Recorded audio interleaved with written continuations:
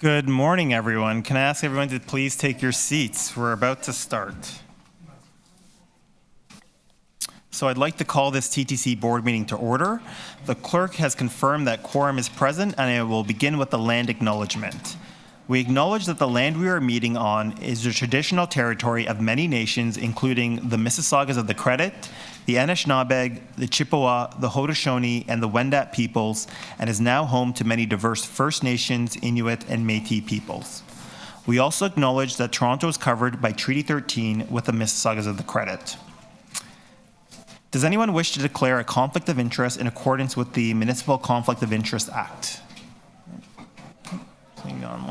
Seeing none, we will move on. The next item is the approval of the meeting minutes of the meeting of December 3rd and the special meeting minutes of January 10th. Can I please have a motion to approve the minutes? Thank you, Commissioner Matlow. All those in favor? Opposed? Carried. As we go through the agenda today, those of you participating remotely will be required to submit requests to ask questions and to speak on items to the clerk. If you wish to submit a motion on an item, please email your motion to the clerk. We will take a lunch recess today from 12 to 1. As many of us are going to be attending the Holocaust Remembrance Day, and at any item that held for the confidential session will be considered once the public items are complete. Commissioners, we will now begin with the review of the order paper. Item 1, CEO's report, January 2025. I will hold this item in my name from presentation from TTC CEO, interim Greg Percy. Item 2, subway and streetcar state of good repair, expansions and modernization, 2024 review and 2025/2026 forecast. We have speakers on this item, so I will hold it in my name. Item 3, 2025 annual service plan. I will hold this item in my name for a presentation from staff. Item 4, proposed interim wayfinding strategy. We have speakers on this item, so I will hold it in my name. Item 5, TTC corporate plan 2024 to 2028 progress update. Would anyone like to hold this item? Thank you, Commissioner Osborne. Item 6, fare collection update. We have speakers on this item, so I will hold it in my name. Item 7, making Old Mill Station accessible. Would anyone like to hold this item? Nope. Seeing none, can I have someone move the report recommendations? Commissioner Jagdeo, thank you. All those in favor? Opposed? Carries. Item 8, procurement authorization, Greenwood Shop end-of-life replacement, replace paint and sanding booths. Would anyone like to hold this item? Commissioner Sachs. Item 9, update on the CEO mandate. I'll hold this item in my name for an in-camera presentation. Item 10, addressing service delays on the TTC by Commissioner Josh Matlow, seconded by Chair Jamal Myers. We have speakers on this item, so I will hold it in my name. Point of order. We heard from a volunteer in the TTC Riders Group that it wasn't registered but was hoping to make a deputation. Would there be an opportunity to include an additional person onto the list? Yeah, doesn't matter. Yeah, just a motion to waive procedure. We have a second. Okay, so then we'll have a motion to waive procedure because we have someone else who would like to make a deputation as well. Okay. Thank you. So all those in favor? Opposed? Carried. Okay, great. Item 11, approved minutes of the Advisory Committee on Accessible Transit General Monthly Meeting of October 30th and November 28th, 2024. I will hold this item in my name for a presentation from the ACAT Chair. I'd like to move that we amend the order paper to consider the ACAT minutes as the second order of business following the CEO's report. All those in favor? Opposed? Carries. Item 12, inclusive governance for the TTC Board 2025. Would anyone like to hold this item? Commissioner Sachs.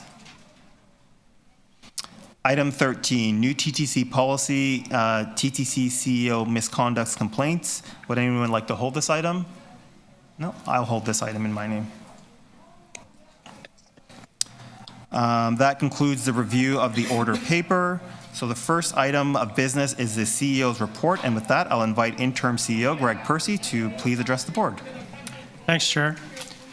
As we came into 2025, We had something to work closely with the city on, which we did quite successfully, as it turns out, which was New Year's Eve, free rides. That would be on TTC and Metrolinx. We consider that to be sort of Taylor Swift round 7. The level of investment of energy and resources to make that work was significant. And the good news is it did. With no issues of note, we were very pleased that we started the year on the right foot. And I just wanted to flag that we had a sponsor that has been with us for 10 years on that. That's Corby's Spirit and Wine. 10 years is a long time for them to stay in as partners, and we thank them for that. Interesting, I'm not sure how useful the stat is, but it's certainly of interest, is in 2025, TTC will welcome its 34 billionth customer since its inception in 1921. Bill, would it be, yeah? I'm not sure it's a hugely relevant KPI, but it's kind of cool. 34 billion is a big number. So happy to be there. So we also welcomed, as a new year came to us, a new group of ACAT members and chair. I won't go through all those names, but we do thank those leaving the group for their level of service, and we look forward to working with the new group. It's a very active group, very engaged group, and a lot going on with them. We also welcome 2 new board members, and Deputy Mayor Osman Malik and Councillor Alejandra Bravo. Welcome, and we look forward to also working with you. And we thank Stephen Holiday and Chris Moyes for their service. We also have, as I said, new ACAT members. ACAT's a fascinating group. We did have a year-end review, and we thanked everybody who was there.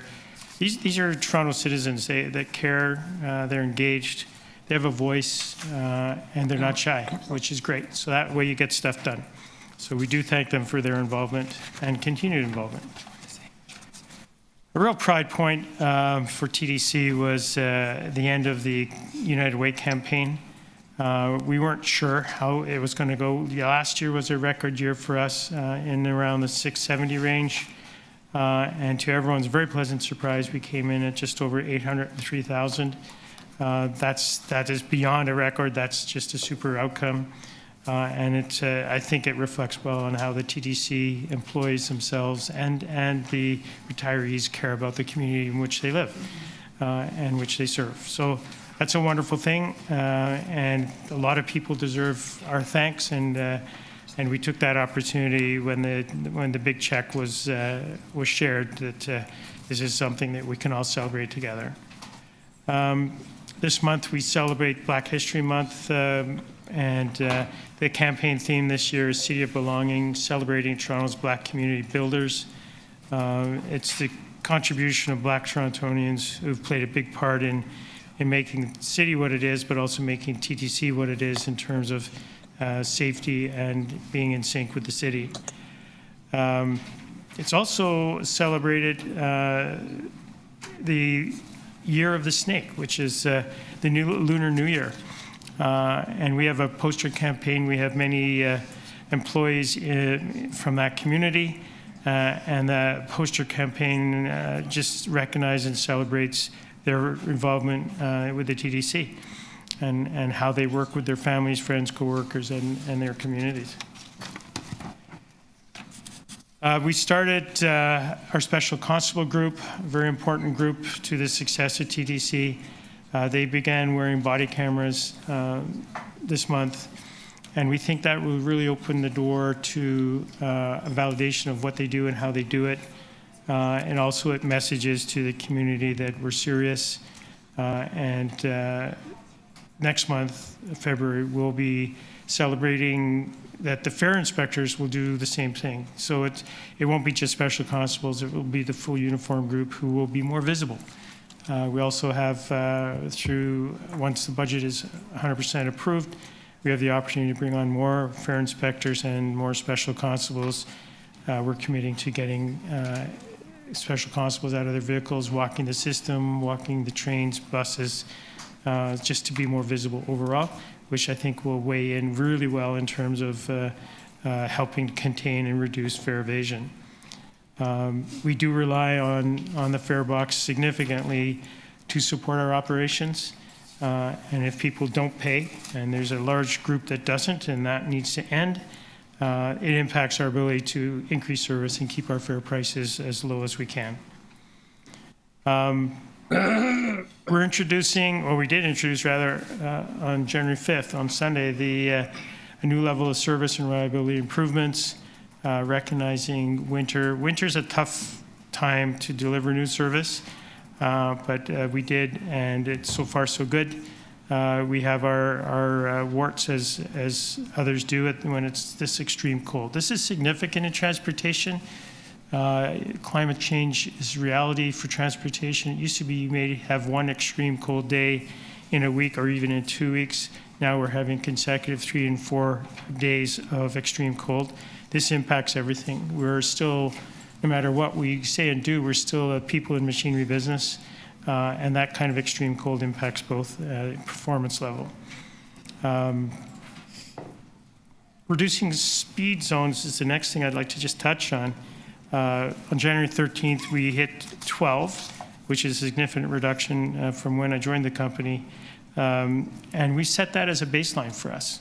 12 is a challenging number when you have a system as large as TTC's, but it's a good number to aim for, and that you need to track high or low against that baseline is important in terms of what we're inspecting and the results and the recovery time, how quickly we can do that. It's an important baseline that the company is committed to. On December 9th, this is a game changer. We released RFPs for new fleet on Line 2 and also the Advanced Train Control System on Line 2. These are game changers for TTC. They're in market now. There's just a big buzz in the market because these are large value contracts and it's got the market's attention. So we look forward to working through that. And we've got a very robust schedule to make that happen. I think that's all I'm going to do for now. There's lots going on at our meeting today. Oh.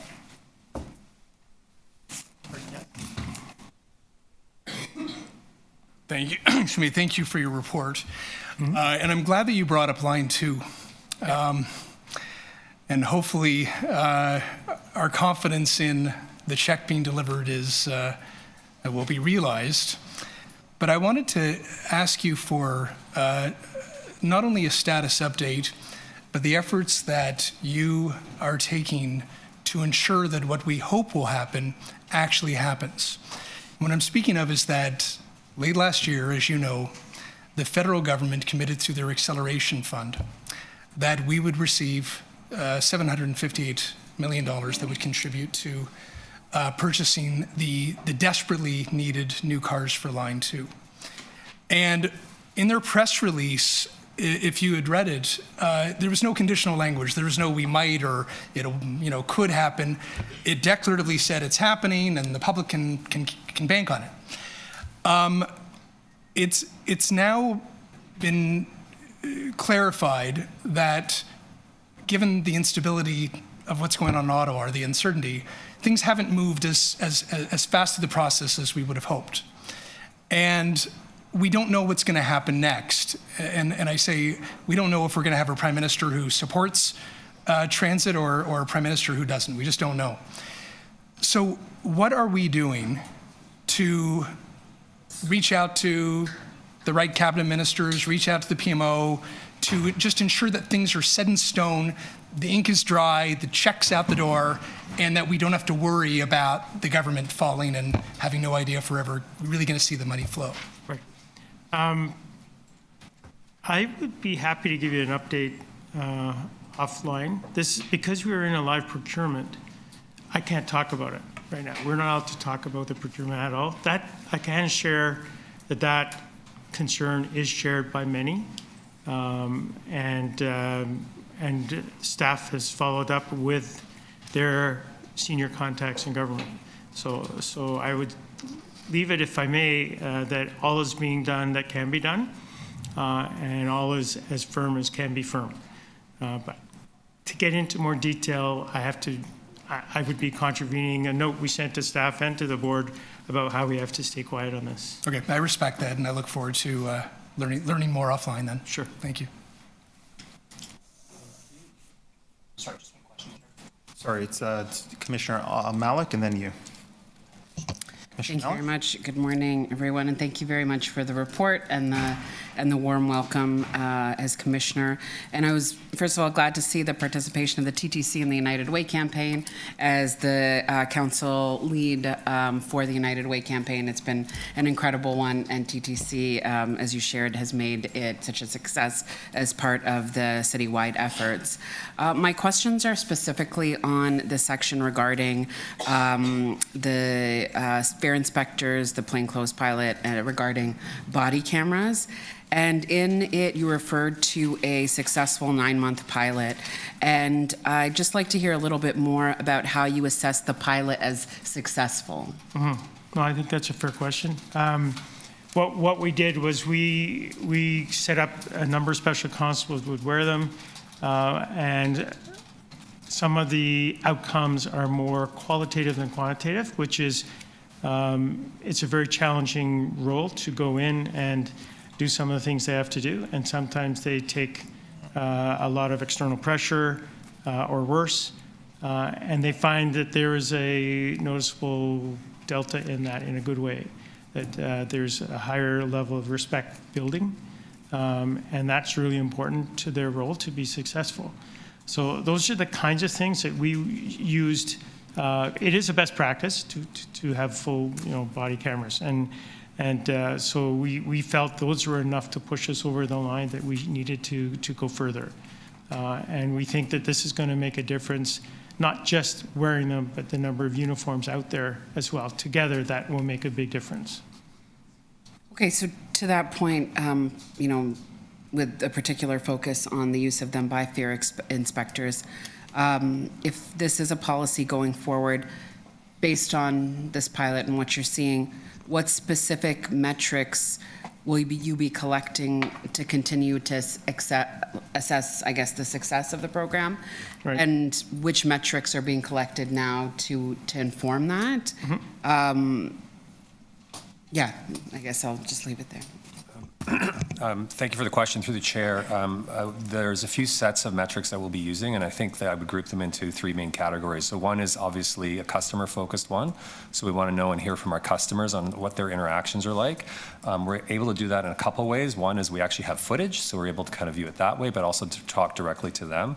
The second piece of the suite we'll use is, and have been using, is feedback from our employees who are actually wearing them. And again, that feedback's been very strong. I think it's, to the CEO's point, has made situations, interactions between customers and our special constables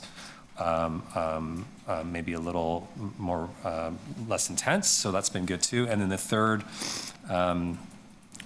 area that we're looking at to just deem success is there's certainly a technology point of perspective of this too. And so we want to make sure that from a protocol and technology point of view that we're actually operating this the right way. And so that would be instances of cameras being deployed and turned on when they're actually being effectively capturing footage.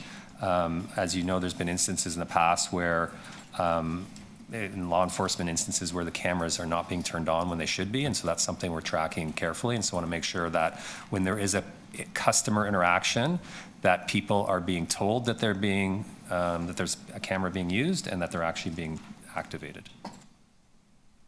Okay, so I mean that's really important to hear, and understanding a little bit more about the measures qualitative.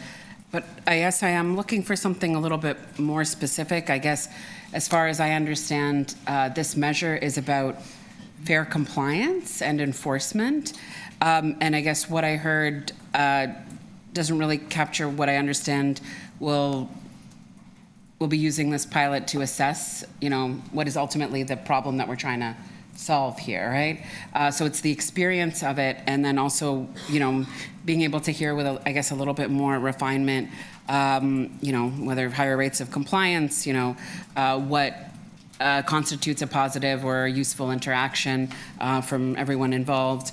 How complaints will be responded to. You mentioned some of the real challenges and the risks and dangers of some of these measures, and what is being put into place to be proactive around that. Yeah, and again, through the chair, just for clarity, this was focused initially on our special constables, and so it was not a fair inspection tactic. We've since used the body-worn cameras for the pilot on our plainclothes fare inspections. And so with any application or use of body-worn cameras, we will also have those quantitative stats too that will be available to track all of this. And so, yes, there certainly will be some qualitative ones in terms of how both our employees and customers will evaluate the experience. But in terms of actually complying with policies, and then how it affects kind of any rates of certain behaviors, we'd also have those quantitative stats too that we'll be tracking and able to share.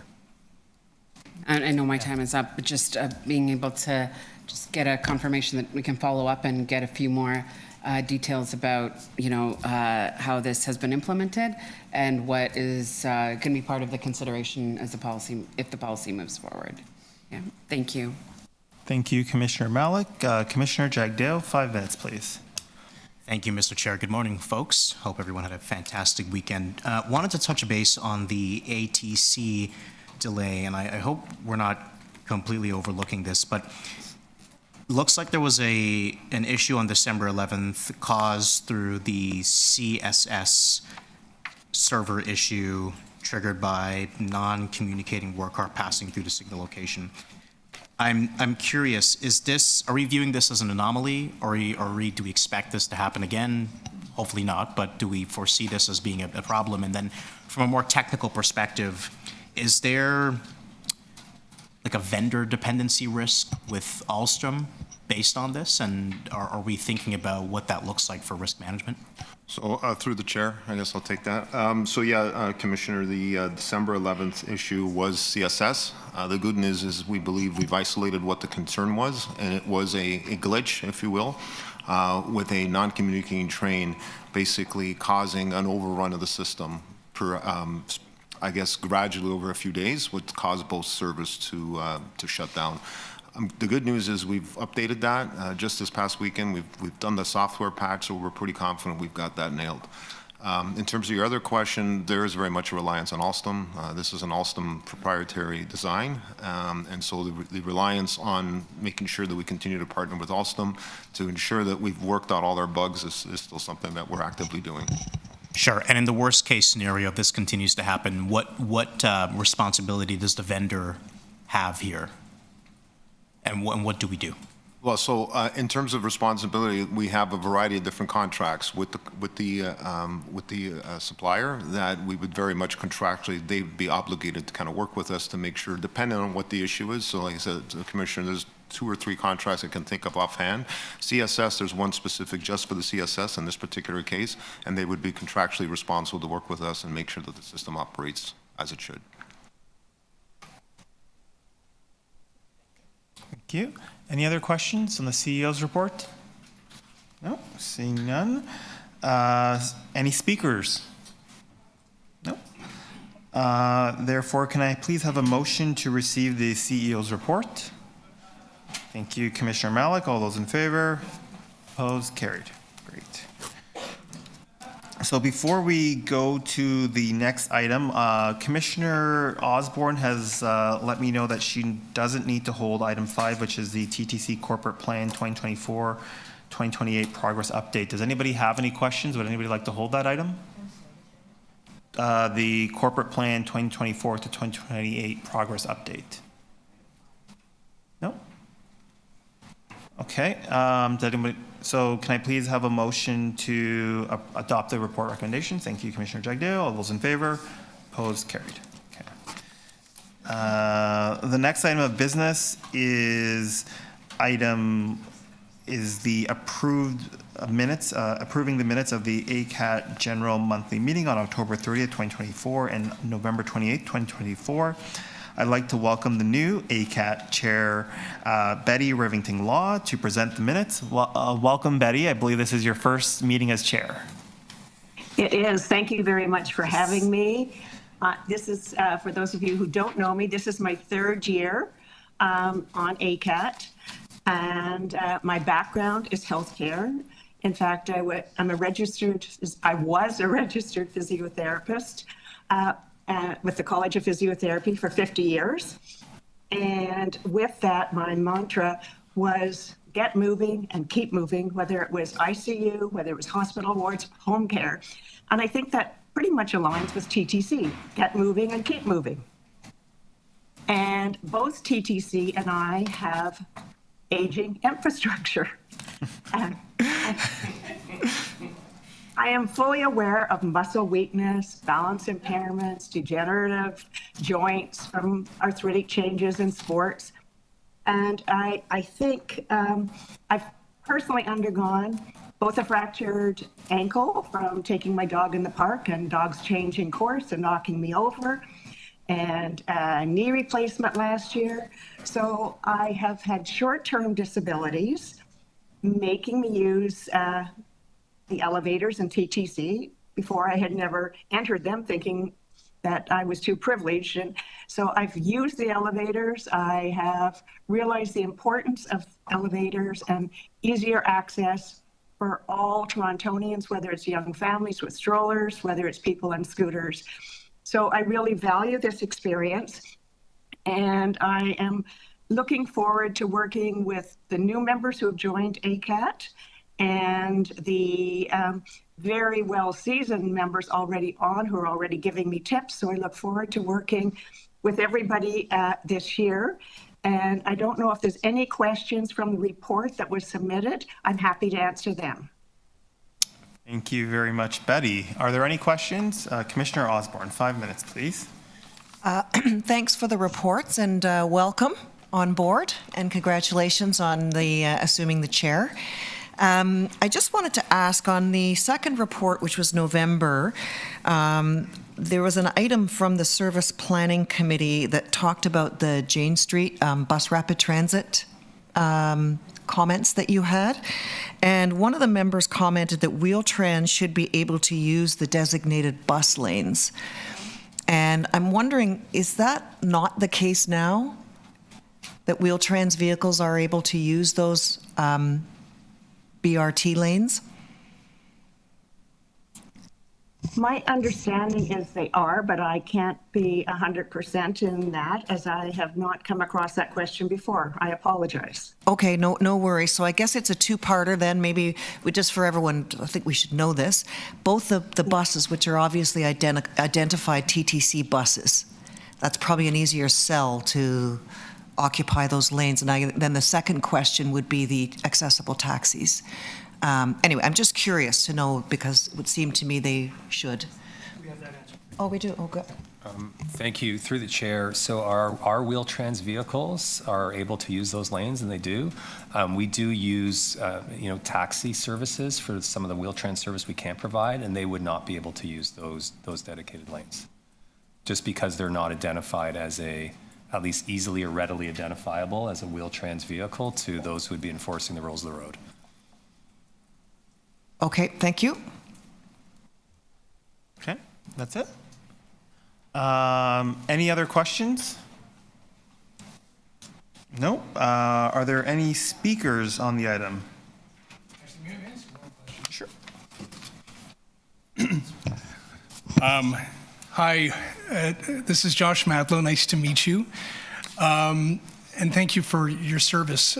I've asked this every time ACAT has come to speak with us, and I just want to get a reality check from you. And if you don't have an update yet, given that you're new in the role, I understand. There was some discussion a while back when council made the decision to restrict car access to High Park, that there wasn't a good enough plan put in place to ensure accessibility to the park before that decision was made. Has there been any discussion amongst your group anytime recently about any of the changes that have been made by the TTC, any improvements And do you know if people are satisfied within your group, or are there other steps that need to be taken to ensure that everyone has access to the park? We were very pleased that TTC supported, and we came up with new initiatives to pick up people and take them through the park. It probably wasn't communicated well enough at the time, but we are pleased with the rapid response and actions from TTC Board. Thank you. I appreciate that. Thank you. Any other questions? No? Any speakers? No? Can I please therefore have a motion to receive the ACAT minutes? Thank you, Commissioner Sachs. All those in favor? Opposed? Carried. Thank you, Betty. Thank you very much. Have a good day. Thank you. So the next item of business is subway and streetcar state of good repair, expansion and modernization, 2024 review and 2025/2026 forecast. And we have speakers on this item, beginning with Alan Ewell. Alan, please go ahead. You have 5 minutes. Thank you. Everything in this deputation is 100% achievable. It can be done using scheduled software updates and using variants of technology we already use. The board has made a big deal about fixing the rails that affect subway slow zones. I'm not here to talk about that. This is an 1860 streetcar in Toronto. Streetcars first hit Toronto in 1861. By 1890s, this was a 510 streetcar. 1920, this is Dufferin and St. Clair. This is Dufferin and St. Clair now. And of course, this is what our streetcars look like now. This is a streetcar switch. It's also known as a single point switch. It has one moving part. This is a switch that is used by GO Train, Subways, Ontario LRTs, basically everybody else. It has 2 points that move. While many of these streetcar switches have been electrified, they are designed to be moved manually with a switch iron or spud, or basically a big pointy stick. A streetcar goes through the switch tilted on its side. This is because of the physics involved in the streetcar switch design, a design that hasn't changed much since the 19th century. 100 years ago, cars did not interact with streetcar tracks as much as they do now. In the 21st century, thousands of cars run over our streetcar switches every day. The single point in this 19th century switch design can sometimes shake a bit loose and again not be fully set. So as a result, streetcars must stop at all of these 19th century switches. Streetcars then must proceed, this is from our streetcar rule book, must proceed through the switch slowly, not exceeding 10 kilometers an hour. This applies to both facing and trailing switches, which is most of the intersection. The same stop and slow zone does not apply to subway dual point switches. But by design, every streetcar switch is a stop and slow zone. The 504A streetcar runs from Dundas West Station to Distillery District. Westbound trips have 10 stop and slow zones. 504B runs from Broadview to Exhibition Loop. It has 11. The 304 street night car has 13 stop and slow zones on its eastbound trip. Every one of our streetcar routes in Toronto has stop and slow zones on them. We have 11 streetcar routes, 8 are in mixed traffic. These stop and slow zones slow down our streetcars, but on 8 of our 11 routes, they also slow down the cars behind them. This is a contributing factor to the overall congestion in our downtown Toronto roads. Item 3 on the agenda is the 2025 annual service plan. We are looking at page 62 of this report. It includes potential plans for 5 transit priority intersections on Spadina Avenue. While having these priority sections would help on Spadina, it won't help as much as we think.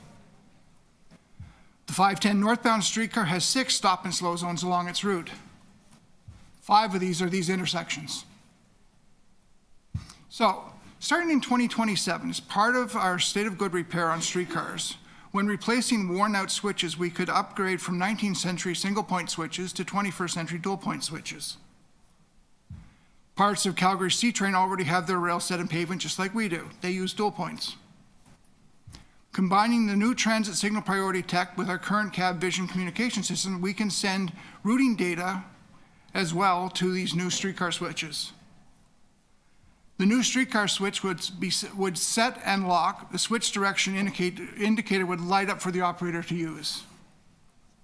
The data would be sent from the streetcar, for example, from Bloor Street on Dundas West, with the switch set and locked as it crosses Bloor. The need for a stop and slow zone is gone. The streetcar can now go 4 times faster through that switch, or 40 kilometers an hour, which is the subway standard. Thank you. Thank you, Alan. Does anybody have any questions for the deputant? Commissioner Sachs, 5 minutes, please.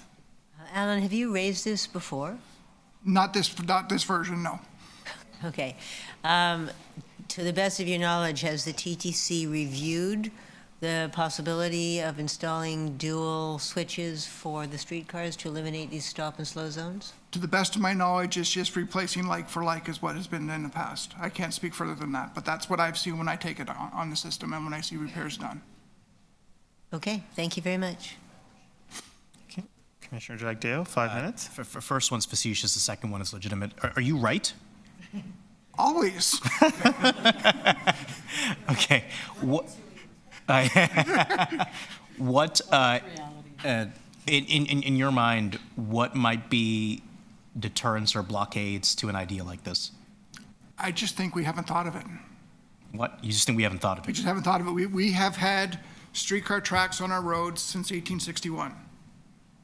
We go to replace it. The cheapest way to replace it is to replace like for like. So I don't think we've actually made the step of, wait a minute, things are piling up on our intersections, and things are now really piling up on our intersections. We have a 30-meter train we're getting through when we used to have like a 10 or 12-meter train to get through. So that's 30 meters that have to go much more slowly through that intersection, which slows down everything behind it. So I think now it's time to really start looking at, now that our streetcars are so much bigger. Right. Got it. Okay. Thank you. Thank you. Any other questions for the deputant? I just had one quick question. Could you please explain what's the difference between a dual and a single track point? Like, why would it matter? It has one piece that moves.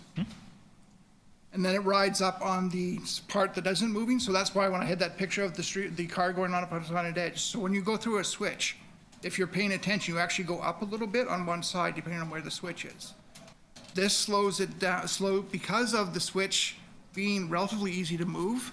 I mean, we have to go through our switches so much more slowly, so that make sure that it's set properly, or that we don't split a switch, where if we're going too fast and it rattles loose, we now have one bogie going one direction and the other end of the streetcar going in a totally different direction, which is bad. So that's why we have to slow things down, because of the switches being the way they are currently. Okay, so if we had a dual switch, we wouldn't have to slow down. We wouldn't have to slow down to, like, currently it's 40K. To the best of my knowledge, it's 40K for switches on the subway versus 10 now on streetcars. Okay, thank you very much. Any other questions? No, thank you very much, Alan. The next we have is Colby Bedouar.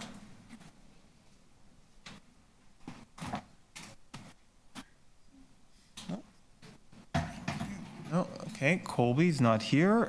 Next we have Hamish Wilson.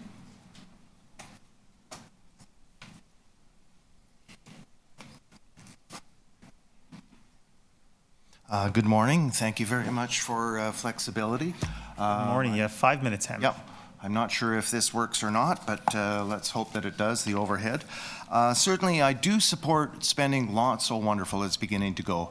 I do support a lot of investment in the transit system, because it is investment and we've got a lot of overdue maintenance. And we've got to make sure that it's working effectively. And yes, of course, it's going to be disruption and congestion, but at the same time, we've got to do it, and it's a shame that people get inconvenienced. Where the money is going to come from, well, let's hope that the city is very good at raising the money. And one of the things that I'd like to draw to the Commission's attention again is something from January 10th, 1996. Quote from Ken Cameron, the Vancouver's senior regional planner. Quote, "We realize that the public subsidy enjoyed by the private automobile amounts to $2,700 per automobile per year, or about 7 times the amount we subsidize public transit. The costs to the cars are diffused through multiple budgets, and so having a vehicle registration tax of $400 per car, $200 going to the transit, $200 to other revenues, I think that'd be a good thing to have. And the cars are creating congestion. As Mr. Gardner observed in 1958, I believe it was. With the streetcar tracks, they are 2 things. One, they are a systemic hazard to cyclists, as I think you probably know. In the NACTO Transit Street Design Guide, there definitely was some commentary about how the cyclists can get caught in the tracks.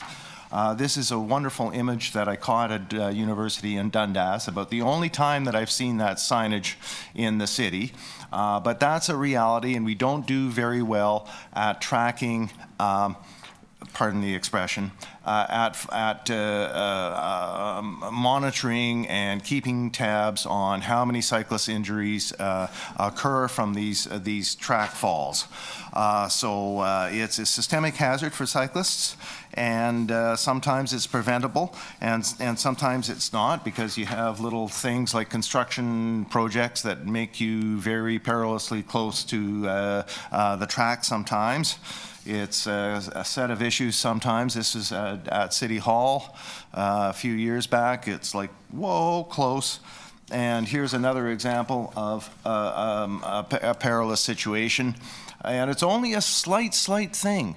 That little raise right there on the parallel to the direction of the cyclist tires, that's the sort of thing that can throw a cyclist.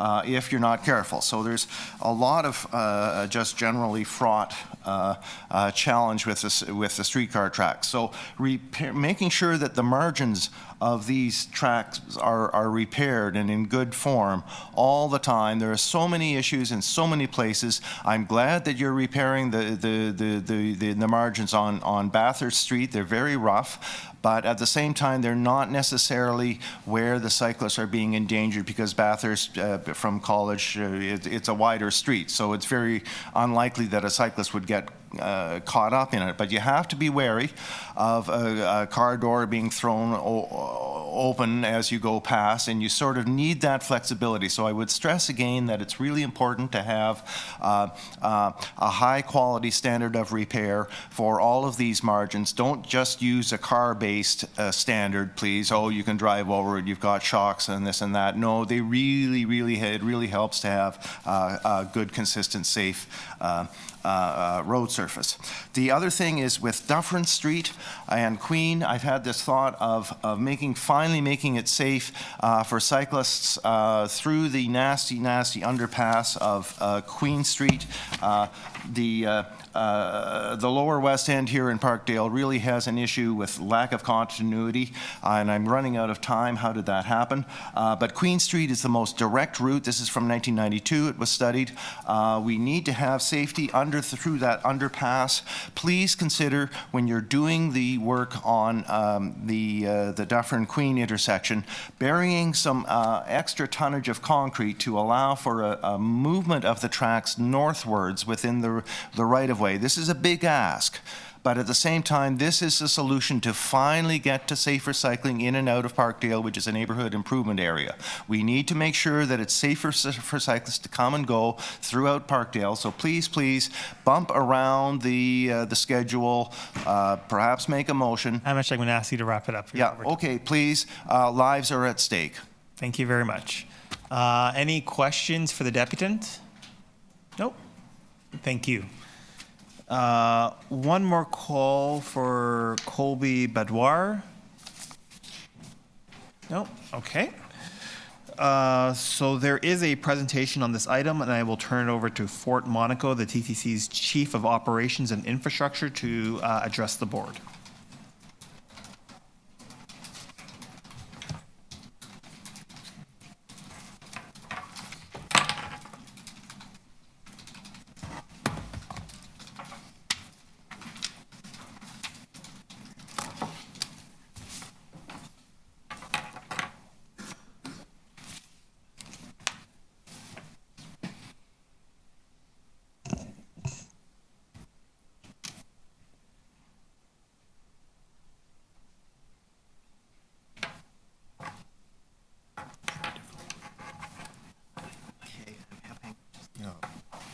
No, where are we?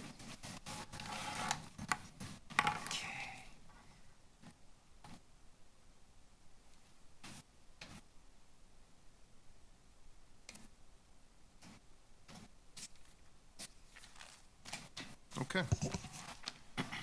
All right, we'll get started. So good morning, everyone. I'm Fort Monaco, Chief of Operations and Infrastructure Officer, and I'm joined this morning by Steve Gehring, who's the Senior Manager of Operational Safety and Planning. Next slide, please.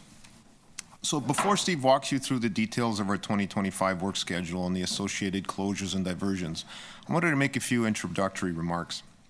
As you know, millions of trips are made on the TTC every day, and safe and reliable operations depend on the infrastructure that's in top working condition. That's why TTC maintenance crews work overnight to carry out essential maintenance and repairs while supporting a growing and modern network. As you've heard me say, our nightly subway maintenance window is only about 3 hours once the system closes for the night. But getting crews and equipment to and from the work zone takes about half that time. This leaves around 90 minutes to do actual work, which is what we call tool time. Work includes things like track replacement, signals and electrical maintenance, asbestos removal, leak remediation, and critical modernization and expansion projects. To minimize customer disruptions, crews generally prioritize reactive maintenance over preventative work. That's why we need to close portions of the system on weekends or earlier than normal during the week. As a report before you details, we face similar challenges on the streetcar network. But there we can, in many cases, implement route diversions rather than full closures. We know any closure, diversion, or service disruption is an inconvenience for our customers, and we do apologize for that. But they are absolutely essential if we are to keep the system safe and reliable now and in the future. But with the budget this board approved earlier this month, we have new opportunities to improve. But it won't happen overnight.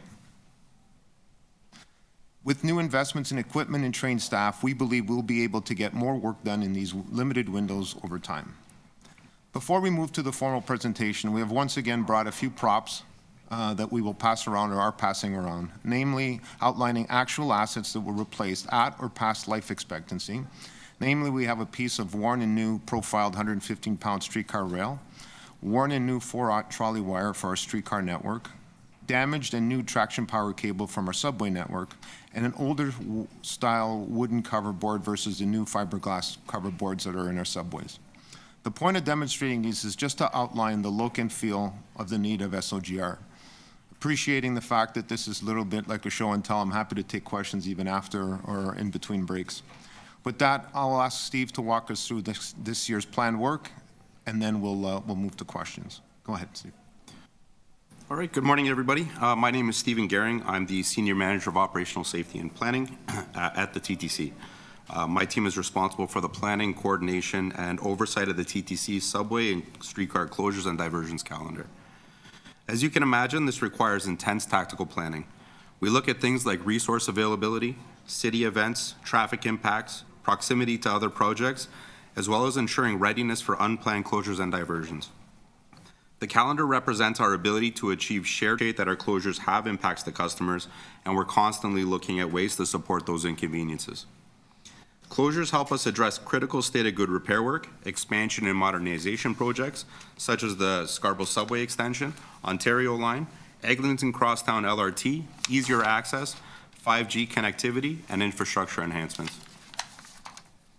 While the work itself is critically important, it's also essential to ensure that our customers know where and when we will be doing work and our service replacement plans. We use numerous tactics and channels to get our message out. This includes station and vehicle announcements, social media posts and e-alerts, web updates, news releases, and media appearances leading up to the scheduled work. We also communicate with City Work Zone coordinators and local councillors. To support our customers during closures, we operate accessible shuttle buses, implement traffic mitigation measures in collaboration with the city, such as modifying traffic signals, giving priority to shuttle buses, and increase the number of station staff to respond to customer inquiries, as well as clear, concise, posted signage.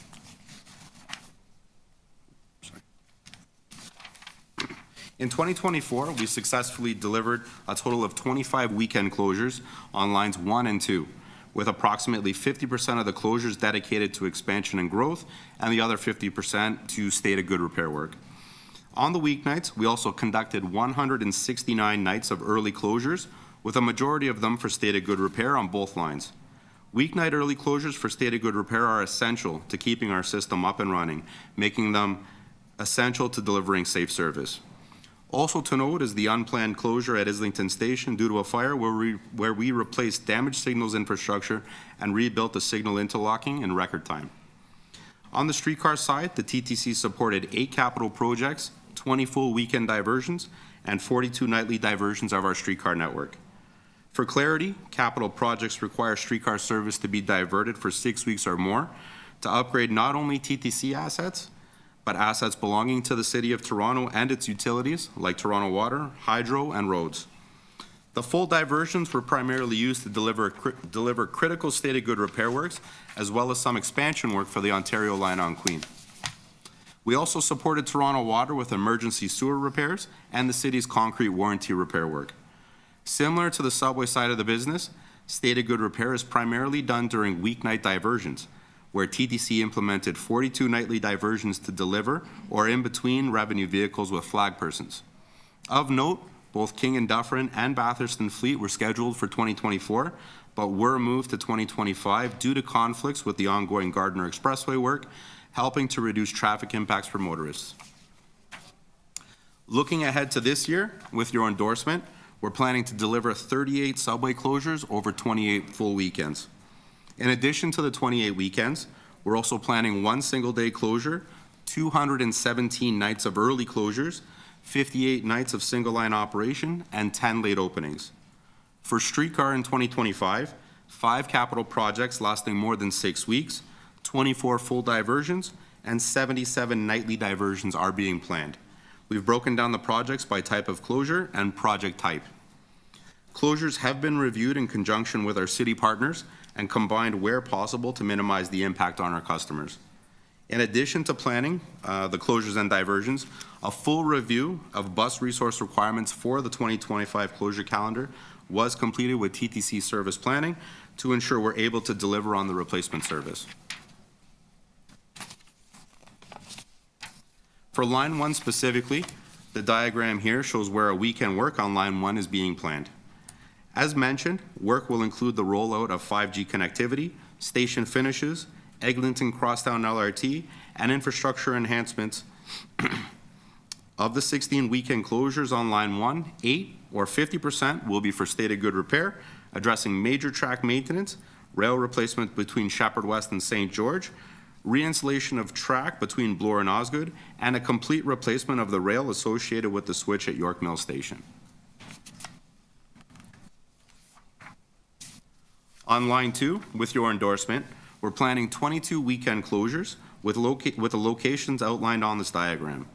Expansion and modernization work will support the Scarborough subway extension, 5G installation between Ossington and Woodbine, and automatic train control and track expansion in the west.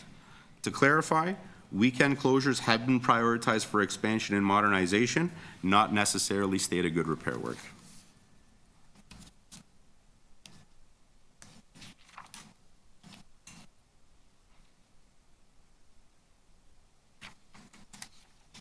On the streetcar side, for 2025, with your endorsement, there will be 5 capital projects, 24 full diversions, and 77 nightly diversions. In 2025, special attention will be on ensuring that we're able to deliver excellent streetcar service in time for the World Cup in 2026. Working with the city's Strategic Capital Coordination Group, Special Events Advisory Team, Engineering Construction Services, Transportation Services, and the Ministry of Transportation, we've greatly improved coordination between our agencies, minimizing impacts to traffic, neighborhoods, and customers. Although we're delivering key asset life extension programs for reliable World Cup service, these assets will need to be replaced after 2026 and before the completion of the Gardiner Expressway, tentatively scheduled for 2030. Further, coordination with the city is ongoing and will be critical to meet timelines in delivering capital works. The capital projects scheduled for this year include Bathurst and Fleet, King and Church, College and McCall, King and Dufferin, and Queen from Davies to Broadview. Involved TTC work includes track renewal and overhead upgrades, with Toronto Water doing water main replacements at Bathurst and Fleet, King and Church, and Queen from Davies to Broadview. These are outlined with the blue X's on the diagram here. For the 24 full diversions planned, we'll be supporting the Ontario line, car stop rail replacements, maintenance inspections, rail repairs, expansion joint repairs, curve rail replacement, and intersection overhauls, highlighted with the pink X's on the map.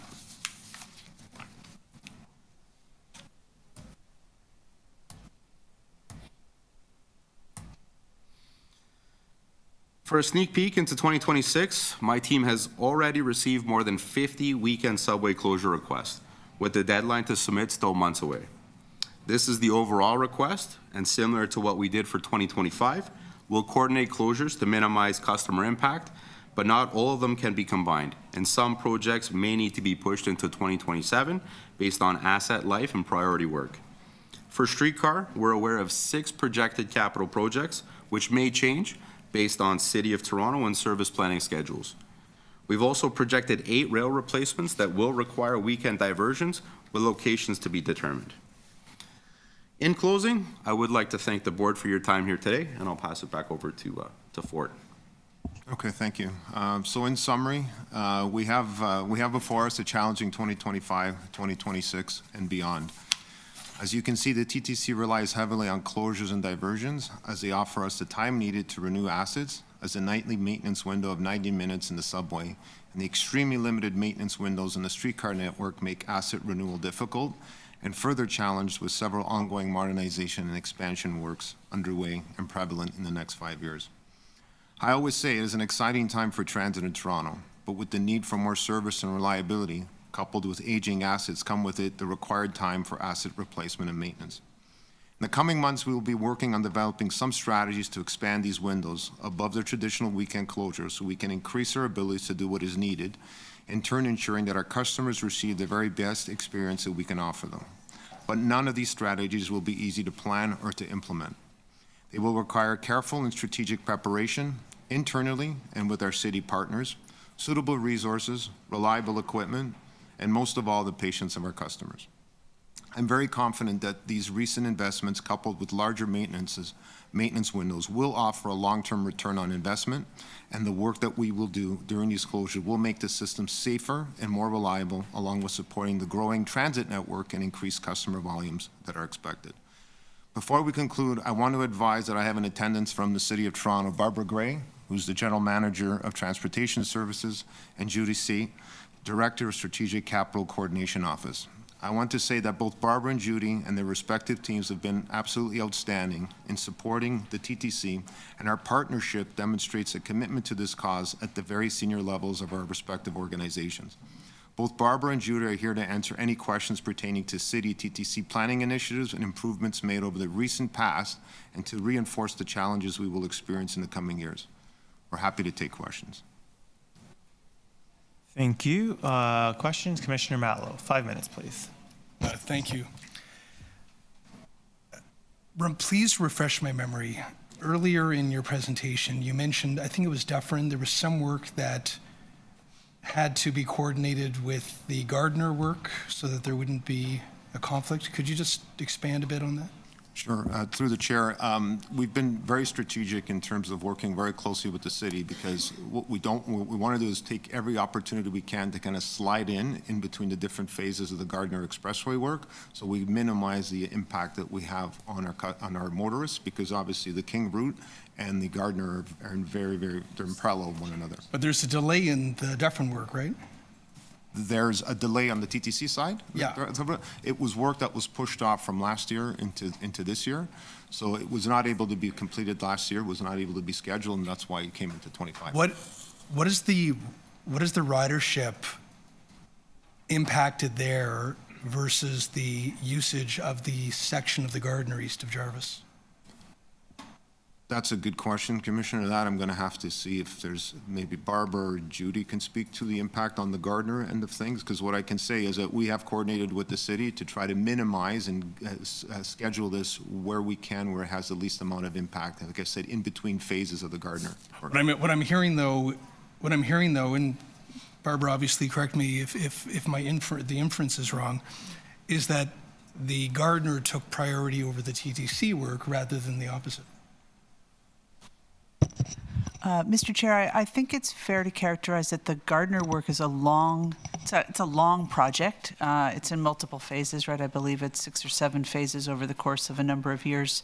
And the TTC work is critical and needs to be scheduled and addressed as priority. And so we went through this year, as Fort mentioned, there was a lot more work on tangent sections and other pieces, but the highest priority elements are the ones that have advanced for 25 into 26, with also the knowledge that Dufferin and King in particular is Liberty Village and very, very congested for a variety of reasons. So trying to manage all of that within a relatively constrained network is why we've come up with the schedule that we have. It seems to be the least challenging time to be able to do this work and to deliver it in a way that is as least impactful as possible. Could you describe the work that the TTC is doing there?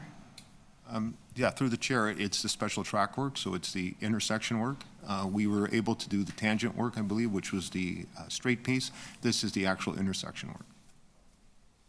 Okay, so it's not, sorry, so it wasn't the Gardiner replacement, it was the maintenance of that section of the Gardiner. Right, so, correct. Okay. Is it, bless you.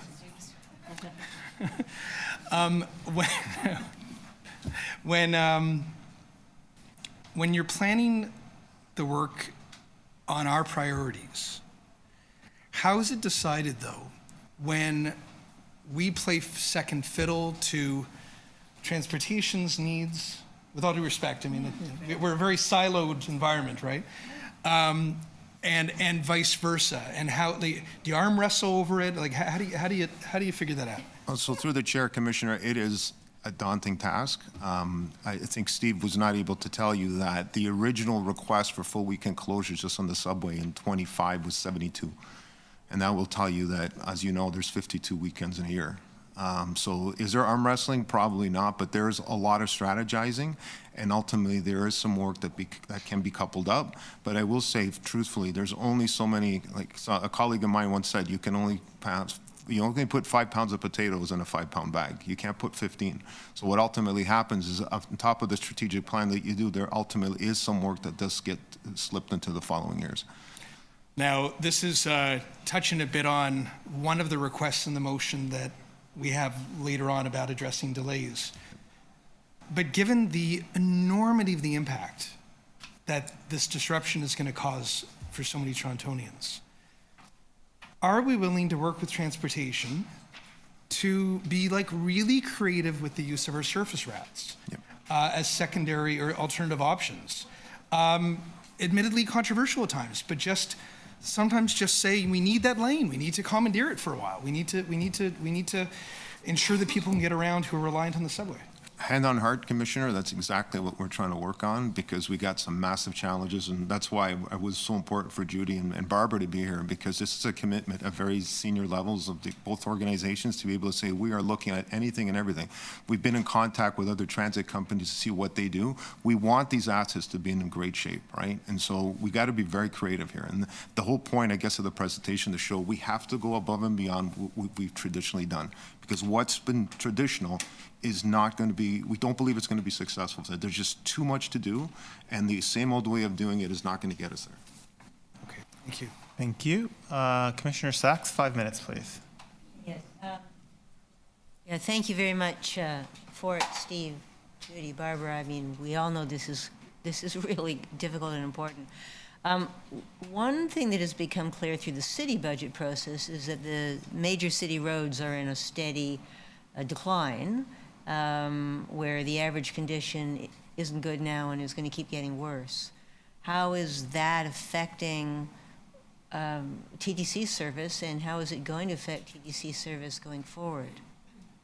So to the chair, very good question. Obviously, it has impacts. As I mentioned in the presentation, everybody's assets are getting older. And so the idea is this is where we got to be very strategic in our planning so that we minimize the amount of disruption that we actually do on the residents. So we try to bundle the work where we can. I can tell you from the TTC perspective, we do a variety of different life extensions of our assets to get us to a point where we can strategically couple up with the city. But I will say to you, Commissioner, it's not a one-stop shop, depending on the location, depending on the asset condition, and also depending very much on the city's assets and their conditions. It is a bit of a challenge to be able to bundle the work so that we can do it strategically before failure. Obviously, you're looking for approval of this plan today. Other than that, is there anything you need from this board or from City Council to make this painful, important process maybe slightly less painful? I appreciate that. So through the chair, I think at this point, all I can promise you is I don't think we need anything right at this moment. You've given us the money, and thank you for that. But what we need to do is we need to come back to you with a plan of what the next 5 years look like. And when we put that plan in front of you, I think it's really important to see that there's going to be some outside-the-box thinking. We're going to need you then. Okay, well, so I was just going to get to what does the next 5 years look like. We saw all the press articles about, oh my gosh, all these closures. And then, of course, we've got FIFA next year. Like, when is it going to get better? So I think the 5-year plan will basically outline that. What I will say to you, Commissioner, is that, we've got a plan to get us to the World Cup when it comes to the streetcar network.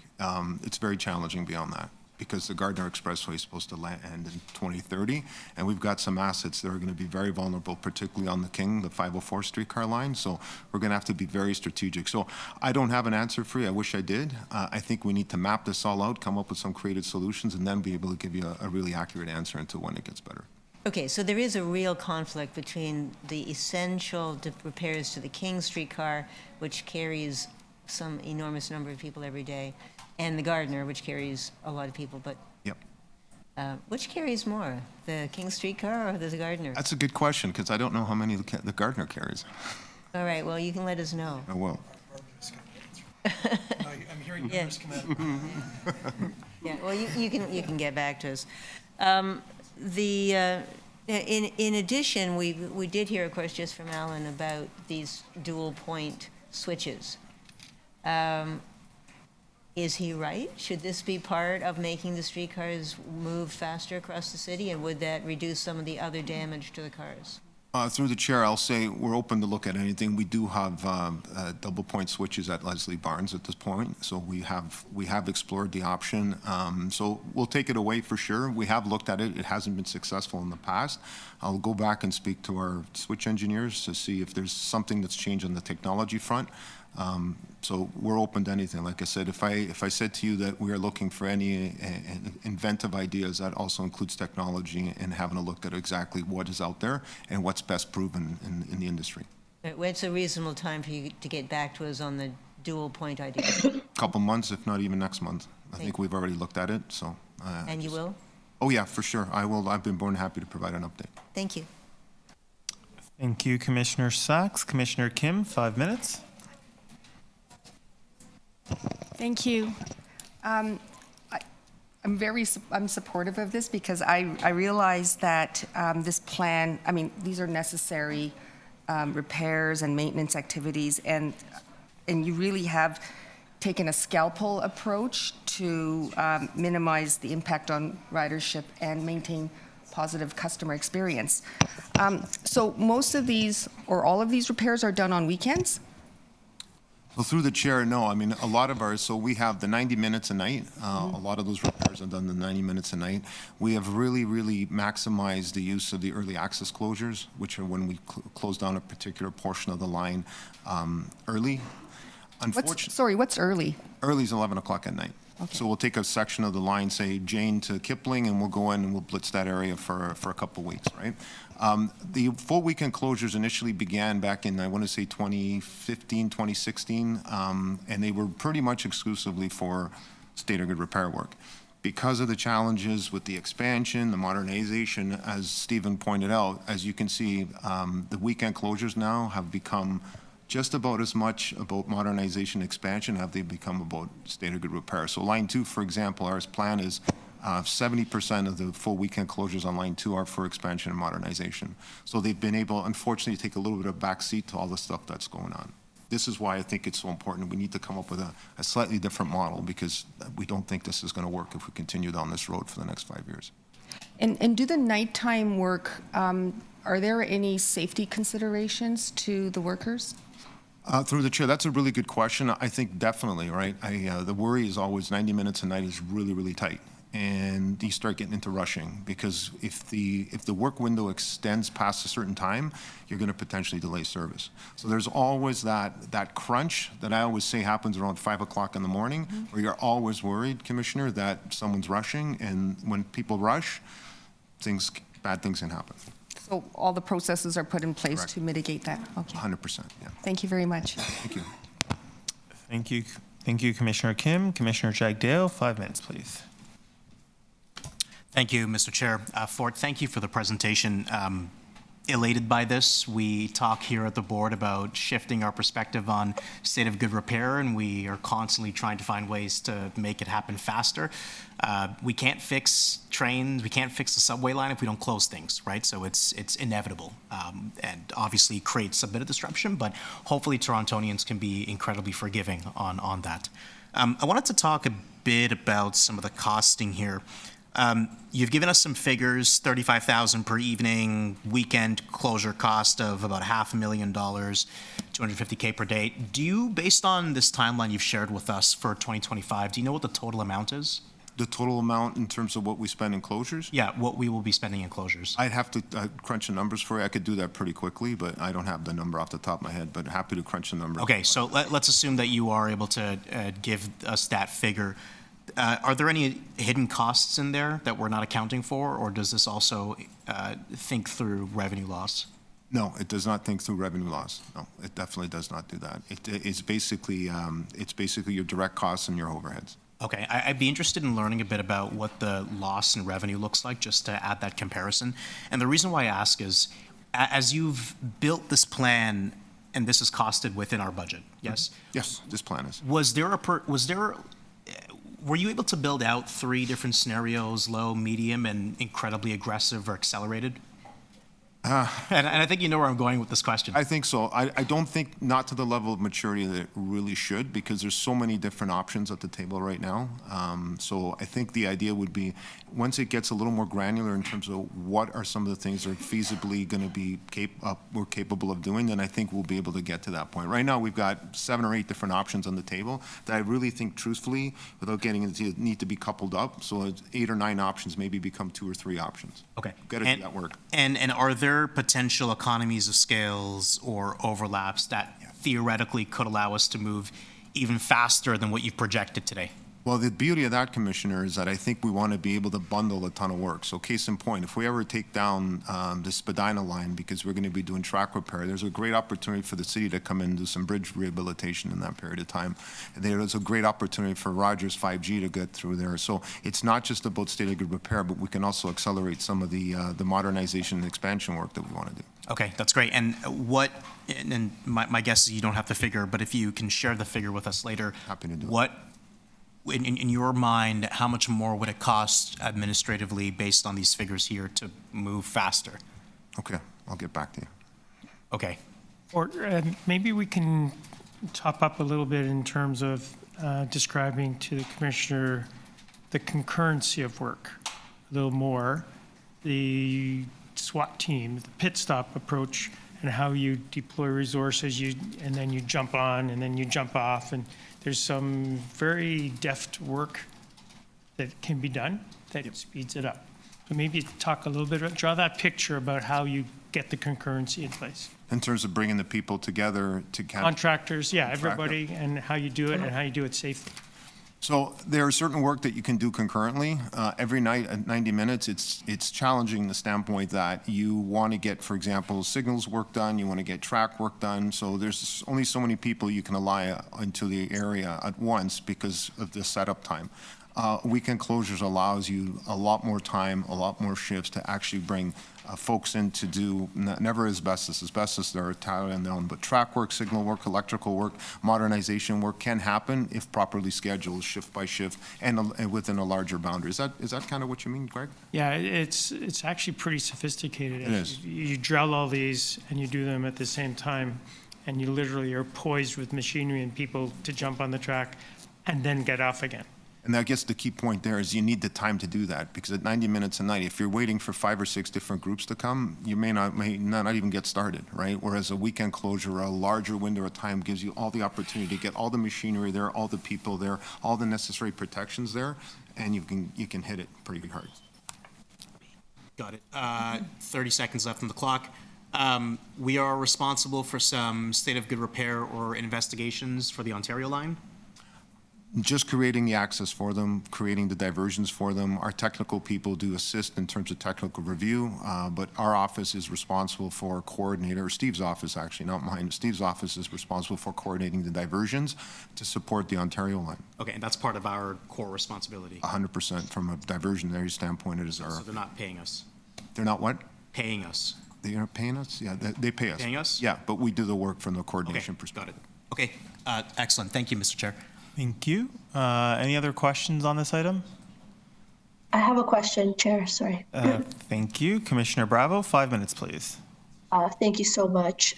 So I am going to pick up on the question of aligning work. We know that after a geometric survey is conducted in the coming months, it's likely we're going to have even more reduced speed zones. So the planned closures outlined in this report take those yet to be determined repairs into account.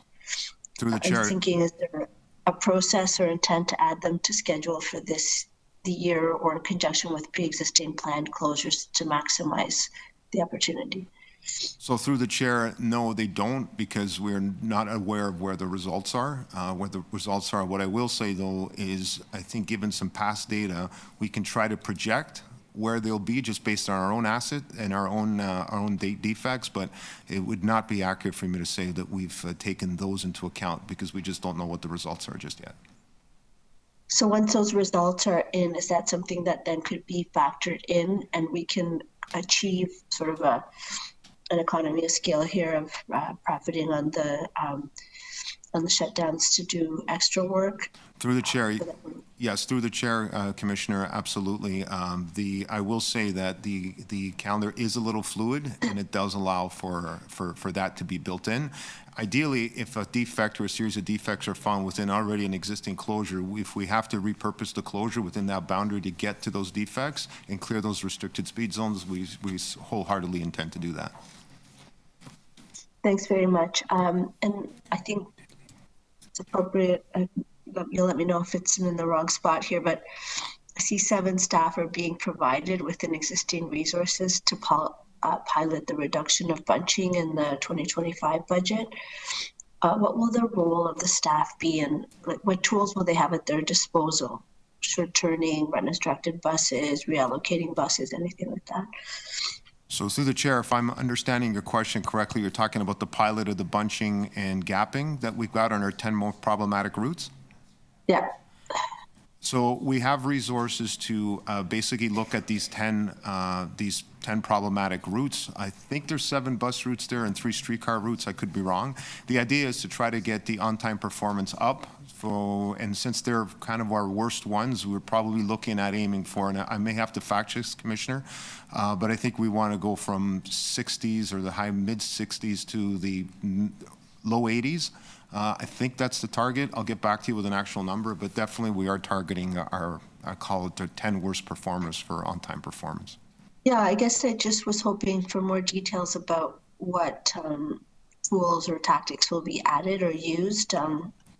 That's the thing, for example, is short turning going to be available to them? Will there be other measures to can you talk about it at this point? Yeah, definitely. I see your question. Sorry. So no, we have field resources that are going to be helping with the line management in conjunction with our staff up in the control center, and absolutely short turning are all options that will be available. Folks in the field, or what I call boots in the ground, will be able to make adjustments on the fly, if you will, based on what they see, as opposed to what we see right now, which is basically a screen. Not to say that doesn't work, but that work, or what they do, will actually be further reinforced by people in the field on the routes to be able to make adjustments as needed.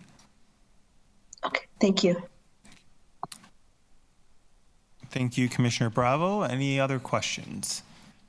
Nope. Okay, I just have a few questions. First question, just looking at the Equity Accessibility Matters section, was that section done by the Racial Equity Office? Was that analysis done by them?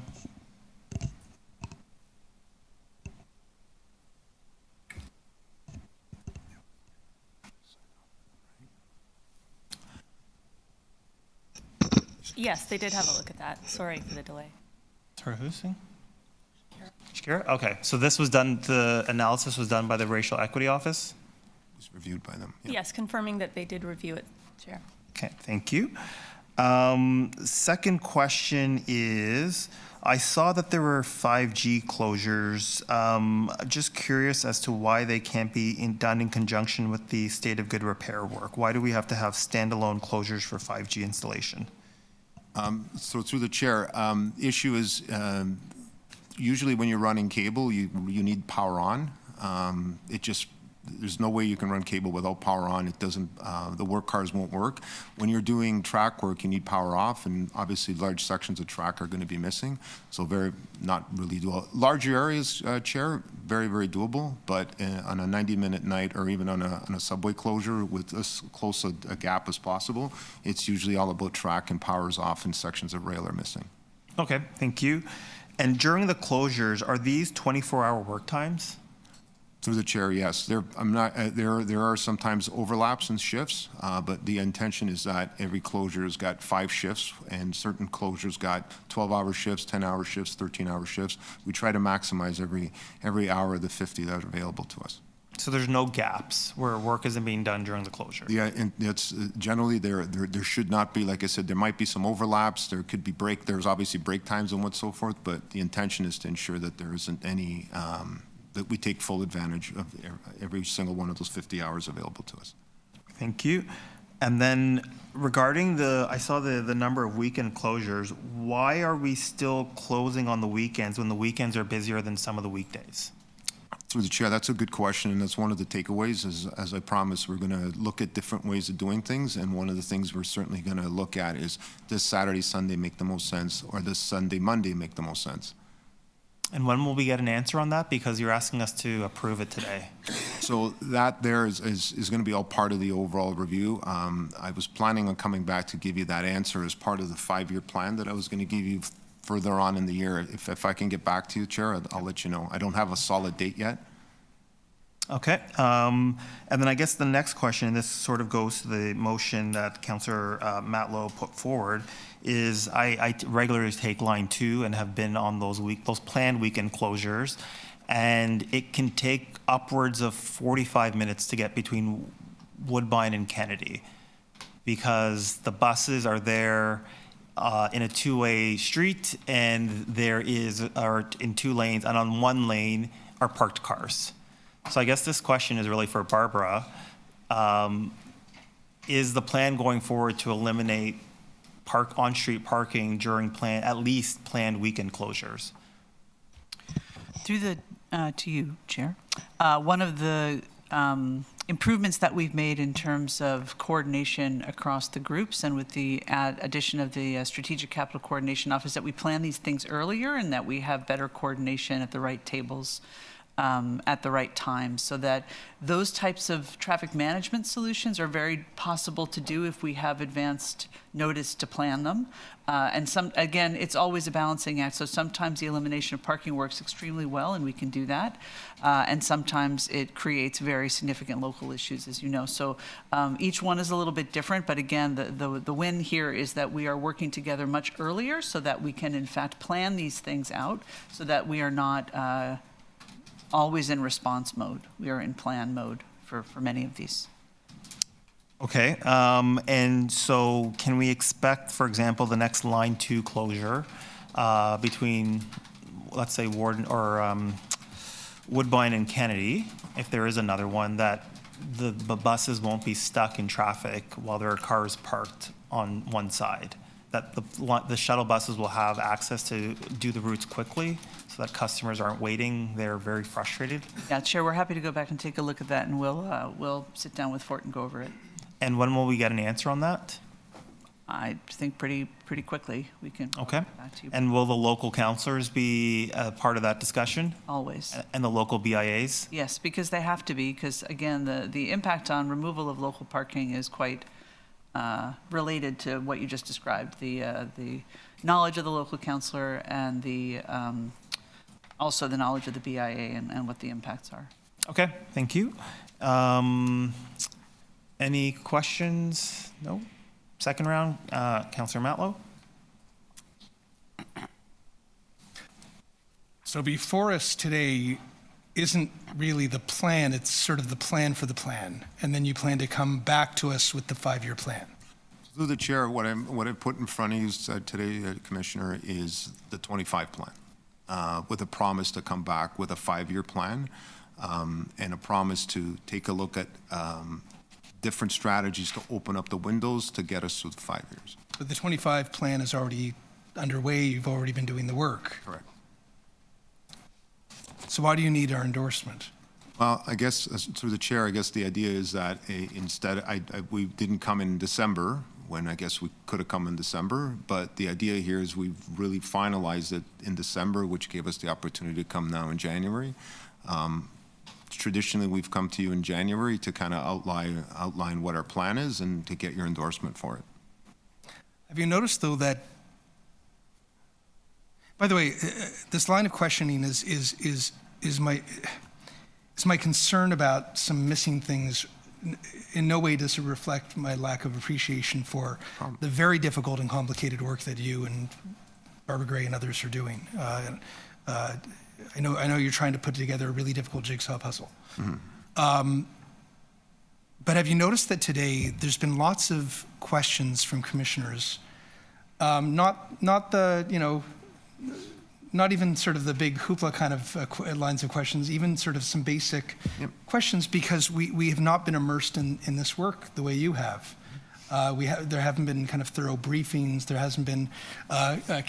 Commissioner Bravo was perfectly wonky trying to get into some of the details. Isn't this an odd way to do it? Like to ask for an endorsement when we haven't. All we've got is the report in front of us and a few questions at a committee meeting.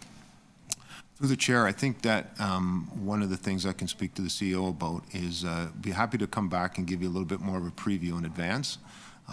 What I will say, it is a challenge, because if I gave you a preview in July or if I gave you a preview in August, it might be completely different than what it looks like in October, because the work is continuously bundled. But I'm happy, if you think that there needs to be more visibility, I'm more than happy to give this board any sort of updates well in advance of January. Yeah, and the reason I ask this is that in some ways the TTC has been used in the past as sort of this, whether it be perfunctory process or a blank check writing exercise for whoever's in power or whatever.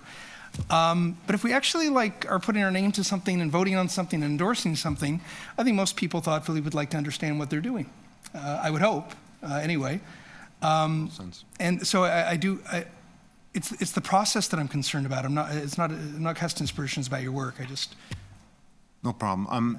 Like I said, I can speak to the CEO.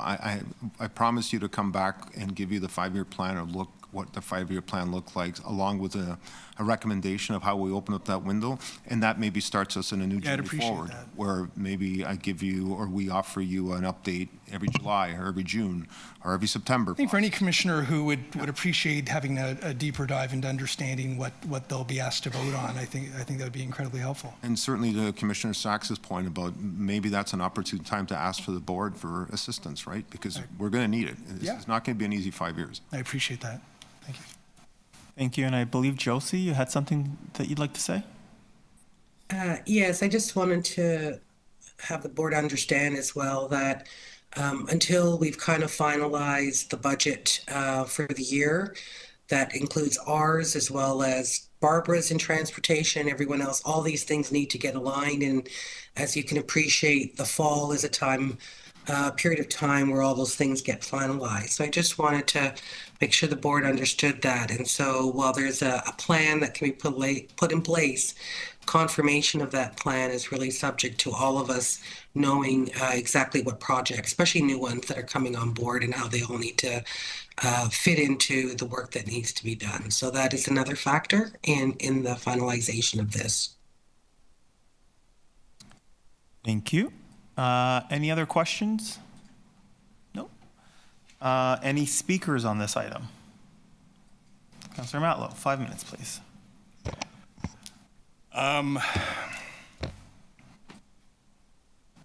Well, I'm going to begin by expressing appreciation. I have a lot of confidence in Ford and your team, and I have no doubt that you are doing whatever you can to both ensure that the work is successful, but also be incredibly mindful simultaneously with the fact that this work will inevitably be so deeply disruptive to the lives of Torontonians. And I want you to know that you have support for that work. And I appreciate that we have a very siloed environment. When I say environment, I just mean between City Hall and the TTC and other agencies. And that, that can lead to dysfunction, frankly, at times, where there isn't an automatic process for two different groups to pick up the phone and talk with each other. So the fact that you and Barbara are working together, and I hope you become dear friends and really, spend a lot of time together, because you're going to need to work really seamlessly and well and cooperatively together. And clearly, based on what I'm seeing, you are, and I appreciate that. And I wanted to bless you as well. 'Tis the season, huh? So I wanted to just say that without reservation, how much I appreciate you and the work you do, including all TTC staff, because I know you're put in such a difficult position, an underfunded system with so many challenges and so many needs of people who rely on you every single day for their own livelihoods and ability to get around. And I say that as a very intentional preface to what I need to say now, which is I can't simply just vote to endorse this today. And it's not about the work you do and the work that you seek to do. I just think this is a really crappy process. I don't like it. The biggest decisions that we make when it comes to billions of dollars, when it comes to the impact on the lives of the residents of our city, I think people should expect that we're at least basically informed about how it's coming together and the rationale for some of these decisions. And I had great frustrations, for example, with the hydraulic fluid issue, right? Where it always seemed to be that weeks, if not months later, we'd find out about something, sometimes by reading the Toronto Star. But we wouldn't have had a briefing or, as Commissioner Sack said, even ask about how do we help? What can we do to contribute? So I'm not going to vote to endorse something that, frankly, is already happening. You tweeted anyway. If I actually thought that by my signal of protest of this process, would I actually interrupt critical work, I wouldn't do that. But I do think that it's important to make the case that if we really are working together, board and staff, on such critically important matters, that we do it in a way where we're informed, we're ready to vote on things that we're prepared to, and not just sort of endorse because it happens to be in the agenda, but that we really know fully what we're endorsing. And therefore, I look forward to hearing from you before the 5-year plan comes forward, and you're going to have to dumb down all those big words and interpret all the acronyms to me and help me through it. But I really want to understand what I'm voting on, because the impact is going to be so significant that I want to believe in what we're doing and what we're doing is right. Thank you. Any other speakers? Commissioner Sachs, 5 minutes, please. Yeah, thank you. I have some sympathy for Commissioner Matlow. I've made the point a number of times. You bring us a lot of things where we really don't have the detailed knowledge to make decisions. But, you know, this comes up particularly on the purchase decisions. Like, how do we know whether you're buying the right kind of air pump for door openings and whether it really does need $10 million? And we don't. There is a difficult line for us to draw. We're supposed to be nose in, fingers out. We're not trying to have all the expertise that you all have. We don't have it. And we don't have time to get it. And we're not supposed to be the hands-on managers of the system. None of us here, well, certainly for myself, I wouldn't know whether you do or do not need to close the Spadina subway station once or 3 times or 10 times in a year, or for how long, or what the issues are.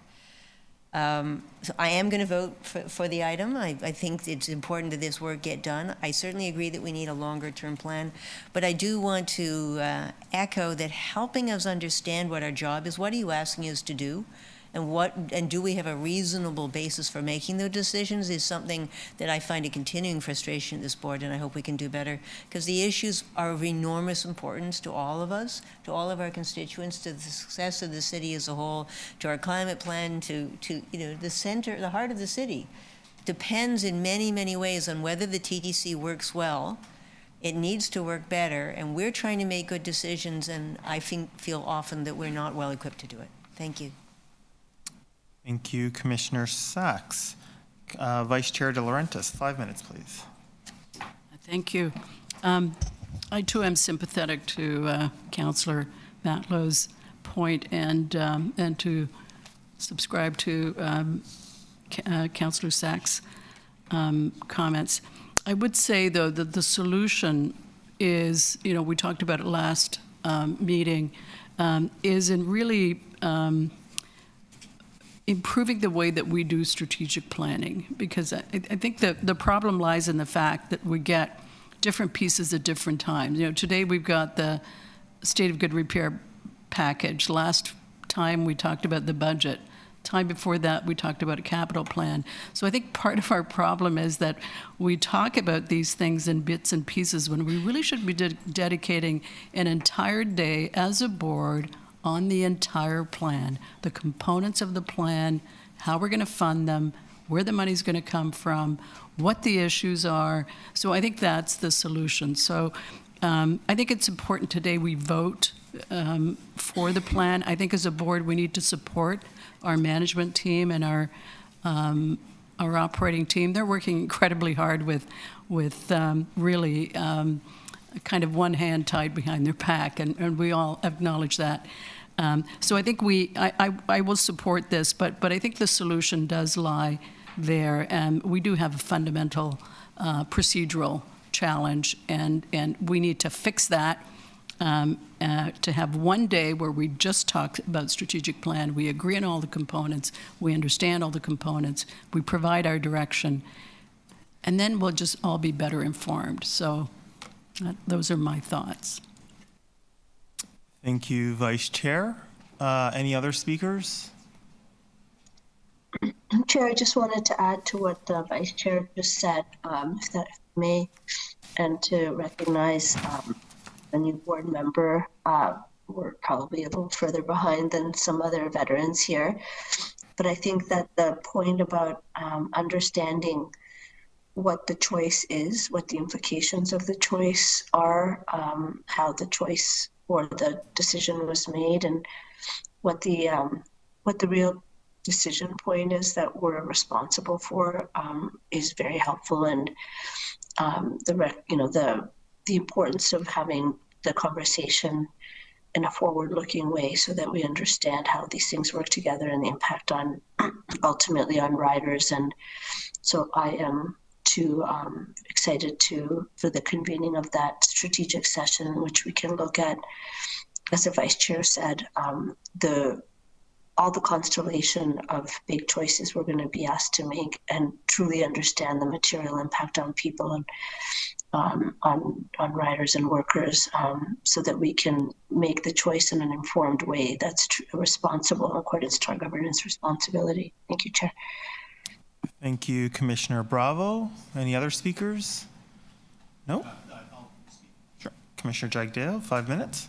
Thank you, Chair Myers. Just to the staff, once again, thank you so much for putting together such an elaborate plan for us to take a look at and to review. Part of my train of thought and questioning is, and I know that Commissioner Myers has or Chair Myers has a motion on this item to try and figure out how we add more resources and accelerate this.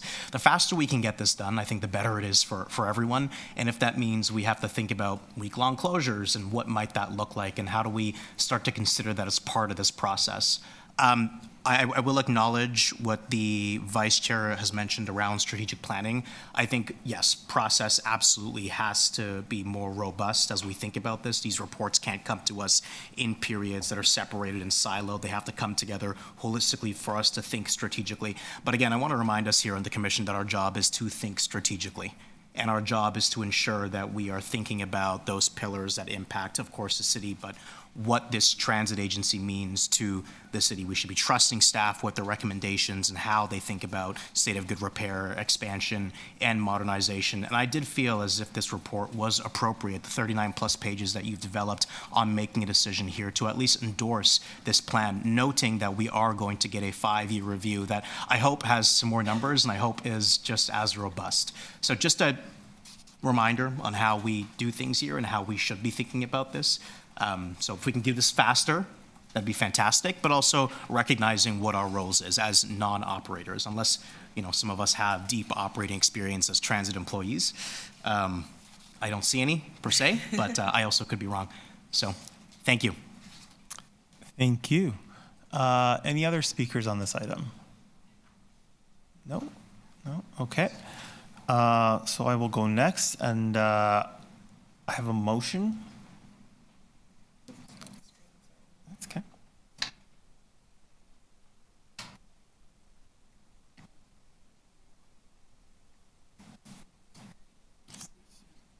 So it's simply amending recommendation 1 to request that the CEO, in consultation with the GM of Transportation Services, work to continually review the forecast with a view to minimize the disruption experienced by riders, including exploring options to dedicate additional resources and personnel to expedite repairs. And this is the motion I've pre-circulated. The only addition is that I added in the reference to the GM of the Department of Transportation.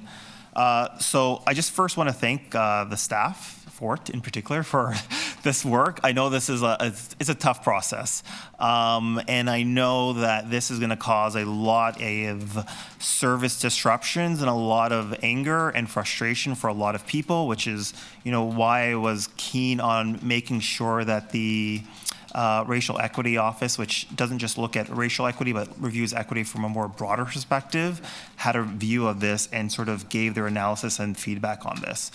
I guess this is, and I share, sort of the sentiment that I've heard around the board where it's frustrating when we're getting things in bits and pieces and it doesn't feel like we're getting the complete picture, which makes it harder for a decision to be made, a thoughtful decision to be made, and to really give proper strategic direction to the management team, because we're sort of seeing these things in bits and pieces and we're in more of a reaction mode than a long-term planning mode. So I think I share what Councillor Bravo and Vice Chair De Laurentiis said when we get the strategic planning committee off the ground, this will make this process a lot more smoother, and we'll have time for to digest this along with the other relevant pieces of the TTC's strategic work. So I think we're at that stage now when we really have to just rip the Band-Aid off, and we really have to just do the work that will set us up for future success. We've sort of been hesitating to go all in terms of doing the necessary repair work, and I think we've been paying the price of that as a result with the slow zones, with the issues that we've been having on the tracks with the signaling. Really, I think it's time that we just get in there and really do the work, making sure that not just, that we're ready for FIFA World Cup, which is obviously important, but really that we're ready for the everyday people that use the TTC every day. And that's really the focus. And it's also making sure that the employees are safe when they go to work.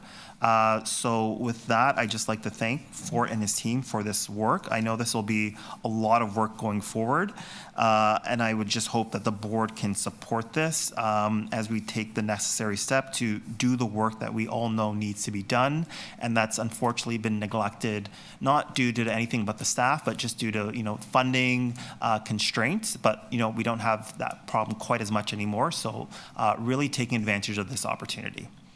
With that, I am happy to answer any questions on the motion. If not, we can go straight to the vote.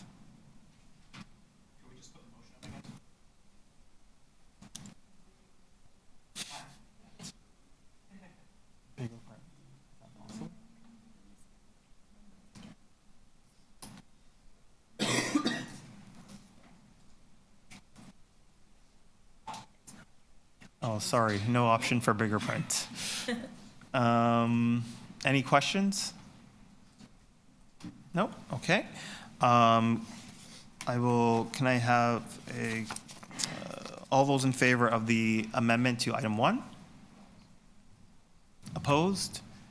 Carried. Item is amended. All those in favor? Opposed? Carried. Thank you. Item is adopted as amended. Okay. So we're getting close to 12 o'clock. How long is the presentation going to take for the annual service plan? Yes. 10 minutes? Less? Okay. Okay. So I guess we'll just break early for lunch then, and then we'll come back at 1 o'clock.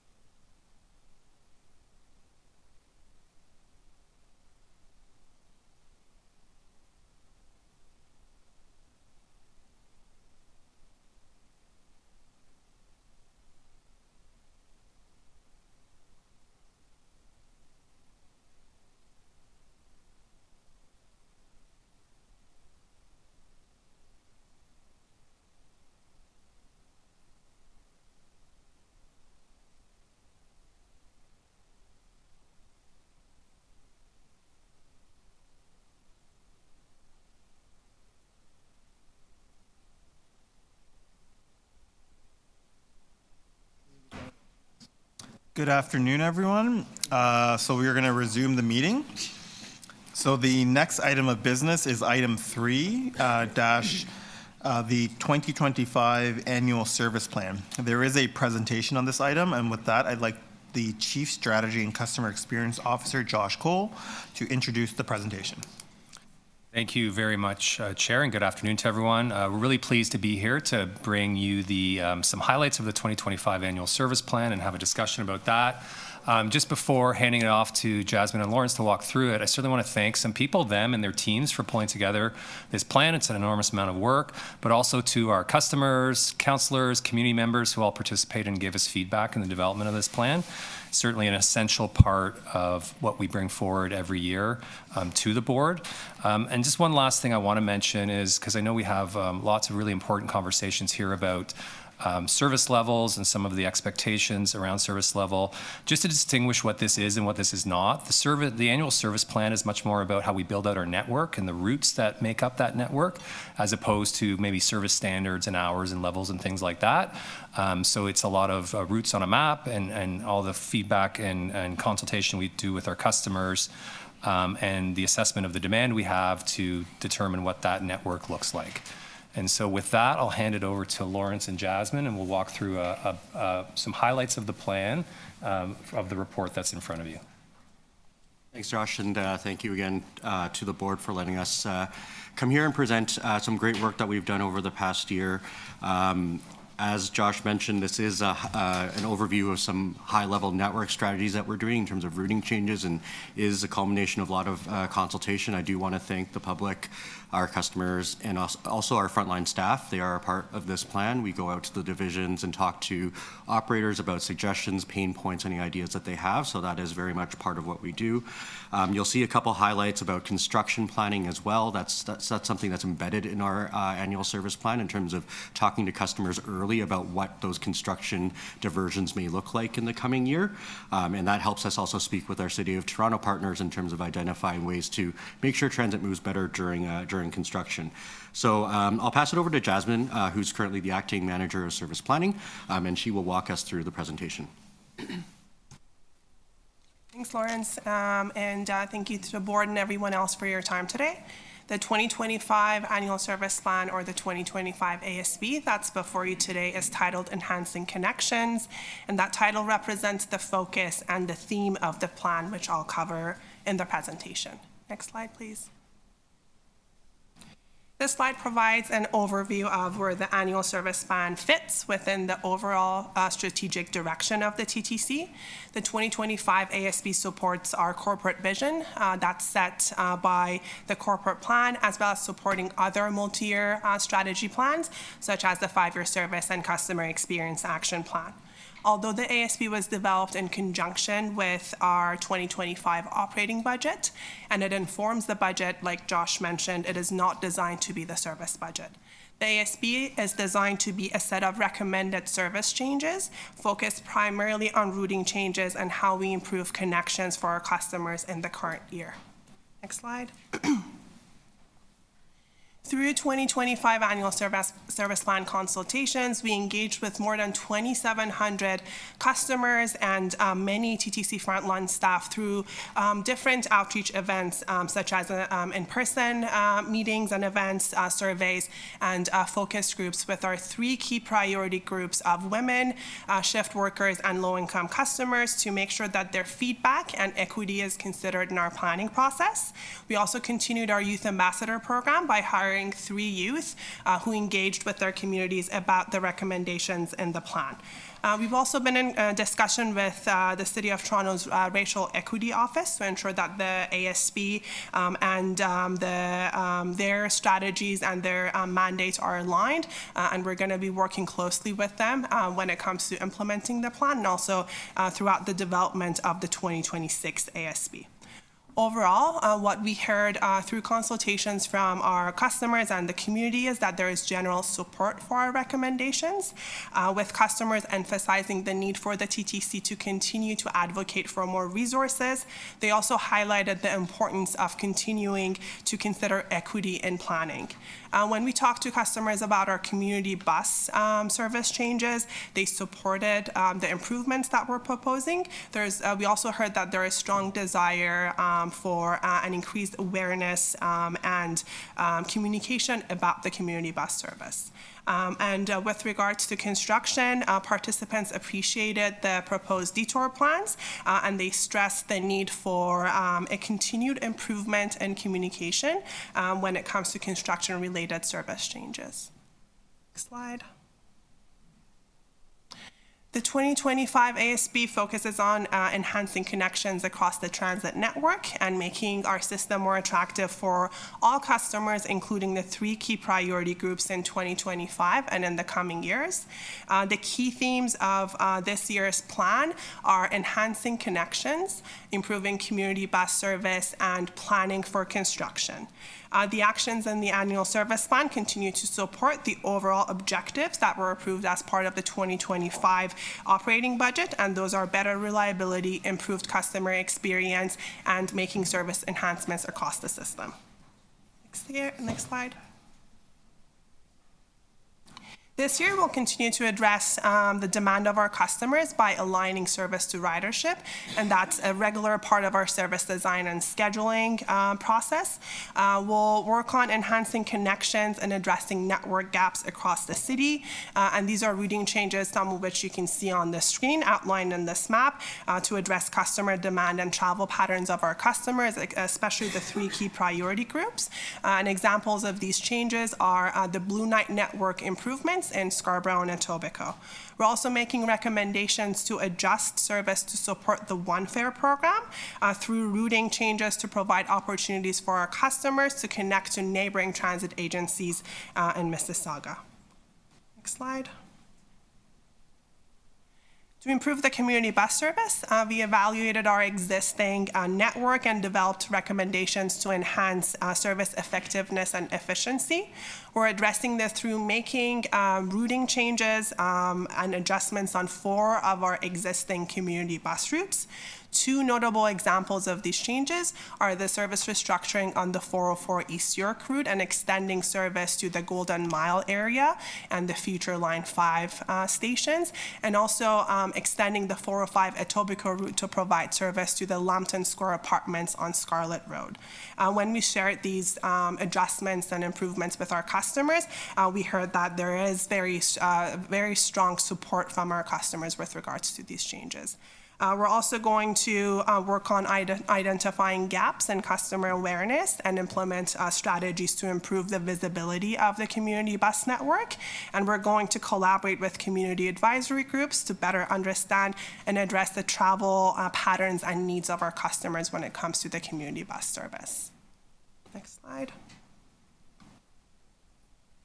When it comes to planning for construction, in addition to following the guidelines for our construction planning framework, which were approved as part of the 2024 ASB, we're taking other actions to make sure that we can minimize the disruption caused by construction for our customers. These actions include refining processes and responsibilities for managing service disruptions more effectively. They include collaborating with stakeholders on construction projects to proactively identify and continue to implement transit priority measures that improve transit flow in key areas, and implementing targeted service changes to address area-specific construction impacts.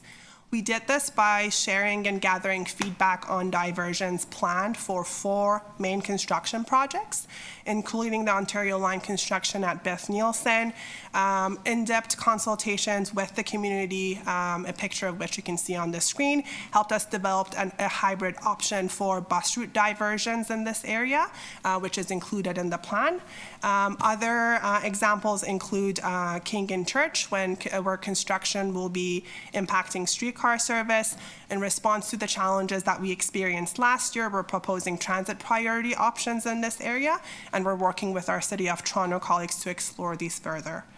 The map that you can see on the screen represents the detour plan and the diversion plan that we shared with our customers during consultations. And it's the map that we have included in the plan. Based on the feedback we heard and also other considerations, we made a couple of small tweaks to the plan, and that will be available in the coming weeks. Next slide. As I mentioned earlier, the 2025 ASB was developed in conjunction with the 2025 operating budget. Improvements in the budget have been identified to improve service and customer experience, and some of those action items are highlighted on this slide, and they include service improvements and wait time improvements on our subway and streetcar network, as well as off-peak improvements on our bus network, and a bunching and gapping reduction pilot on 11 priority bus and streetcar routes to improve service reliability across the city. Next slide. Our recommendations to the board in approving the 2025 annual service plan are outlined on this slide, and they're also included in the report. And with that, I'll pass it over to Lawrence, who will talk to you briefly about the 2026 annual service plan. Thanks, Jasmine. So looking forward, next slide there. Looking forward to the 2026 annual service plan, we know the next year is going to be very busy. We are going to realign our annual service plan timelines to be able to come back to the board by this fall. That's always our intention, is to have the network plan as well as our service outlook presented in the fall in advance of the 26 budget deliberations. So we have begun our process already, and coming up in the next few weeks, we will be reaching out to our customers, to our frontline staff, and also to councillors to receive any suggestions for route changes and other requests, so that we can put it in through a whole process and looking at this from a system-wide lens. Some of our emerging themes for the 2026 annual service plan are on the screen, and these are just as we're developing the start of the plan. This includes identifying service options to help accelerate ridership growth, continuing to review cross-boundary connections, both from a TTC customer perspective, but also to make better regional connections because of One Fare and other destinations that are emerging in the region. We'll want to build upon our 2025 service investments. Through the budget that was approved a couple weeks ago, this is setting us up very well to continue to grow our service into 2026. As we continue to align to stabilizing travel patterns. And of course, in 2026, we will be delivering the service that's required to support the FIFA World Cup in early summer. And we will be looking at those plans as part of the 26 annual service plan. So with that, that is our presentation for today. Thank you for your time, and I look forward to any questions you may have. Thank you very much. Are there any questions on the item? Thank you. Commissioner Malik, 5 minutes, please. Thank you very much, and appreciate all the work that goes into the annual service plan and the report back. And as part of the plan, I'm glad to see the increase in service on Bathurst and Spadina. And my question is related to that. What will the increase in service hours, how will that actually translate in terms of additional scheduled vehicles and crews on Dundas and Bathurst? Through the chair, the increases that we're seeing on the 505, 511, and 512 are the targeted increases for 6-minute or better service before 7. That is, during some periods, will be a reduced wait from about every 9 minutes to every 6 minutes, with the number of streetcars increasing about 8% on the streetcar network. So I'm looking for more specifics in terms of what the additional scheduled vehicles are and what the additional scheduled crews are that are dedicated to those lines, obviously with a special interest in Dundas and Bathurst. Sure. So the combined hours of about 1,400 hours per week to implement the service on the 3 lines. That translates to about 45 streetcar operators per week. Okay, and that's dedicated to support this increase, correct? To support the increases on Dundas and Bathurst. That's correct. Okay. And how are we tracking the increase in scheduled vehicles and crews across the system in terms of, their, active deployment when it comes to the line? So through the chair, through our continuous board period planning process, which we do every 6 weeks, we do report against which routes are getting increased hours and resources and crews, as well as the vehicle change, and that is something that we do every 6 to 8 weeks. And then, so you report that out, and then what is the kind of assessment process about its effectiveness? So through the chair, that would be assessing it through in terms of various things like ridership growth and ridership change. We get that data constantly in terms of seeing, the impact of those changes, as well as we report that through our route kilometers, our route hours, and then the number of operator crews. And then we tie it to things like performance objectives such as on-time performance and service reliability as well. Okay. And, it's really important for us to be able to see the 6 minutes or less. And how is that being measured in terms of, it's that if I'm at a stop, a vehicle should be coming by every 6 minutes? Is that the case? Through the chair, so the changes would be adding the streetcars to provide that level of service.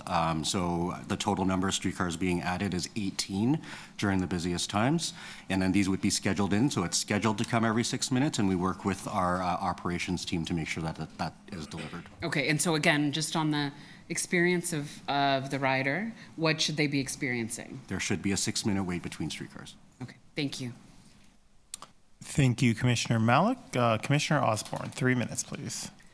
Hi, thank you very much. I have a couple of questions around the community bus network, and mostly because I actually am not entirely sure how it fits, because the service is described as vitally important. And then in the next paragraph, the numbers that are given are that we are getting, in many cases, fewer than 4 passengers an hour on these buses. That doesn't sound to me like, I don't know, I'm just interested if you could maybe explain how that works. And then, because, right now, if we got 4 an hour, I did the math the last time, we're much better putting these people in taxis. And so anyway, if you could maybe enlighten us a bit on that one. Thanks for the question through the chair. A fair point in terms of like the number of people it's serving right now in the community bus. What this community bus routes are intending to do is to fill some of the gaps in our network where people might be further away from some of our higher order, more frequent transit. Or there might be trip generators like a senior's home or some other place like that might be generating some traffic. We admittedly have struggled though in terms of getting the word out, in terms of making sure that people know that is available, and you're seeing that reflected in the low ridership. And so what we're suggesting in this coming year is to increase our efforts in terms of communicating that, in terms of connecting with our customers so that they know that that service is available to them, because we do think it fills some gaps, but it's something that when you continue to assess, and we would come back to this board in 2026, would kind of have more findings for you to kind of demonstrate whether that uptake has been there or not. And if it is a communications challenge, you might even be able to get more bang for your buck, as it were, concentrating on one route. Then you can see if you get material uptick, by maybe doing a bit more direct, because, this may not be a crowd that is super digitally focused. Yeah. So those... Through the chair, most of our campaigns historically have been targeted at the routes and in those areas. Yeah. It's difficult for this to be like a communications effort across the system or across the city, and so they have been more targeted. And so I think over the course of 2025, though, we want to kind of continue to make some of those efforts to see if we can get that uptick, because as you pointed out, the ridership numbers are low, and in turn, the subsidy per customer is quite high. You didn't mention what it actually is, although it was referenced as something that's really high. Do we have that number? Through the chair, using the most recent statistics we have from the first half of 2024, the average subsidy per rider on the community bus network is $48. Yeah, that's pretty big. Okay, 48. Do I have time? Yep. Okay, second gear switch here. I'm looking at the amount of construction that's happening that's going to be putting what appears to be, I'm not sure if it's 3 and possibly even 4 different streetcar routes onto Queen Street. And I'm wondering, I thought Commissioner Sachs was onto something when we had our discussion about Dundas. and it's been raised several times by fellow commissioners this morning. That one looks like it might be a red-hot 5-alarm fire kind of a place for some other measures to be taken, just because it looks like there's going to just be non-stop streetcars, and that goes into mixed traffic, does it not? That part of the route? Through the chair, that's correct. The diversion plan for the streetcars is on Queen Street, and we are working, as you know, learning from the lessons that we've learned this year. We're working well in advance with our partners at Transportation Services to propose traffic priority measures for transit. So removing parking, potentially removing the cafe TOs on Queen Street for the year to make sure that we can move streetcars as efficiently as possible. We're also adjusting our service so that it's not the full streetcar service, knowing that not everyone will be doing the diversion. So we're working hard to make sure that it keeps everybody moving well along those corridors. And would it be possible to track the impact of those measures? I'm just interested for future purposes if we can quantify the any changes that having those measures in place, you know, freeing up a lane, what actually happens? And then we've now got something we can fall back on. If it works, then we can try it again elsewhere. Through the chair, yeah, it certainly does add to our toolbox in terms of demonstrating the effectiveness of making transit a priority on some of those corridors. And so it's not necessarily a pilot, but through that kind of limited time experience, we would use that as further learnings to demonstrate that, you know, we think we can move transit quicker if we prioritize it. And frankly, it's not a question, but frankly, if it doesn't work, then we should know that too, so we aren't disrupting everybody for nothing. Yeah, great. Okay, I think that's great. Thank you very much. Thank you, Commissioner Osborne. Commissioner Sachs, 5 minutes, please.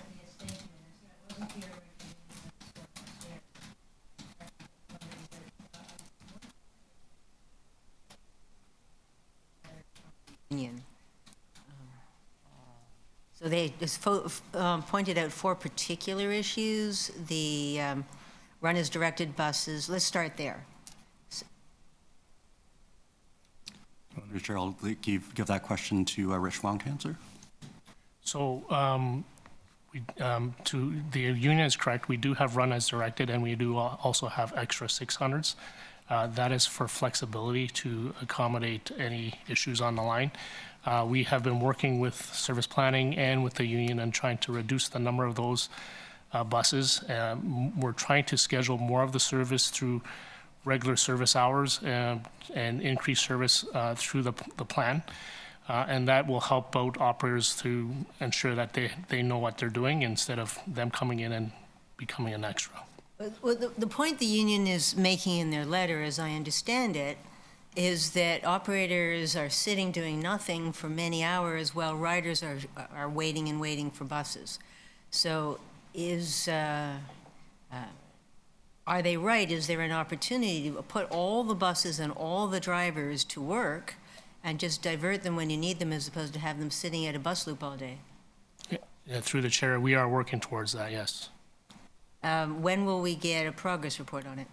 So through the chair, I can add to that we have increased service on routes across the city to basically, if we have an operator availability, that we will have those operators on the street driving extra service on extra routes, and that will become, as we move into the future, our lever to make sure that we're utilizing our operator resources most effectively and having them on routes. But then that also means, given that that's extra service beyond what is required from a planning perspective, that also gives transit control an ability to pull those buses off the line in case there's a disruption or something that's happening elsewhere on the network. Well, that's exactly what the union's suggesting. How many buses right now sit in a bus loop all day, on average? So through the chair, since our November service period, we've reduced the number significantly. We've increased about 100 operators worth of work to be driving onto just regular routes through this temporary service. Just have to note that most of this is as we're waiting for those operators to transfer to the LRT divisions to begin preparations for that line, that we do have a surplus of operators right now that we're using on extra service. Well, I hope that someday it opens. But in the meantime, how many operators are sitting today in a bus not going anywhere? Through the chair, that number has been reduced to about, I can get that number for you. I know exactly those numbers, and I can get that to you. Roughly 10, 100? Less than 100, definitely. Okay, still sounds as if there's real room for improvement. Correct. Okay. And you'll get back to us about it when? I can provide those numbers to you right after. Just have to. Well, numbers are good, but when is it going to get better is the question. It has already. So through the chair, we have been increasing. We have increased service since November, and it has continued in January and will continue in February until those operators are officially moved over to the LRT division. And through the chair, if I just might add, there is a bit of a balance we're trying to strike. I know this will be talked about, I think, at a later agenda item, is making sure we do have vehicles available for when some of our unexpected closures and shutdowns happen. And so trying to find that right number is where we're moving towards. And to Lawrence's point, that's why we're trying to shift more to scheduled. That would be the ideal, but there'll still be some in reserve that you would want for the unexpected. Well, yeah, I understand. Now, the same point seems to be raised in their point number 3 about spare boards, that the vehicle spare ratio is extremely high, so too many operators on spare board, too many trains on spare board when they could be providing service. He suggests, the union suggests, for just the cost of electricity, those drivers and trains could be running and carrying passengers. Why aren't we doing that? So on the subway side, yes, we do have an abundance of subway trains. These are the T1s that we kept from both lines 1 and line 2. So we do have that, and some of them are being used for, I'm going to say, donor parts, as some of the equipment is becoming obsolete. We are trying, again, on the subway side, we are trying to increase the number of trains on the line. There is a capacity on each line. There's so much more trains you can add. So there's a limit to that. So we are trying to maximize that, and we are moving towards finding that sweet spot, as Josh has said. Well, again, this is a letter from Friday, and it suggests that there is still a very large number of trains and drivers just sitting idle that could be providing service. Through the chair, I can support that a little bit in terms of, from the subway perspective, we do have the increase in service that is being planned on all 3 subway lines through the year, and is specifically because we know that we have the available operators on the Wilson subway division, that we will actually be increasing service on line 4 earlier than planned. So we will be doing that starting in March in terms of increasing service on line 4. And that is in response to the available operators there. All right. But this letter is saying right now we have drivers and trains sitting with nothing to do. Is that so? Through the chair, we have that from various reasons, including the fact that we didn't have the operating budget to operate the trains and the buses and the streetcars. That's always been something that we've been working with in terms of what is approved in our service budget to operate and scheduled versus the number of operators that we have. So what we are doing right now is we are actually going to be running service beyond our budget, recognizing that those operators are available, and having them driving vehicles is more important than having them sitting at the division. So we're paying. That's the end of your time, sorry. You're over. Does anybody have any questions? Any other questions? We can do a second round if you'd like. I did have some questions just on the, so sorry, don't see anybody, okay. Just on the community buses, how did this start? How do people get a community bus? How did the network start? I believe the network, the community bus routes were introduced in the 90s as a stopgap measure until our system was to become accessible. So those were provided as basically a bridge between Wheel-Trans and the conventional system. And partially one of the reasons that we're seeing the ridership hasn't kept up is because as our network and our system has become more accessible, there is more opportunities for those that are able to use our streetcars, to use the subway stations and our accessible buses. Thank you. And how regularly are these routes reviewed? If we're aiming for 4 passengers per hour, it doesn't seem like a lot. Through the chair, the routes are reviewed regularly and through each board period, and then through the annual service plan, they would come here.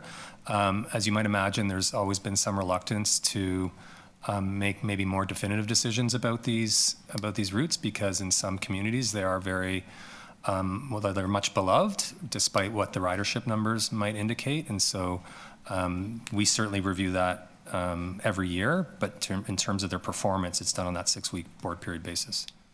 And would these routes be, I guess, good candidates for maybe trying different solutions, such as maybe piloting transit on demand, for example, or partnering with some of the rideshare companies, or going in that direction rather than just sort of running this route that I'm assuming requires quite a heavy subsidy? Through the chair, based on the ridership numbers and that subsidy number, and some of the unique kind of features of these communities that they serve, an on-demand option would be something that could be looked at and might fit. And would that be possible to look at as part of the 2026 annual service plan?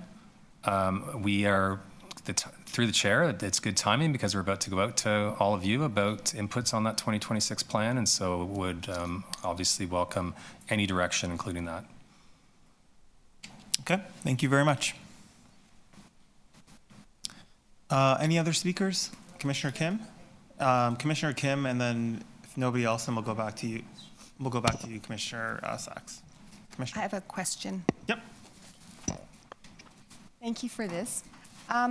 When I look at your action items and under service and how you handle service disruptions and doing disruptions differently, I know that when people ride the subway, one of the unfortunate causes of disruptions is a trespasser or a pedestrian or someone who went onto the tracks, or even a fatality.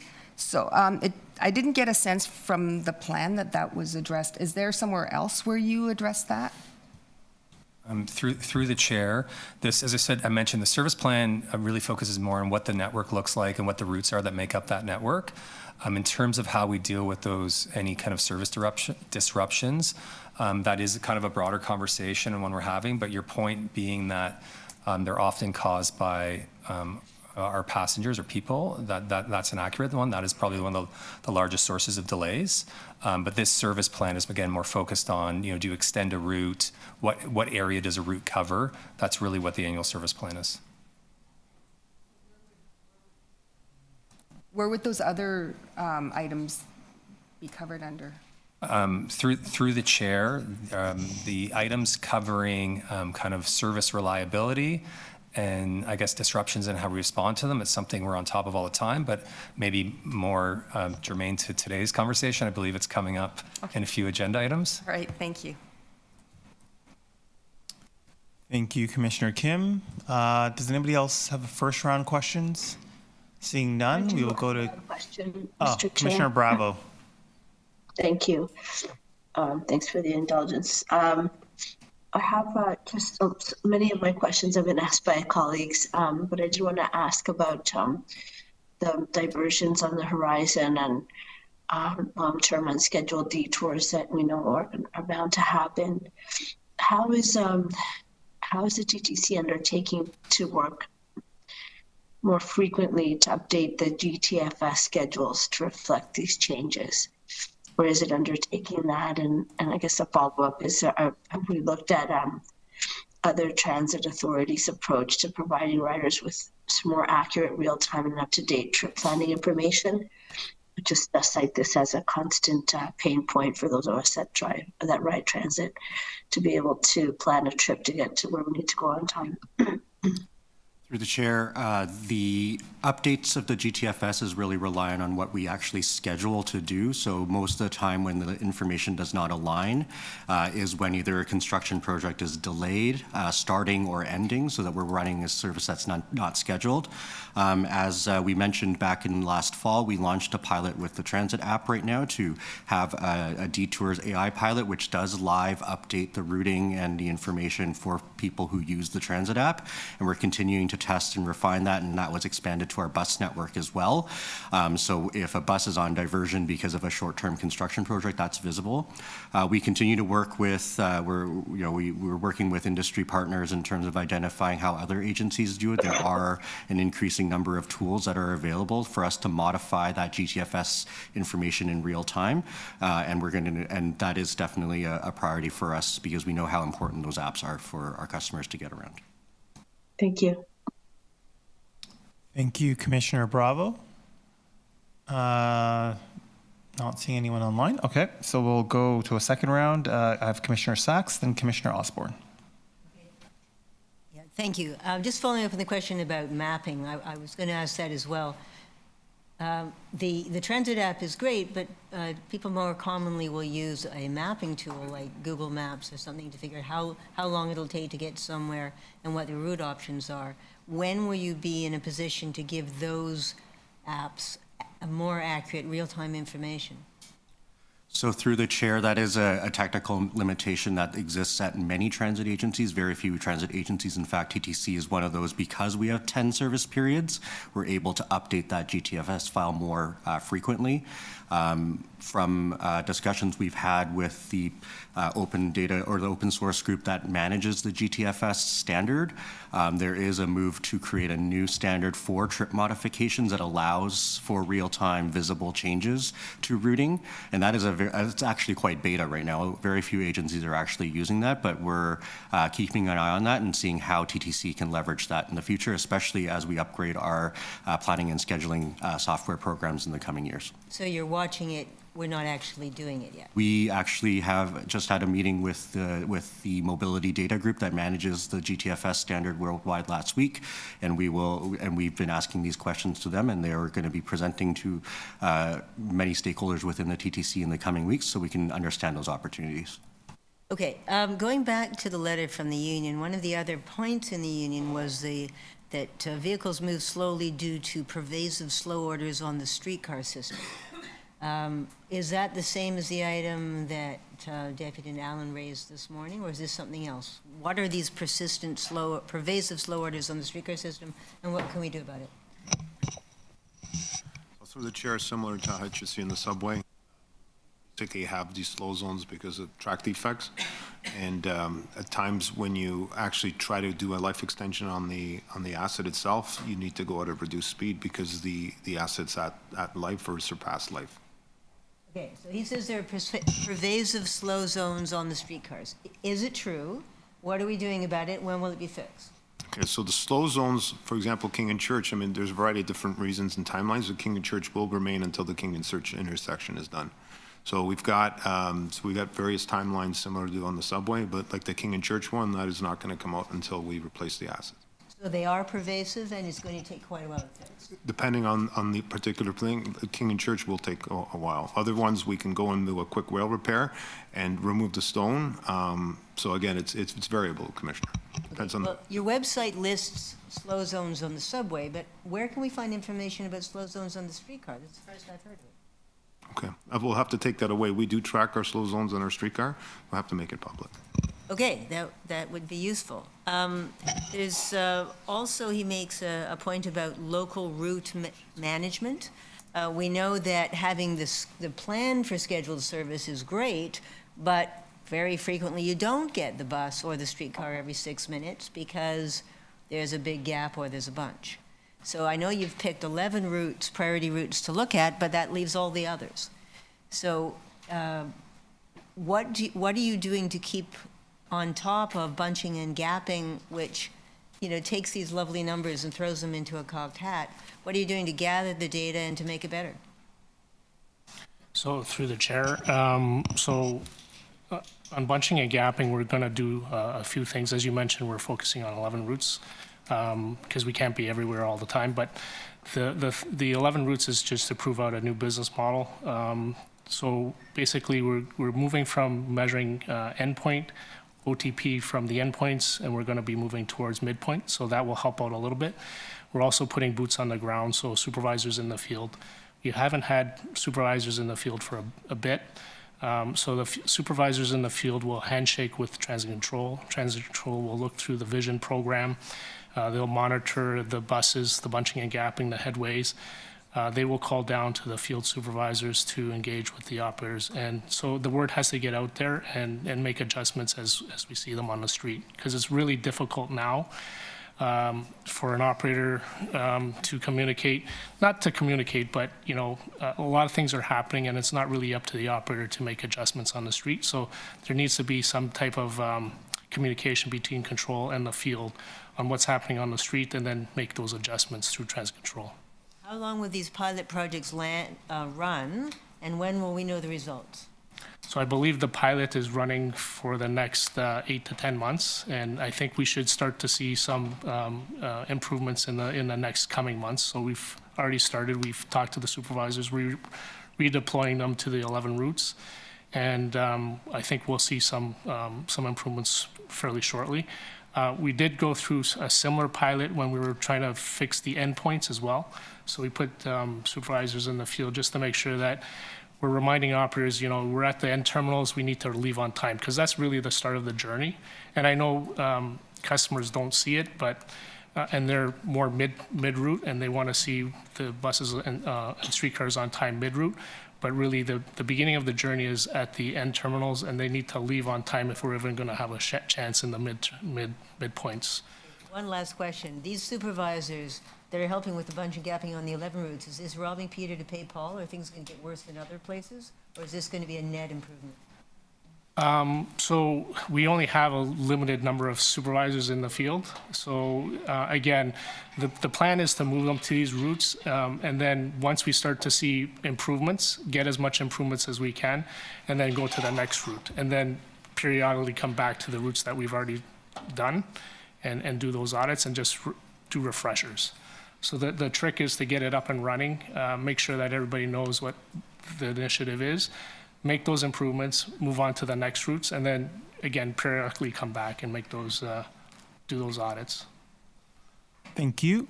Commissioner Osborne?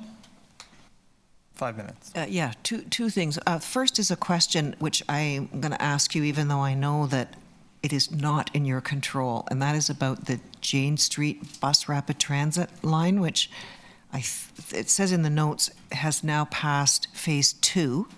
How many phases are there of the analysis of this project?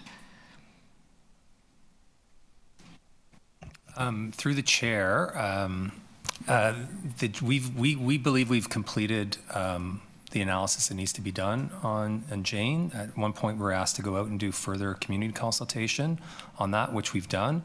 We were also asked to look at maybe a different model of a kind of a rapid TO light, I might call it, and we've done that work too. So our analysis is done, and obviously the TTC and the TTC Board don't decide on whether we're going to proceed with that, and so we await kind of direction from our city colleagues to see if we can proceed further. So is there something that we can do to move this along? I think it's been, I'm going to say 4 years. I might be off the mark by a year.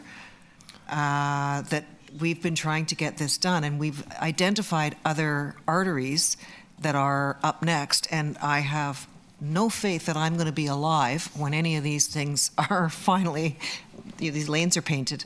And I've seen what happens when there is a will, and that is what happened when we lost the SRT.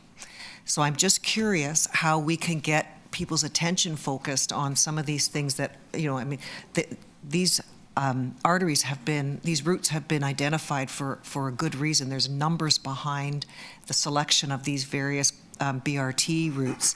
So I'm just wondering if there's something that we can do from here, maybe towards the city, that would move this along a bit. Through the chair, we, through all the assessments we've done, and this is not something that's unique to Toronto, but certainly would make a large impact in Toronto because of the way our transit runs in mixed traffic, that we know that prioritizing transit is the most impactful thing you can do. And so any effort to give transit priority and advocate for that, we would welcome. Through the chair, also just to, just to add to that, just because Jane Street is not moving at the pace that we would like, it does not mean we have stopped work on other corridors as well. So through the motions that were moved at council in terms of accelerating rapid TO on Bathurst and on Dufferin in time for 2026, that's something that we are continuing working with the city on. There are also other transit priority measures that we're continuing to look at outside the rapid TO umbrella. That includes various things like improved lane markings, queue jump lanes. All those are continuing to be implemented as we go, and those are moving ahead. Okay. And we will bring a rapid TO or priority transit update to this board in one of the next 2 meetings. Okay, great, thank you. Do I have time for one more question? Yep. Yes, it's about the service cuts. Am I right in reading that we only cut a couple of blocks off the Avenue Road route out of the whole network? That was the only cut that was made? That's in our conventional, excuse me, through the chair, and our conventional related service recommendations. That's one of the more impactful ones. And there is a couple of community bus service shifts on the 4 routes, but on 13 Avenue Road corridor, that's the service removal portion. So what is the threshold that puts a route on the block for consideration for cutting? Through the chair, any service, complete service removal from any portion of a road or an introduction of service where a service isn't currently operated is usually included in the annual service plan and is brought to the board for their approval. But is there a number that you need, like X people on the bus that? Through the chair, so in our service standards, we have productivity standards for sections of routes and by time of day. So this is really based on taking a look at the cost of operating the service versus the ridership. Right, okay, thank you. Thank you. Commissioner Matlow, 5 minutes. Could you tell us more about the rationale about service reductions on the Avenue Road 13? Sure. Through the chair, we looked at a couple of factors such as boardings and lightings in the area south of College Street, also service reliability and on-time performance of the B branch, the time period that the B branch operates in, which is only during midday, and all of the other rapid transit options that are available in that area. What are the specific reductions? So we're proposing or recommending to operate the 13 Avenue Road as the 13A during the midday period, which serves the Queen's Park area, doesn't go south of College Street. So the change would be that we would no longer go south of College on that route during the day, as we have. What about all the nurses, all the healthcare workers who live uptown, midtown, who are trying to get to work? Through the chair, through our ridership analysis, we've been finding that people don't use that, I think because of the 2 accompanying subway lines on either side of avenues, so that we aren't seeing the ridership south of College. We see it get to Queen's Park, but we don't see a lot of ridership south of that. Have you gone and talked to the people on the bus? We have talked to customers, and we have done the ridership analysis. So that doesn't jive with what I experience in Midtown. Is Josie here? I believe she's online. Josie? Yes. Hey.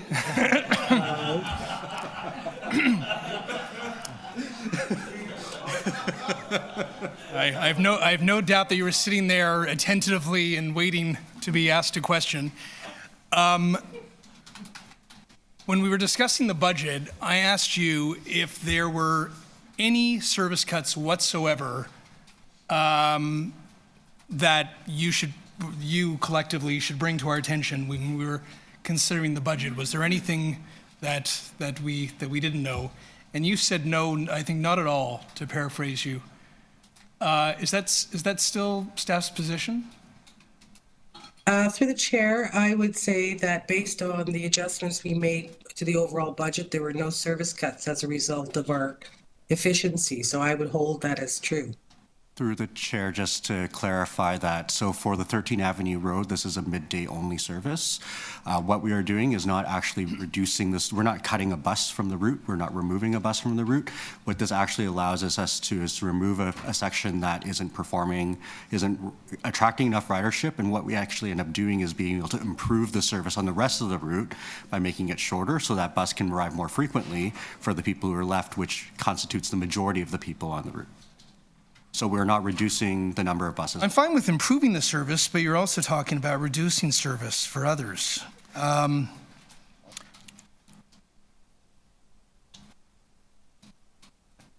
you had an opportunity to sit down with the local councillor for the Midtown area, whose residents would be impacted by that, and have a thoughtful conversation about your proposal? So through the chair, as part of the annual service plan, our consultation towards the end, we did have a meeting. We did have meetings for all local councillors for us to explain the changes, and we can double check if your office was involved in those. I haven't had that meeting with you, so I know it hasn't happened. Even if it was scheduling conflicts with my office, it hasn't happened yet. So I respectfully would appreciate that no action be taken, no changes be taken before we have an opportunity to sit down and have a conversation. Through the chair, we can organize that. Thank you.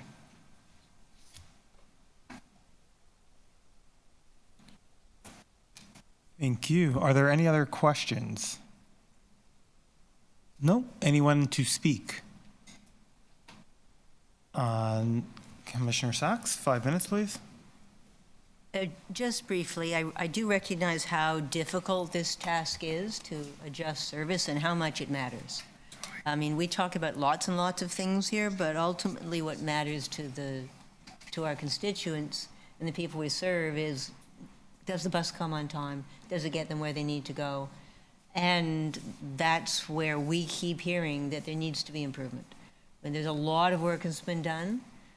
I mean, I do hear from constituents, the stations are cleaner, people are pleased about that. They're pleased to see, most of them, greater fare enforcement, but there's still a lot of unhappiness about the bus doesn't come when it's supposed to come. I don't know when it's going to come. Schedule says it's supposed to be coming in 3 minutes. It doesn't come in 3 minutes. I've sent all of you various screenshots that I've got from constituents showing 29-minute waits on a service that's supposed to be 5 or 6 minutes. So paying attention to having the bus come when we say it's coming and giving people honest answers about does it come when we say, these are two areas where the public is really looking for improvement, and we at the board are looking at you and all of you for improvement on this as well. We've got to do a better job on it. So recognizing that there's no magic wand and that there's lots of challenges with the construction and the congestion and everything else. But I just wanted to make sure, I know you know this, but it's my job to say again, we've got to do this better, and we've got to be more honest about when we're doing it well and where we're doing it well and where we're not and what we're going to do about it. And so we need you to keep us informed. I mean, it's great that you've got a regular cycle of board reporting, but we need to know, is it getting better? And if not, why not? And what is it going to take? And I hope that you can find ways to make that more transparent to us, more transparent to the public. And I also would urge you to take very seriously what the union raises. They also have the same objective, is to serve the public well, on time, and from the point of view of their members, they say there are things we're not doing, could be doing better. So I'm asking you to take that seriously and show us that you're taking it seriously. They're not always right, none of us are always right. But let's draw from the best suggestions we can, wherever we can, so that we can show the public we're making this better, because we need to do it. Thank you. Thank you, Commissioner Sachs. Any other speakers? Commissioner Jagdeo? Thank you, Chair Myers. Just to the team, check. Just to the team, thank you for putting together this report, very detailed. The one thing that I would encourage us to think about as we move forward is this existential crisis that the city seems to be facing progressively every single month, which is congestion.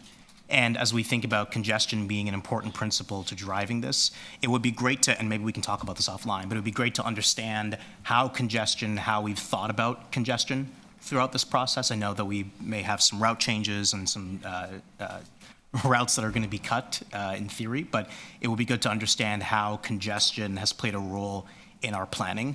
I think that's important.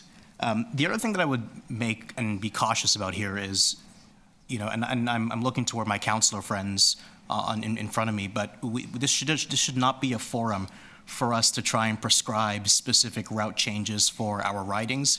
I know Matt Lau has professed his ideas and is potentially putting together a motion where we will likely have to cut his specific bus out of the running for this report, but staff has done the research, they have the data, they've spoken to constituents, they have had a very, very detailed consultation. They've spoken to the people on the ground. We should be trusting staff with this. And I think, Lawrence, you also mentioned that there was going to be an opportunity to have discussions with your team over the next couple of weeks if councillors are interested in learning a bit more about which routes in their constituency are going to be impacted or affected by this. I would implore us to take off our councillor hat and put back on our commissioner hat and think from a global perspective for the transit system. And I know that Councillor Ainsley, I think, has something also prescriptive that I will not be supporting. Thank you. Thank you, Commissioner Jagdeo. Any other speakers? Sorry, I saw Commissioner Bravo. You have a motion, so I'll go with Commissioner Bravo first, and then gives Chris Ann more time. Yeah. Thank you very much.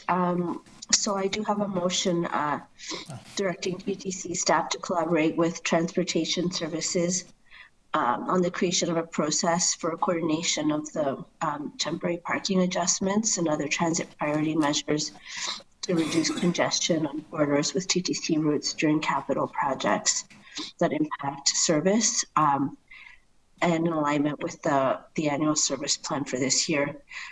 In the past year, a number of councillors have been asked by TTC to introduce temporary parking adjustments to compensate for changes to on-street conditions that affect TTC service, and that's resulting from capital projects that occupy road lanes or cause service disruptions or diversions. These on-street parking adjustments are important because they help to improve congestion and travel times for TTC vehicles and vehicle traffic in general and mixed traffic routes at peak times. And I'll give a very recent example from my ward in which the St. Clair streetcar right-of-way was closed for repair works into 2023 and 2024. The TTC was forced to run the 512 St. Clair service with buses and mixed traffic along the St. Clair corridor. And that meant only one lane of mixed traffic in each direction. Vehicles are parked curbside. So removing parking during peak times was crucial to ensuring that all traffic continued to move, both TTC buses and vehicular traffic. On Spadina Avenue, similar changes were made to accommodate replacement buses being operated in the mixed traffic lanes next to the Spadina Transit right-of-way and improve travel times for all vehicle types. On Queen West, all streetcars which operate on both the 501 and 504 routes were redirected to a portion of Queen West during sewer main construction on King West. Parking was removed at peak times to accommodate the increased vehicle traffic and improve traffic flow and serve our riders better. Same thing on Dundas West, similar changes were there to support mobility on adjacent corridors while the Spadina right-of-way was being completed. So far, these changes have been really ad hoc. They've been made via member motions at council by councillors and at the discretion of the local councillor. But this really impacts more than one ward, and it impacts everyone that's using our roadways, and certainly it impacts in an important way transit riders. And for a councillor's office, it's challenging to act as the main coordinator between transportation services, TTC, Toronto Parking Authority, and the local BIAs, and sometimes residents groups. There should be a clear process through which the TTC can request these kinds of parking adjustments from transportation services as part of the annual service planning process, since we know now it's coming. And so that it's incorporated into the city's congestion management planning approach.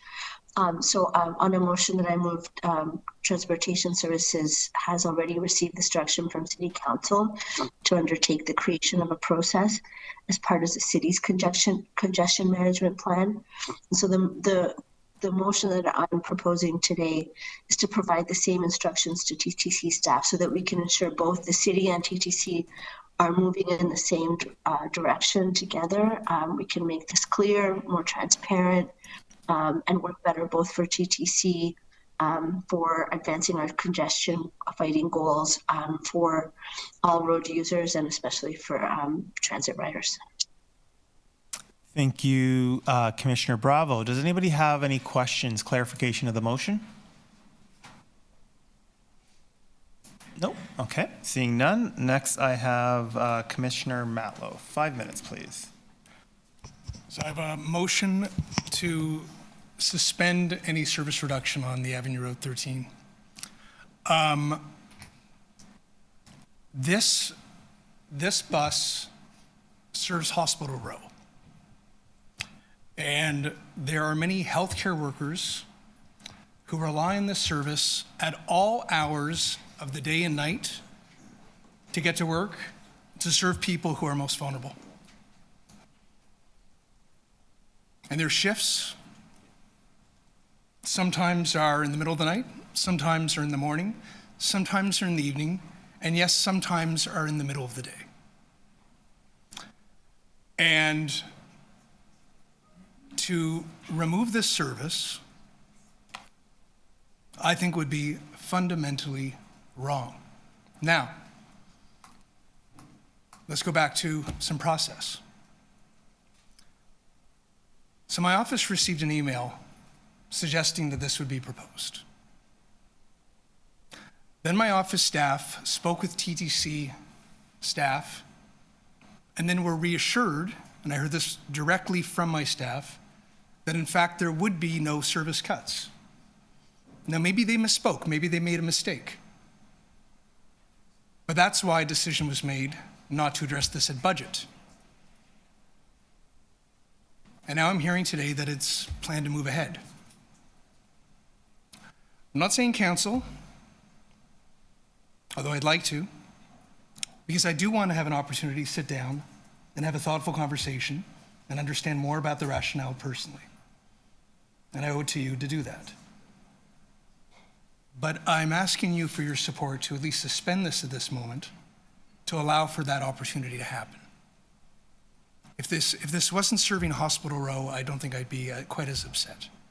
But the people who rely on this, I know, would depend on having this service. And it's not, unless all of us know exactly what hours they're actually using it, I think that they need to be involved in this conversation too. Thank you. Thank you, Commissioner Matlow. Does anybody have any questions seeking clarification of the motion? No? Okay, 3 minutes, please. Thanks, Commissioner Matlow. This is your writing? Yes. Well, yes. It serves part of my writing. Is it in your writing? The Avenue 13 goes through my writing. Okay.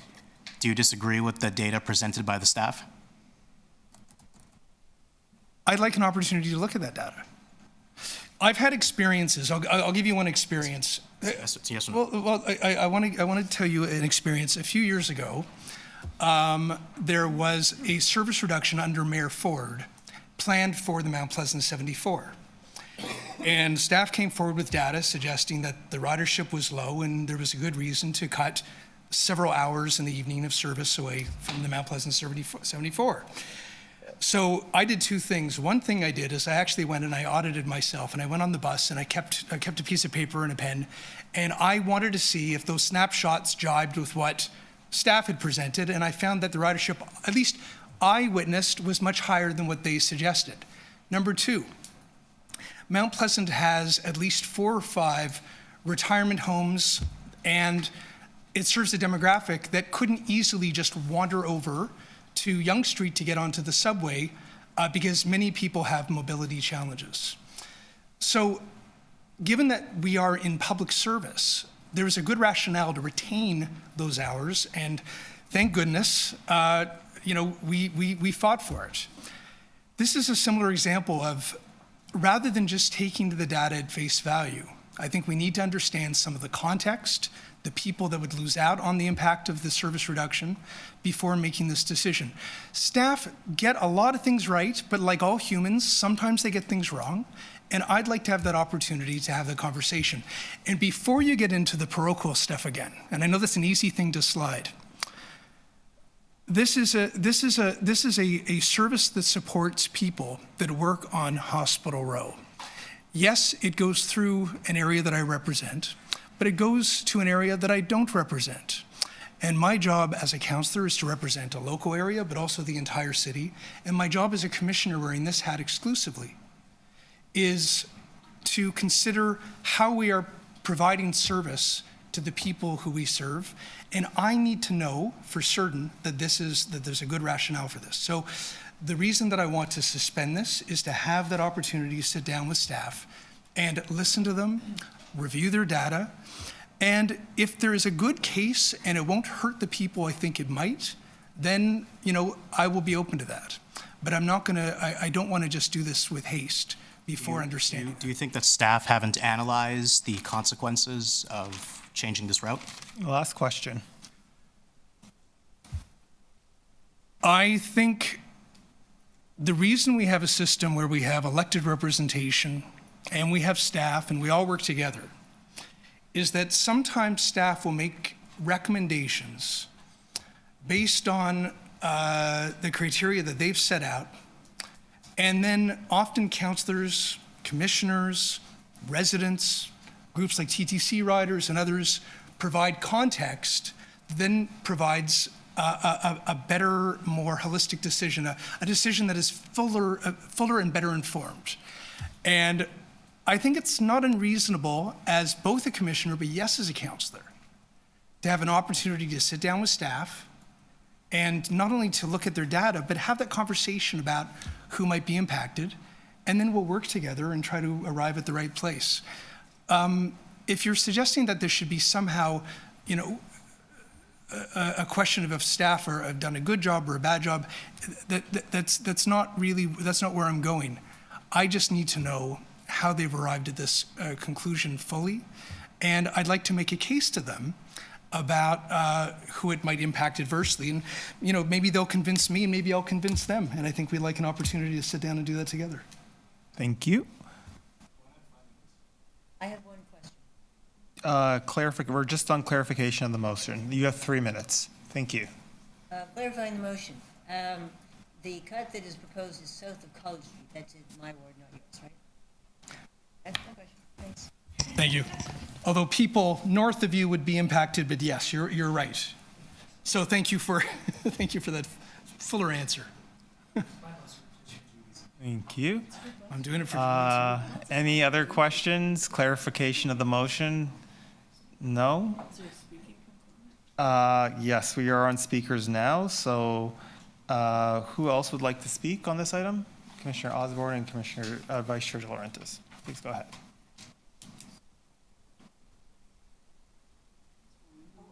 Yep. Oh, sorry. I just thought I was in line.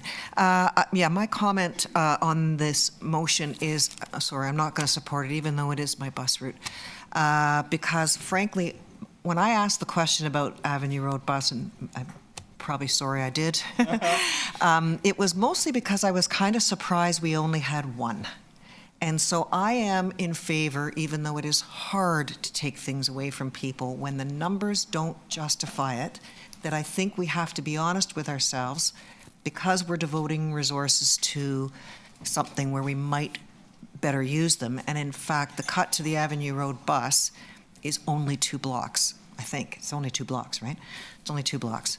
So I'm not supporting the motion only because I am trusting the analysis. And yeah, so that's my piece. Thank you. Vice Chair De Laurentiis?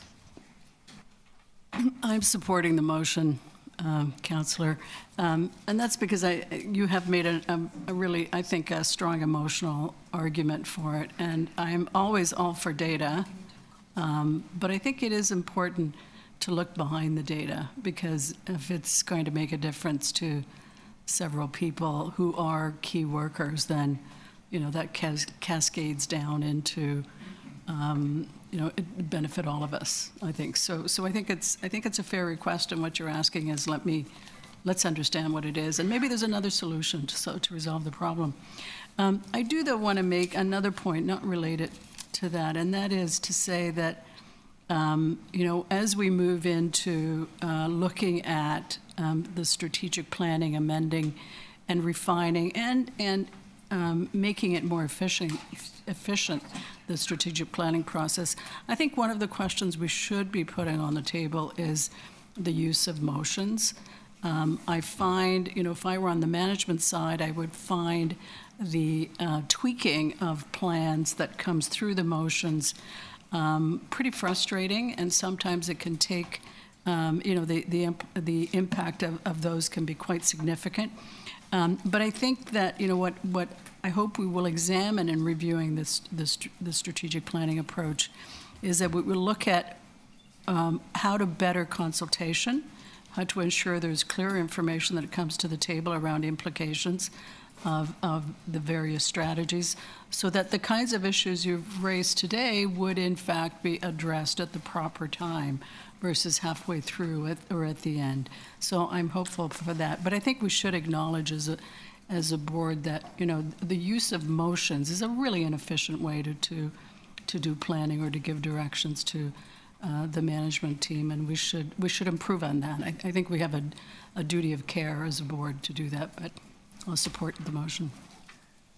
Thank you. Any other speakers? Commissioner Sachs, 5 minutes, please. Yes, I do not support the motion. It is my view, again, that we're supposed to be nose in, fingers out. There shouldn't be politicians stepping in to prevent staff from making service adjustments. We know it's painful. We know there are people who would prefer to use this bus, but it's also true that there's huge numbers of people who badly need better service on a whole bunch of routes. I get lots of emails about people saying, I really need better service on Christie. I really need better service on DuPont. We really need better service on any route. And it is always harder to take things away, but University Avenue has got to be the best served transit place in the entire city. It's got Line 1, it's got a subway station every few blocks. It's not far from the College Street turn to the hospitals. I go by that every single day, at least twice. And this is a very minor thing that the staff are recommending we should do as a part of this. You know, we have all these big objectives. We need to maximize service for the entire community. And they're telling us they've done the numbers, and this is a very tiny adjustment that they want to make. And I'm the local representative, and I support it. So I would ask you, don't support the motion. Thank you. Any other speakers? Nope. Okay, I will go next. First, I'd like to introduce a motion on behalf of Councillor Ainsley, who unfortunately can't make it. And the motion says, subject to available funding identified through an in-year budget review, direct TTC staff to implement a 9-month pilot project in 2025 at a cost of $210,000 for a new community bus route operating 3 days per week in Ward 24, Scarborough-Guildwood, serving Maastricht Park homes and surrounding destinations. That implementation be subject to an assessment for operational feasibility, agreements for access to private property, and operator and vehicle availability. So I'm happy to take questions of the motion with the caveat that this is not my motion. However, I know that Councillor Ainsley has been a dedicated elected representative now for almost 20 years, and this is something he's been working on for quite a long time. The money identified would come through surplus money of the TTC and would not affect any of the available money that was budgeted. So this money would not affect anything that we've already agreed on. And I know that he has been working with the staff on this. I will also be supporting Councillor Matlow's position because I respectfully have to disagree with my colleagues, Commissioner Osborne and Commissioner Jagdale. If we're just going to do what staff say, what's the point of having a meeting? We could save a lot of time and energy by just we don't have to be here. We don't have to have counselors. The whole point is that we get the data, we analyze it, we can agree, we can disagree, we can change it, but that's our job. That's why we're trusted by people, and if people don't think we're doing a good job, they vote us out. That's how the system works. So I would just take exception with that and say that, maybe this route, Judge, should be cut. I don't know. I don't know this route. I don't take this route. But I think giving local councillors the opportunity to make adjustments based on their local knowledge is critical to the job. I'll give you one key example, and I'm sure Josh is going to smile. We've been working to get a bus stop that was removed from my community now for 6 weeks. To get it put back. And, when the staff are there, they say, well, it's just increasing the walking distance by 3 minutes. And I said, yeah, but what you don't realize is it's already taking them 15 to 20 minutes to get there in the first place. So now you're adding another 3 minutes. And they say, well, there's a bus stop across the street. And I said, yeah, what's going to happen is they're going to start running across the street, potentially getting hit by a car. That's the reality of Scarborough. A lot of the pedestrian accidents are caused by people running for buses, and they're not looking because they're afraid to be late for work, and they know if they miss that bus, there's a long wait before the next one. So and it's not something you would be expected to know, but I'm sure every single councillor at this table can identify with that issue that I've talked about. So with that, I will call a vote unless someone would like to ask me questions on Councillor Ainsley's motion. Yes. 3 minutes. So my question, first of all, sorry to flog this dead horse, but is this his area? Yes. So I am concerned. I get where he's coming from, and I really do appreciate this, but I'm just wondering if the TTC has an extra 210 grand burning a hole in its pocket, maybe we use that to fix the existing community bus service where we have some of these communication challenges to see if the whole system holds up or something else. It's not for me to say, but I question as I say, I totally understand where he's coming from. But if it weren't for him being in that area, would the community bus system, is that where that $210,000 would go while we're looking at this system that already has a problem? Anyway, I'll do my best to answer. I will say that I know Councillor Ainsley does take TTC quite regularly in his community, so he knows the system. If he's saying this is a need in the community that he's identified, and I think he's been working on this for over 10 years. So it's not just an idea that came to him. He's been working with staff quite regularly and continually on this, so I know it's something important to him. I know it's also must be something important to his residents, otherwise he wouldn't do it. So if, again, just to emphasize, the $210,000 is not money that would affect anything that we've already approved in this budget, and it wouldn't affect anything in the existing community buses. I don't know if the $210,000 would improve those services. I think those services are having much larger challenges. So that's what I would say to that. And if he's identified this as a need versus the other bus routes in his community, I'll support him because, again, it's just a 9-month project, and just to see if it works. And if it doesn't work, well, as you saw in the annual service report, we're reviewing all the community bus routes regardless. Commissioner Kim? Isn't it 9 months rather long for a pilot on low volume? I would leave that to the staff. I haven't done the work, so I don't know in terms of what the discussions were, what the ridership projections are for this particular route. So can someone answer that? Maybe it was discussed earlier. What is the ridership on? How many people are we talking about? That's for the existing ones. 4 per hour? That's it? That's for the existing routes, not this one. Through the chair. And what's the proposed? Yeah. No, I don't know. I don't know that. That would be a question. I don't think we're allowed to. Yeah, you're not allowed, but I don't know the answer to that question. Councillor Ainsley would know that. So you're not allowed to what? Sorry. We're too late for questions and answers. We're not in that session of the meeting anymore.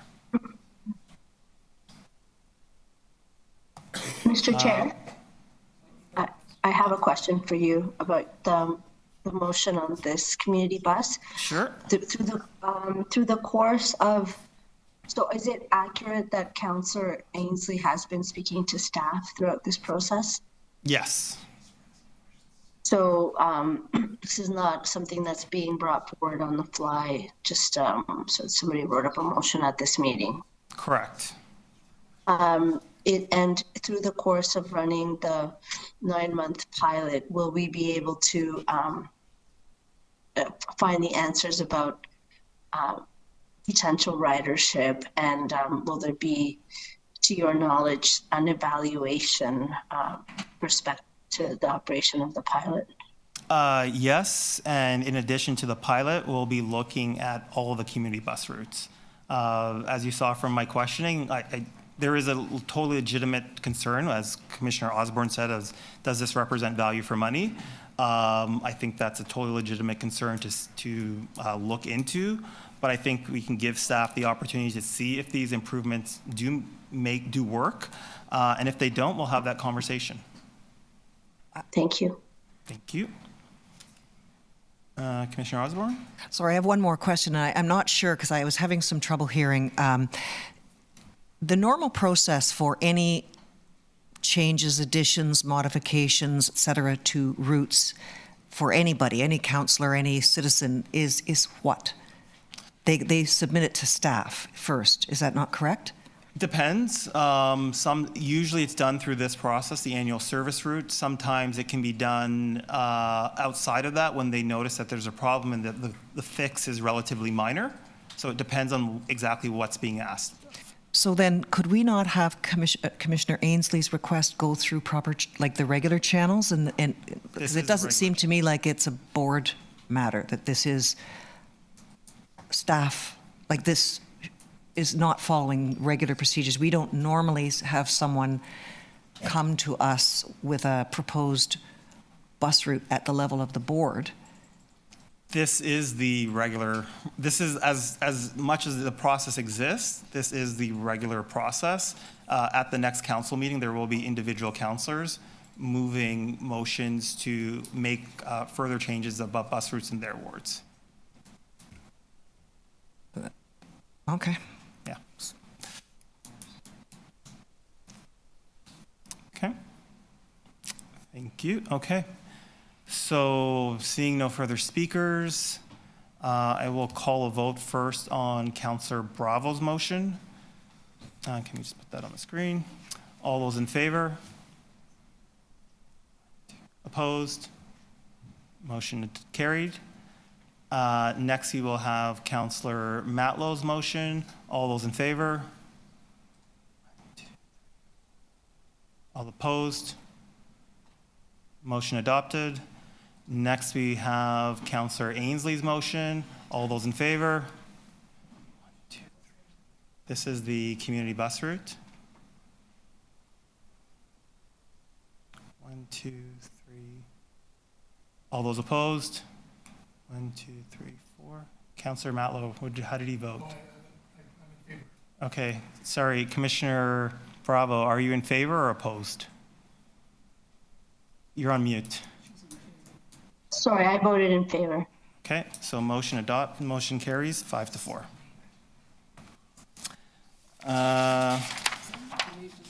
Item is amended. All those in favor?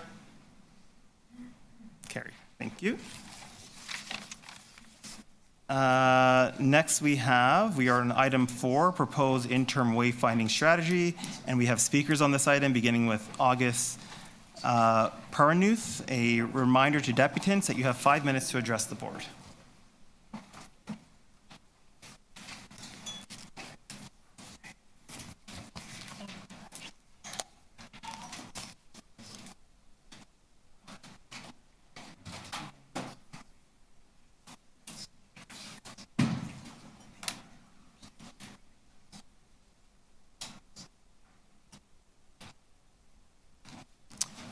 August, go ahead.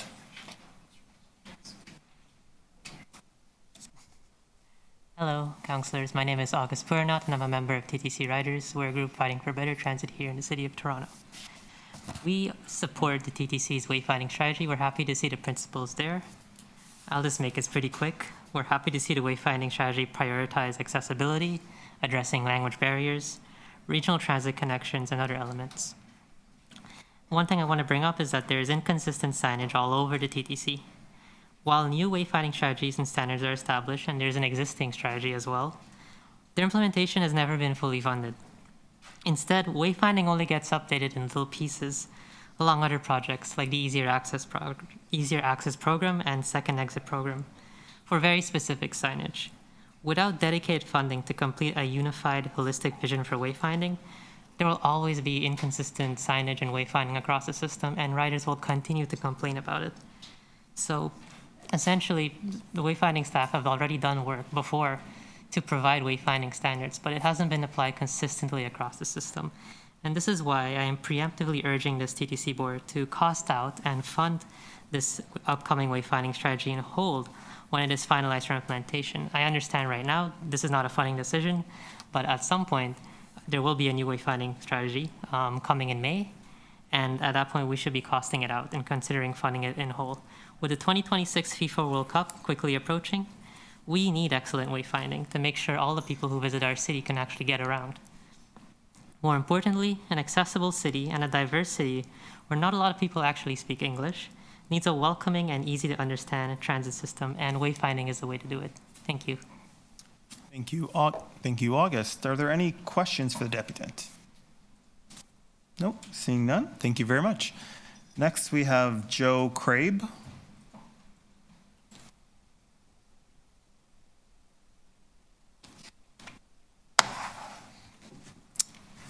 Hi, Joe. You have 5 minutes. Thank you. Good afternoon, Commissioners. My name is Joe Crabe. I'm a proud worker in Toronto's film industry as well as a volunteer with TTC Riders. I just want to second everything that August said. Wayfinding is like the front door to the TTC. It greets riders to the network whether they are lifelong or first-time users. As a front door, and this front door is badly in need of a facelift. As you'll see on the reference images that were provided along, I'm also happy to share those during questions afterward. The system is too often an inconsistent hodgepodge of various standards from many eras overlapping on top of each other. It's gotten to the point where some riders have taken their own hand-drawn wayfinding to help others navigate the subway system. On surface routes, things are even more dire. To use the example of the closest stop to my house, there's a pole with a TTC logo and a number. If you're a frequent user with myself, you might know that the number 92 is for a bus route that goes north on Woodbine to Woodbine Station. But a rider using the system for the first time would simply have no idea how to interpret this. Ridership growth is critical to relieving congestion, achieving the city's climate goals, and creating more farebox revenue for the TTC. However, if the system is to attract new ridership, then it is absolutely paramount that we have a strong, consistent wayfinding standard across the entire network. We cannot treat the system like a puzzle to be solved for insiders only. Frankly, there's no better deadline to get our house in order than the upcoming World Cup games in 2026. With the eyes of the world on our city and a flurry of visitors arriving from around the world, we'd really, really like those people to be taking public transit and not further clogging up our roads. So we need to make sure that our wayfinding is meeting the moment. I know that compared to massive capital projects, improving service, and desperately needed infrastructure repairs, wayfinding can seem like a niche aesthetic concern, but it's much more than that. Better wayfinding makes our system more accessible. A consistent, thoughtful use of visuals that draws on international best practices helps create a universal language of navigation that works just as well whether you speak only English or no English at all. Improving audio announcements on board trains and on the platform will benefit not only those with visual impairments, but all riders. One of the admirable aims of the proposed strategy is to better integrate wayfinding between the physical and digital sphere. It is important that changes like route diversions, planned and unplanned, are updated in the GTFS data provided to third-party transit planning apps. The more information, the better. However, I don't want it to get lost that riders should not have to rely on third-party apps once they are at their stop or station to do the job that proper wayfinding should already be doing.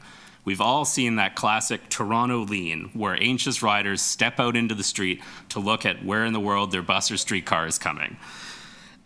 Real-time next vehicle information is a necessity at all surface stops and not just a luxury for those with a smartphone and data plan.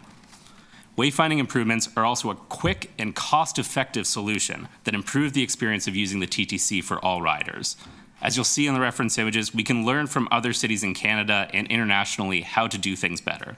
For example, in Vancouver, the rapid bus stops include line maps, signage with route names and destinations, and a simple e-ink display for next vehicle arrival times. It's nothing fancy, but it looks incredible, and most importantly, it's easy to understand and it works. Underground, placement of signage to effectively and intuitively guide riders through the system with ease is key. Necessary signage must be placed at decision points, redundant information should be avoided, and the navigation should follow a clear logic and avoid confusion.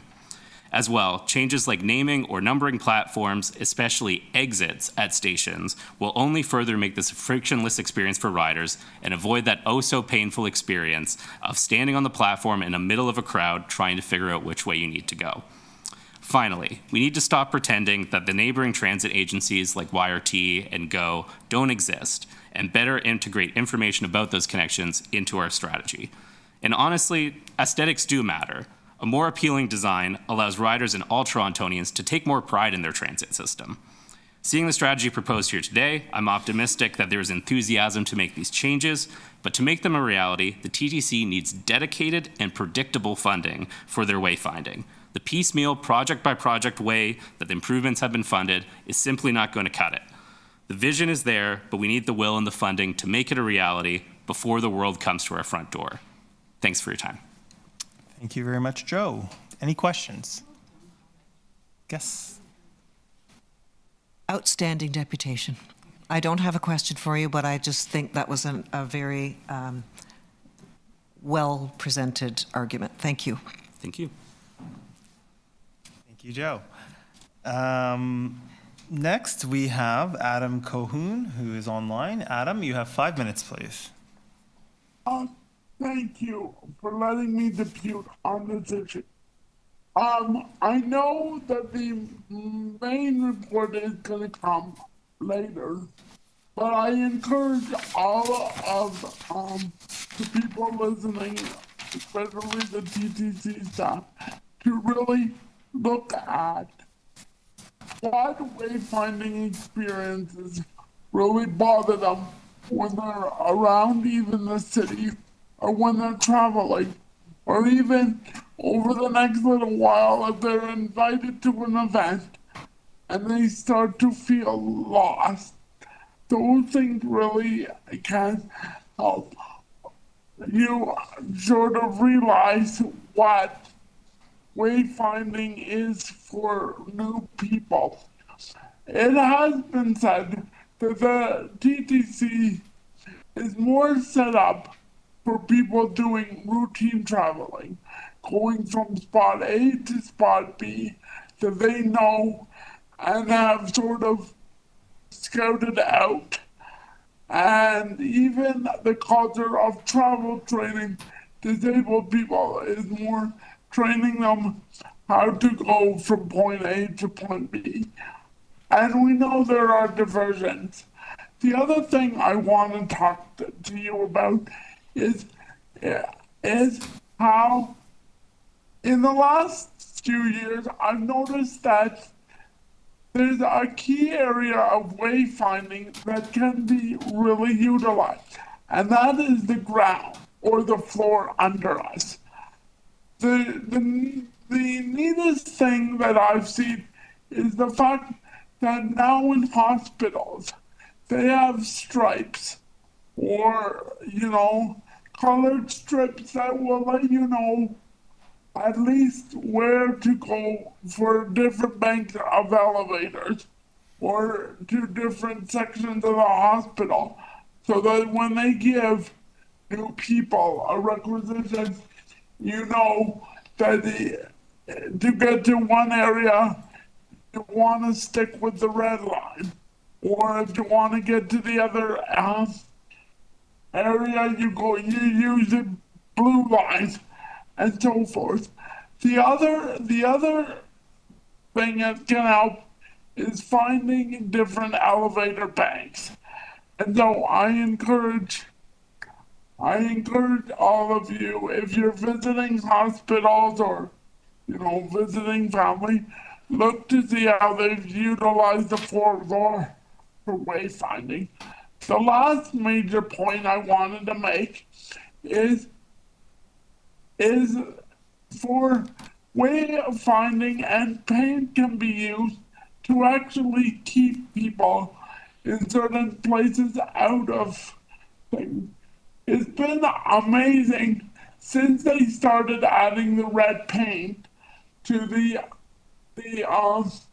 dedicated streetcar lines around Cherry Street, how there have been fewer vehicles that have been driving up and down them. It hasn't totally stopped it, but it has stopped it a little bit. And it worked on the Esplanade while the red paint was there. I know with the gas line constructed, some of that red paint was taken away, but if you put it back, I think it won't let the people know that they cannot go in that area, and that's for TTC vehicles and emergency vehicles only to utilize that part of the road. I would recommend them even finding a color scheme for King Street, and maybe some of these issues along King Street would be solved a little better when people could constantly see where they shouldn't go.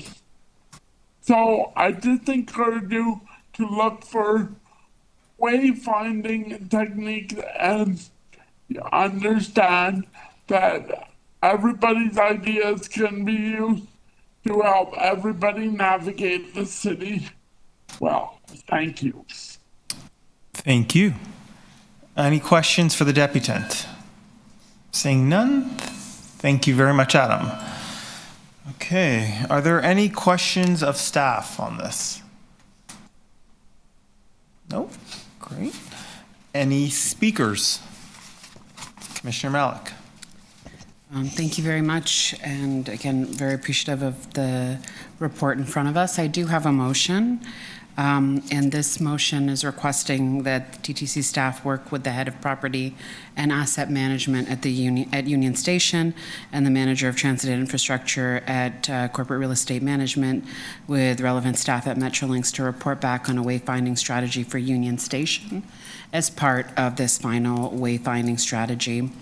I'm really appreciative of this update on the wayfinding strategy, particularly the support of multimodal and multi-agency trips. And as our speakers so eloquently put, how important wayfinding is. This isn't just a matter of aesthetics. It is about what we are saying when it comes to our sense of welcome and accessibility in inviting folks to use our transit systems, and for users who know it well to continue to make sure that it is the best way to get around. And this is especially crucial for Union Station, where we collaborate with Metrolinx, with the city, with taxis and rideshare and bike share as well.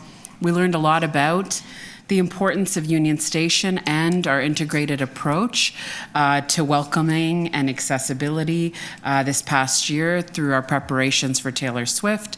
The FIFA World Cup was mentioned repeatedly, and I know it is top of mind for so many of us. And the work and the focused attention on Union Station can help us continue to strengthen our efforts around making sure that everyone is able to navigate that space to get to where they need to go in a seamless way as possible. And of course, for as a local councillor for Union Station, I do hear a lot about the confusion or the frustration about the wayfinding there, and there have been incremental steps to improve that, but on balance, we are still seeing that that is such a crucial issue. And as we prepare to make sure that that we are inviting more people not to just visit Toronto for the first time, but to come back again and again, that first impression is so critical, that we make our transit systems and our downtown as easy to navigate and to understand, and to make sure that that is something that we can also use as an excellent example of how transit systems should work with our counterparts in other jurisdictions as well. And of course, the TTC system will be better for it. This report in front of us shows what a considerable difference good wayfinding can make. It makes it easier for people to be able to get around, to see the work that is happening around integration and about the changes to routes and the improvements being visible as well. I look forward to the support of my fellow commissioners for this motion and for the report back. Thank you. Thank you. Are there any questions seeking clarification? No. Seeing none. All those in favor of the amendment? Opposed? Carried. Item as amended. All those in favor? Opposed? Carried. Great. We will now go to item 6, which is the fare collection update. And we have a speaker on this item, Adam Cahoon. Adam, please go ahead.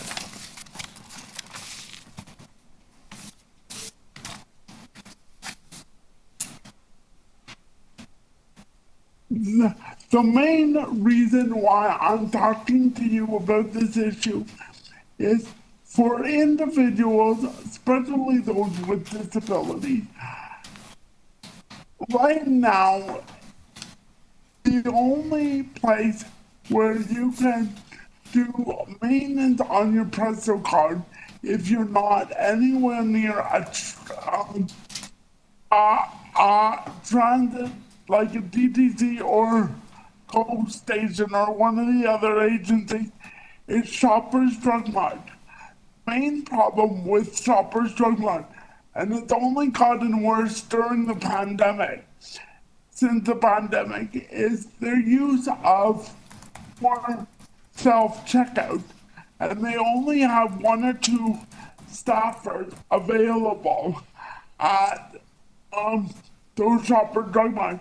And because I actually live near the Shopper Drug Mart in the St. Lawrence neighborhood, they are notorious for any time anybody comes in with a Presto thing, they're like, just go to Union Station, just go to Union Station, deal with your issues there. My wondering, I know there are certain things that cannot be really changed in the contract, but from what I understand, the TTC and the City of Toronto could be setting up more customer service terminals for people at libraries, recreation center, and other city-owned property without violating the Presto contract.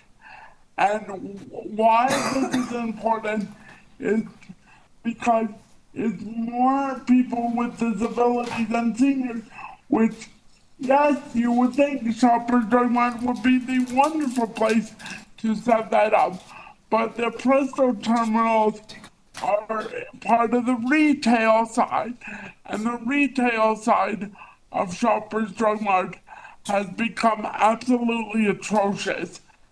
as with a lot of the Loblaws places, they've been making cuts to the customer service area. So I really want the city to investigate what options they can do to have terminals for staff to help us add money and do other things at city-run places, i.e. libraries, recreation centers, and civic centers. Thank you. Thank you, Adam. Does anybody have any questions? Nope, seeing none. Thank you very much. Are there any? So that concludes the deputations on this item, and we will now move to question. If there are questions on the confidential materials, does anyone have questions on? Okay, so we'll hold this because we're going to go into in camera later on. So I'll just hold this item down. But does anybody have any questions they'd like to ask in public? No. Just hold this. Okay. So next is item 7, I believe.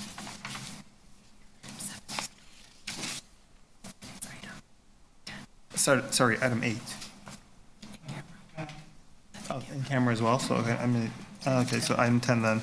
Okay, so now we're going to go to item 10, addressing service delays on the TTC by Commissioner Josh Matlow, seconded by Chair Jamal Myers. We have speakers on this item, beginning with August Perinoth. A reminder to the deputants that you have 5 minutes to address the board.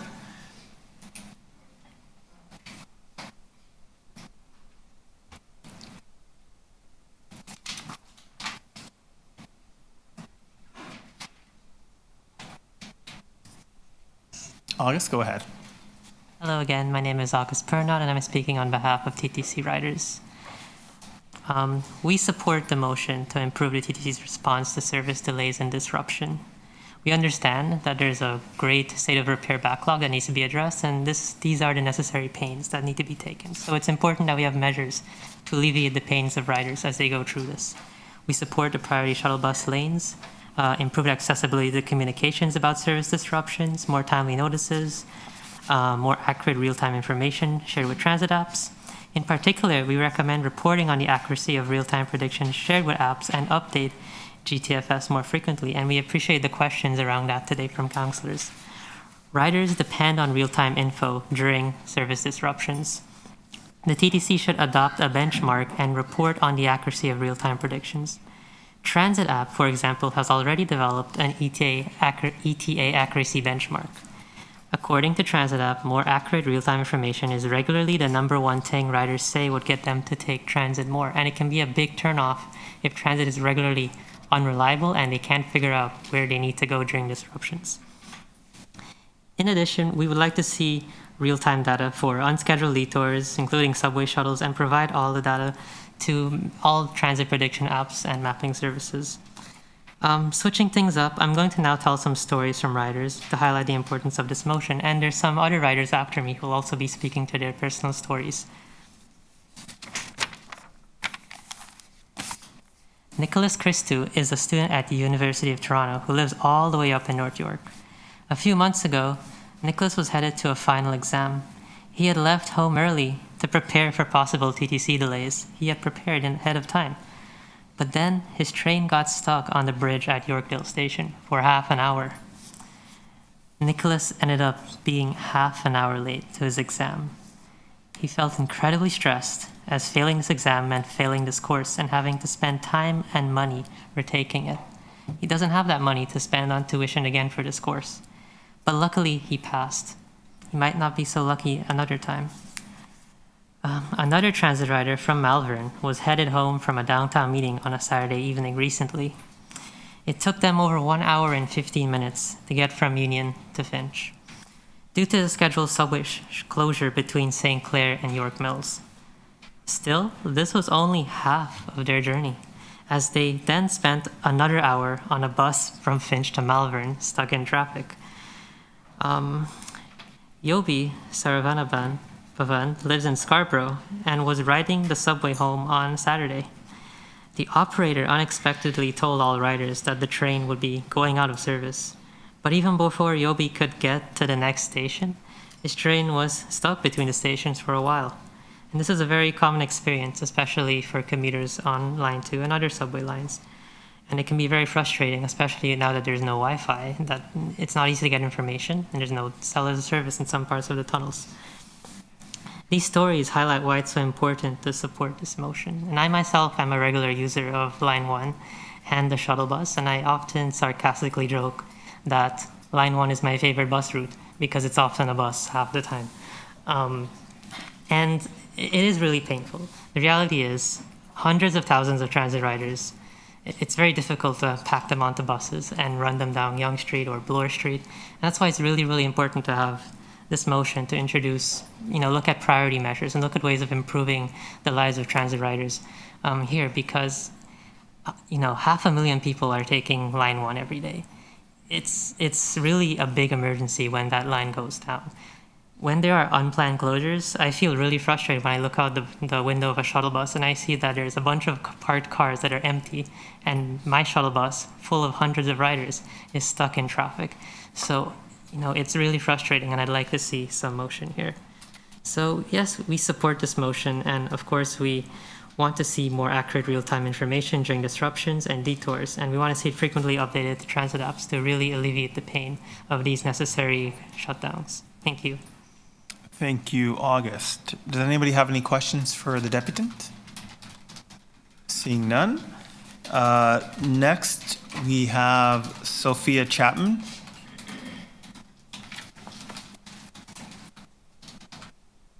And then after that, we have Amber Jo Stevenson.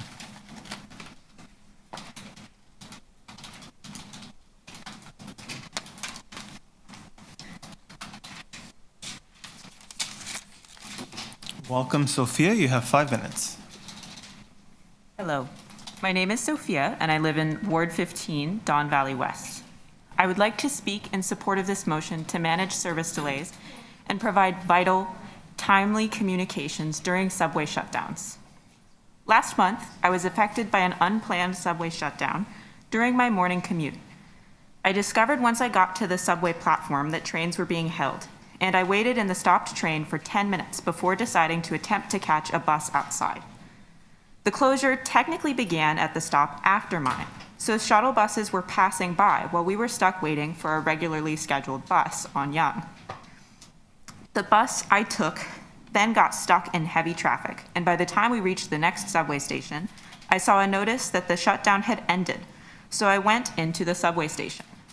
I managed to get onto a train just before the doors closed. Immediately, I heard an automated announcement that this train would be turning back, and I saw that the LED system map indicated this was true. I began to panic and looked at getting an Uber, as I was already running at least 30 minutes late, even though I would not feel comfortable spending the money. Thankfully, the train did not turn back and proceeded as normal, but I still wound up running an hour late that morning. I was so thrown off that I forgot to tap off the GO train I took to Etobicoke, causing me to receive a $12 charge instead of a $3.71. When you're in a hurry, the updates about service adjustments need to be clear, concise, and widely available. I rely on Google Maps or the Transit app to plan my trips, and updates about service changes are inconsistently available there. Normally, I rely on Twitter for updates, which I've found to be more dependable. Recently, though, there was a planned subway closure over the weekend, which was not posted about on Twitter, and so I was late to a community event, causing 15 people to have to wait for me. If there were priority bus lanes along my subway route, I would not have been so late in such instances. I would have a much more reliable commute, and this would ease the pain of planned subway shutdowns, which I understand are necessary to keep the system in a state of good repair. As I mentioned in my story, sudden unplanned shutdowns can impact adjacent stations not within the shutdown. Shuttle buses are needed at adjacent stations to properly manage these situations. I would also like to mention that in similar situations, more information about time differences caused by slow zones would be helpful for riders to plan their trips. Additionally, more information about streetcar and bus diversions in real time would be very useful. When I lived near the Distillery District, sudden changes to streetcar routes in the morning were very difficult to find information about. Even a small change in which street corner a bus is on can be the difference between making it to work on time or not. Further, I would love to see greater investment in visual communications, which are needed for folks who are deaf or hard of hearing. This would improve the experience of all riders, especially since announcements on subway cars are not always discernible. Anything less than real-time communications is dysfunctional and unacceptable. I strongly support this motion and urge councillors to vote in favor of it. Thank you. Thank you, Sophia. Does anybody have any questions for the deputant? Nope, seeing none, thank you very much. Next, we have Amber Joe.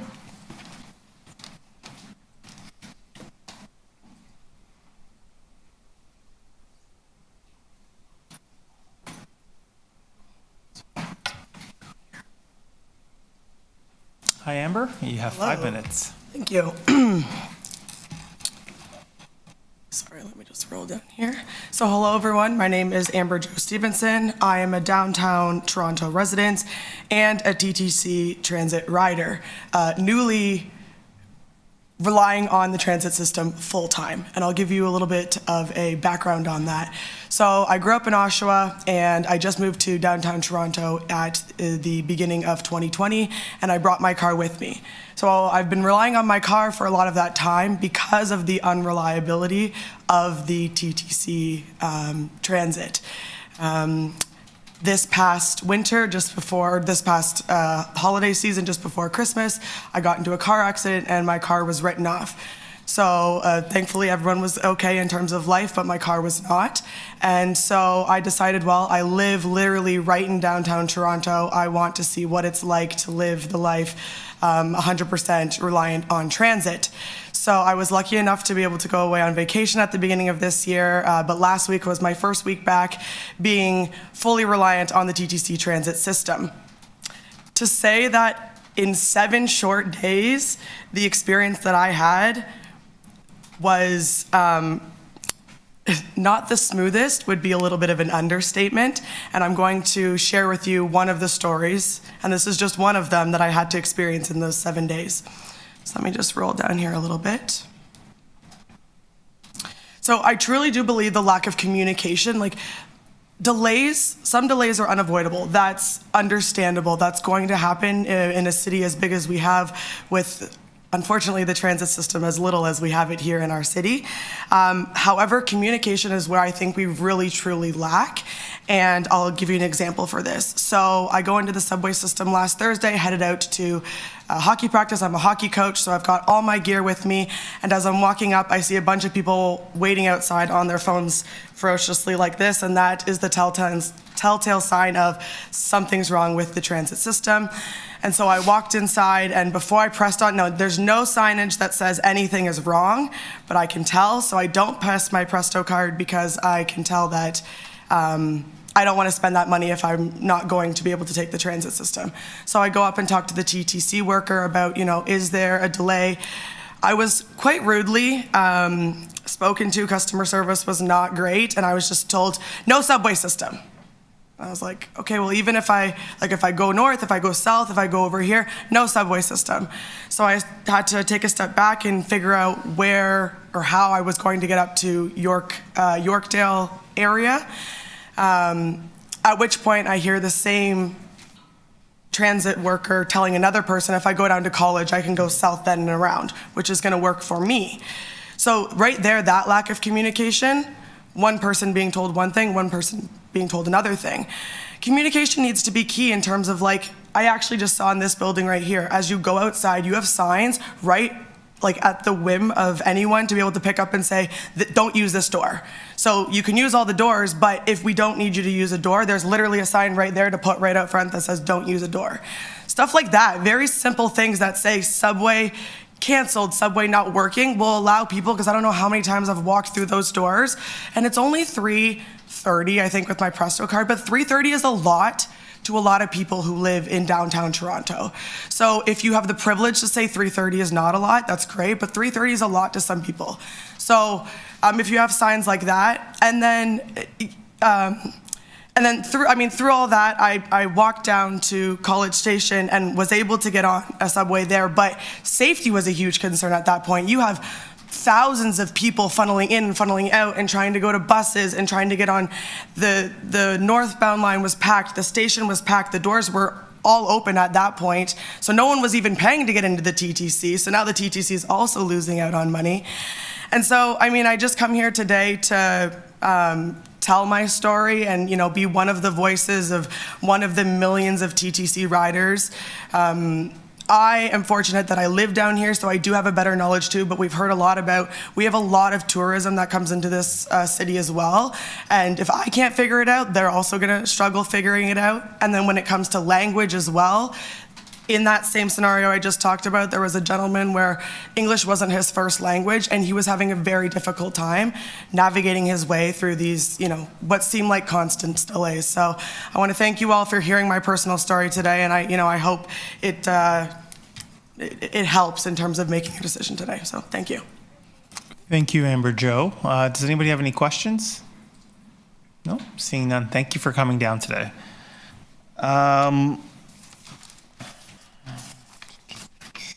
That concludes the deputation of this item. We will now move to questions. Does anybody have any questions? No? Commissioner Osborne, 5 minutes, please. I was going to make it in a comment. I don't have any issues with any of this. I'm very curious, though, to know what the numbers are here. Like, I know these things are happening. I'm assuming when you say it's more than usual that is indeed true. But I'm also curious about peer transit organizations. Like, are we really stinking the joint out compared to other places that have subway systems? I think it would be a useful point of comparison so that I think we've already clearly, we're sounding the alarm, but maybe we need to sound it louder.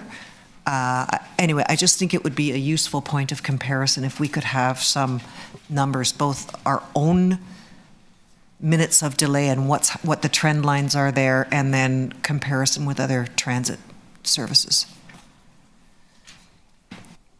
Thank you. Does anybody want to take that? Through the chair, we're happy to include that analysis in whatever comes back. Is that all your questions, Commissioner Osborne? Yes, thank you, sorry. Commissioner Sachs, 5 minutes. Yes, thank you. I remember about a year ago, I think it was, somebody told us that about 2/3 of the delays on the subway system were due to disorderly patrons. Is that still true? And how much of that is due to unauthorized access to subway tracks, which is called out in item 5 here? Through the chair, and Ford can help me out or fact check me on this. A large number of most of our delays, or the largest number of our delays, are caused by people, and that would be passenger disorderly or customer disorderlies, or sometimes also unauthorized on track. And so that is around 60% of our delays would be caused by those two sources. I can get you the breakdown of each of those, but I just don't have it at my fingertips. So I don't speak out of turn. Is unauthorized access to the tracks, it's very disruptive when it happens, but is it a major cause of delays? It is a significant cause of delays, through the chair, is a significant cause of delays, but it also is a significant cause of time that we are delayed because the track needs to be cleared before we can resume service again. Right. Have you mapped the locations where these unauthorized track entries occur so as to identify what we can do about it? Through the chair, we have done that, and so we know where they do occur and have begun to redirect and dedicate resources to those areas. So there's more heightened security and other staff people in those areas to try and mitigate against that. Can you give us some sense? Is it all over the place, or is it concentrated on a small number of key locations? Is this a general problem, or is it a focus problem? Through the chair, and not to encourage any copycat behavior, but it is somewhat focused on certain stations, and so there's certain stations where we clearly see more instances of unauthorized at track. Some of that we think is just basically the layout design, things like that. Some of it might be complex problems that we have in and around where that station is located, but we do know where those are happening, and happy to share that with you. All right. Do you have an action plan for resolving those access points? Through the chair, we are developing a plan, I would say a more robust one that is more targeted at those points. As I think most commissioners know, we have a very open system in terms of our stations and in terms of our track. And so while we would love to be able to say that there's an easy physical infrastructure fix to that because of how permeable we are as a system, it will take more analysis, and we're undertaking that right now. And I certainly want to echo Commissioner Osborne's point that, has anybody else got this right in terms of the communication and announcements? Have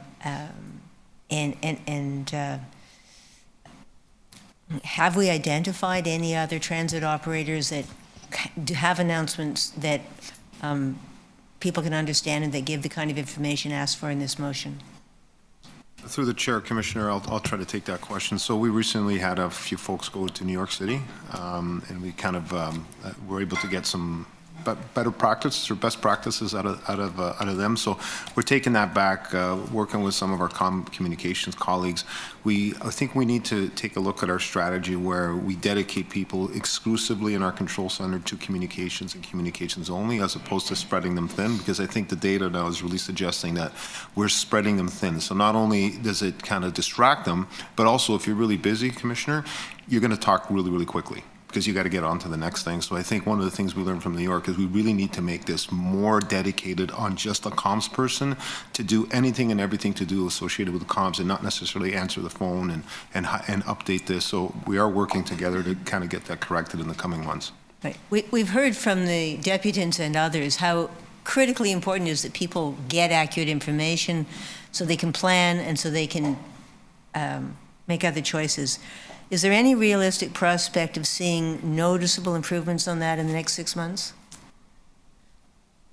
Through the chair, I think with the dedicated resources that we spoke about, along with just emphasizing the training, I think you will see some marked improvements over the next six months. I think from a technological perspective, I think the Station P announcement upgrade should be done by the end of the year, which I think will go a long ways on that. And then the upgrade, or if you will, the procurement of the new trains will also help as well, because some of these are technical issues that we think we can resolve. But we're focusing very much on the human at this point. I think with the work that we've got planned in the coming 6 months, I think we will start seeing some improvements. I hope so. Thank you. Any other questions? No? Any speakers? Commissioner Matlow? Excuse me. Thank you, Mr. Chair, and thank you very much for your involvement and your very active and strong support for this initiative. We as a commission, we as Torontonians, want a TTC that is reliable and safe and affordable, and one that people will choose to take and really see it as the better way. And what I hear and have personally experienced time and time again is that the system isn't reliable when there are consistent and far too often not only delays, but delays that leave people in the dark without knowing what their options are and where to go and what to do. And if you need to get to school on time, if you need to get to work or to a meeting on time, and if your livelihood relies on it, you can't take that risk. But you also may not be somebody who can afford or wants to take an Uber every day or be car dependent. So I fundamentally believe that if we want to encourage people to choose the TTC, then they need to know that they can rely on it to be able to get to where they want to go on time, or else they won't. And I've heard from so many people. I spoke to this woman at a station recently who told me that she's a PSW. And she said not only is it unfair to her when she's delayed, but her clients who literally rely on her support are waiting without knowing where she is. And when she doesn't have the relevant information that she needs to know, am I going to be 10 minutes late? Am I going to be 20 minutes late? Am I going to be an hour? then she can't even convey that to her clients who literally need her, maybe even to be fed. That's just one story of countless thousands of people who want us to take real, substantive, and realistic action, both to address the reasons, the root causes of the delays, both to mitigate the number of trespassers that we have onto the tracks, along with signal failures and maintenance challenges that we have.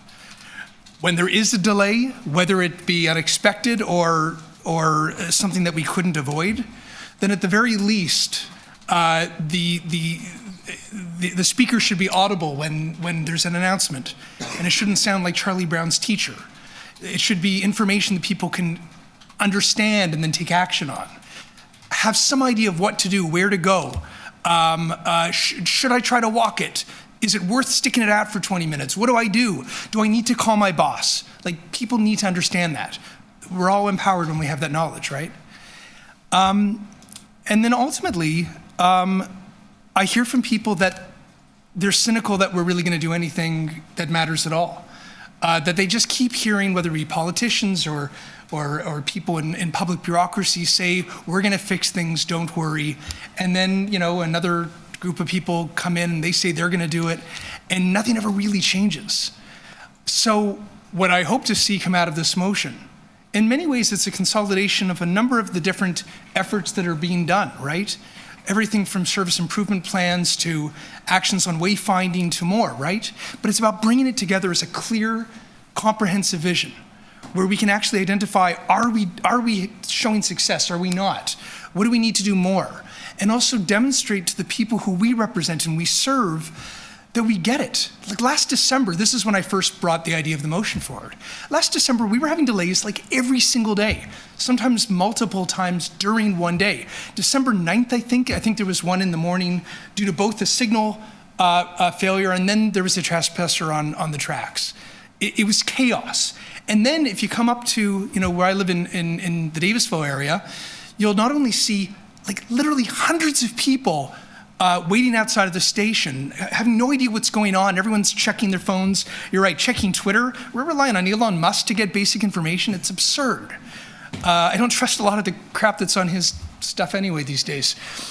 I digress. And then you'll see the shuttle buses start bunching. And then we've got another problem because they're not working efficiently. We need to address that. We also have if I may just have the indulgence of another 20 seconds. Lastly, we have a system, and one of the presenters mentioned earlier, unlike big cities around the world, our subway system is really tiny. Because, these big cities were big cities for the last 100, 200 years. We grew up after the Quiet Revolution, and, we burst from a provincial town into a big city, and we're still playing catch up with expansion. But what we should do, given that if one line is down, you don't have another option for another line, we need to be more creative with our service routes. Provide people, first of all, mitigate the delays in the first place. Then if there is a delay, communicate what people need to know to make good decisions for their lives. And then at the end of the day, make sure that then when they have that information, they have realistic alternatives to the delayed line so that they can finally get to school, finally get to work, finally be back with their families. And if we do all that well, we've done a damn good job. And that's what I hope we do today. Thank you. Thank you.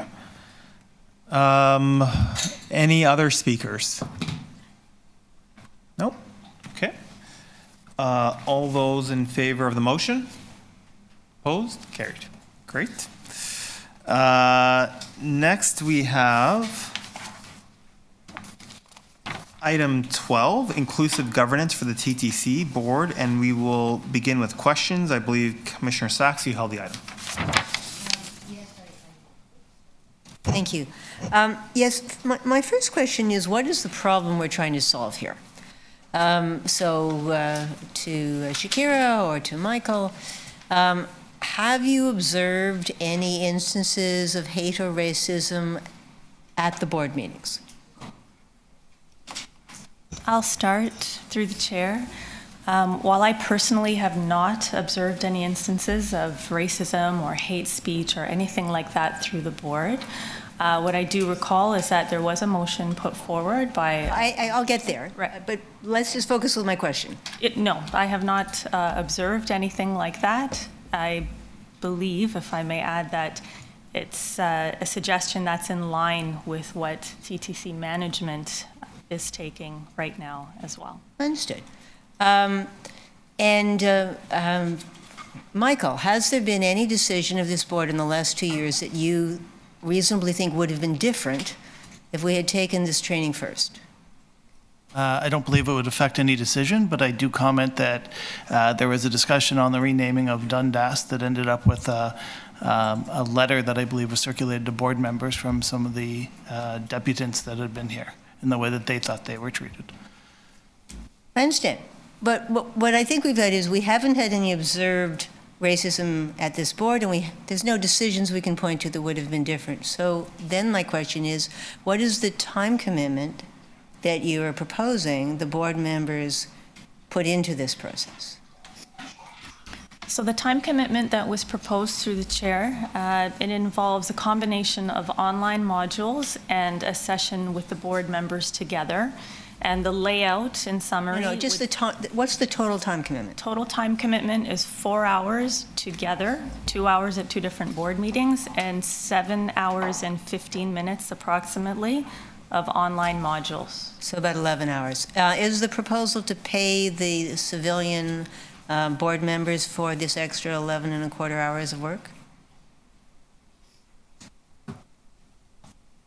Through the chair, citizen members are paid for their time participating in meetings only, so any time outside of a meeting wouldn't be paid for. Right. And were there any consultations with the councillor members as to whether we've got that much spare time?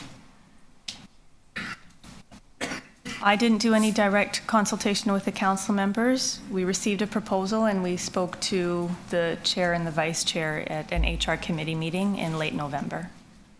What is the proposed deadline for this very large time commitment?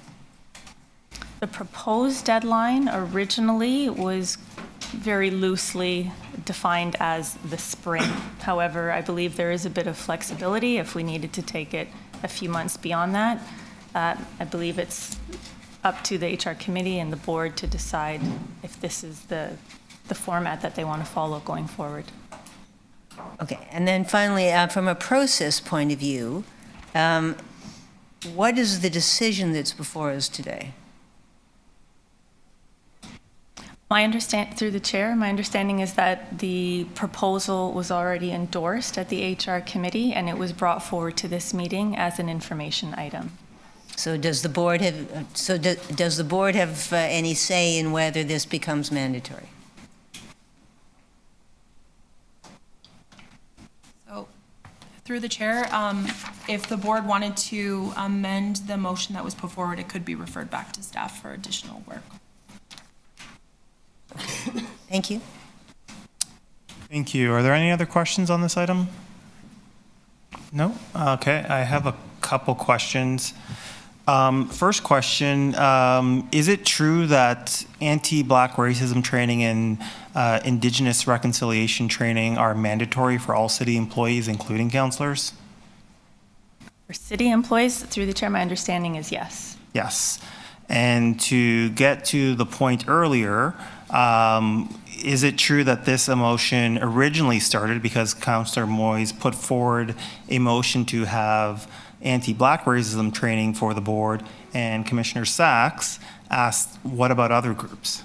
Which is how we ended up with this training, when you looked at it more holistically. Through the chair, yes. Okay.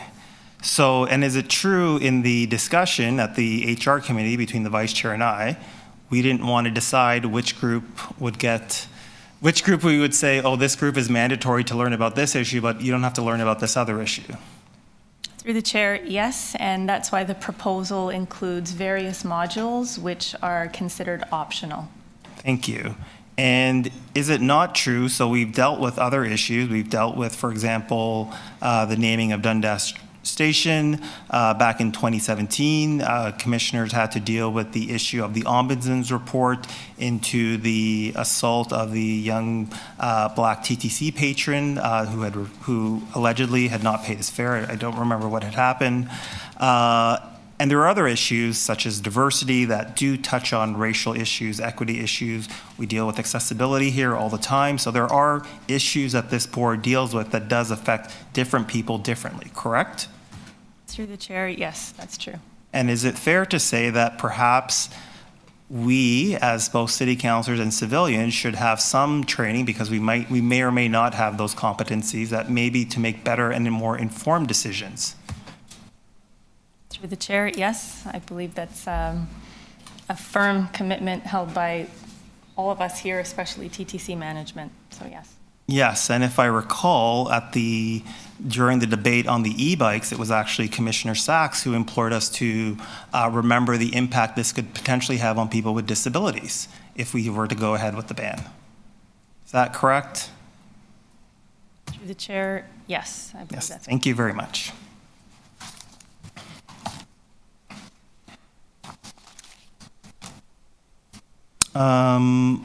Okay. Are there any speakers on this item? Commissioner Sachs, 5 minutes, please. I think that we have ended up with a response that is disproportionately large. I mean, those of us, everybody comes here with their own other obligations.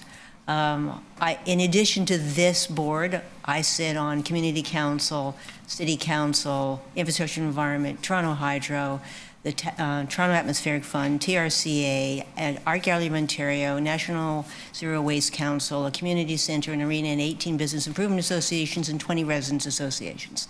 So asking for an extra 11 plus hours of mandatory training is a big ask. Councilors are already working every night and every weekend. And what is the problem that we're trying to solve? I think that the response is disproportionate. That's all. I mean, I'm happy to do some more training about hate. I have not observed any evidence of racism or hate at this board. I haven't seen any evidence of racism and hate in the way we treat deputants. I haven't seen any evidence of racism or hate in the way we treat staff. And I haven't seen any evidence of racism or hate affecting our decisions.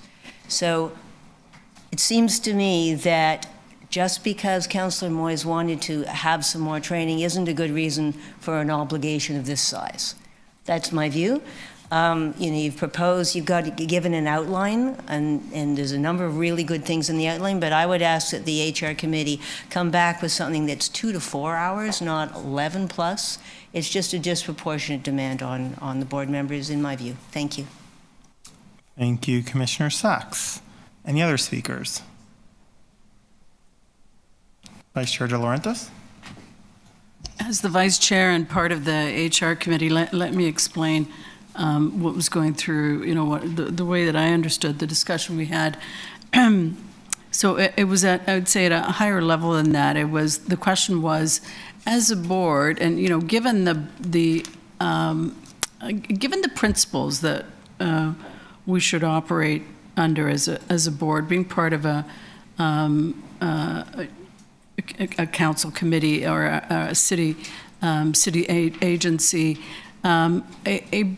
a big principle is the importance of the way that we understand what our role is and what our job is, but also what our duty is in terms of coming to the table with the right sensitivities and understanding what those sensitivities are, what those issues are.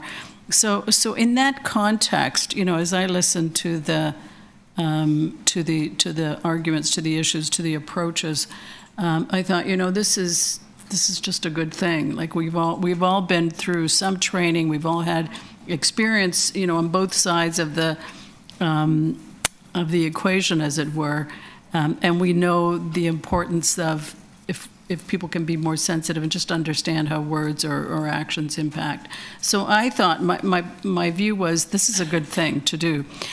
But what I also understood, and to your point about the time commitment, is that as counselors, you probably have received a lot of this training. So I think one of the questions is to go through it and say, well, you know, it's not really, like, I don't need 11 hours because I've already been through a number of these particular pieces of training, and reduce it down to what makes sense. I mean, I'm quite happy to take it back to the HR committee and say, let's be clear about what that could look like, and maybe work with the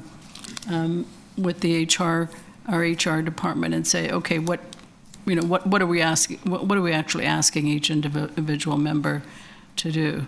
And so can be a little clearer about it, but be more sensitive about the kind of commitment we're asking you to make, particularly if you've already, if you've already done the training and understand what is required.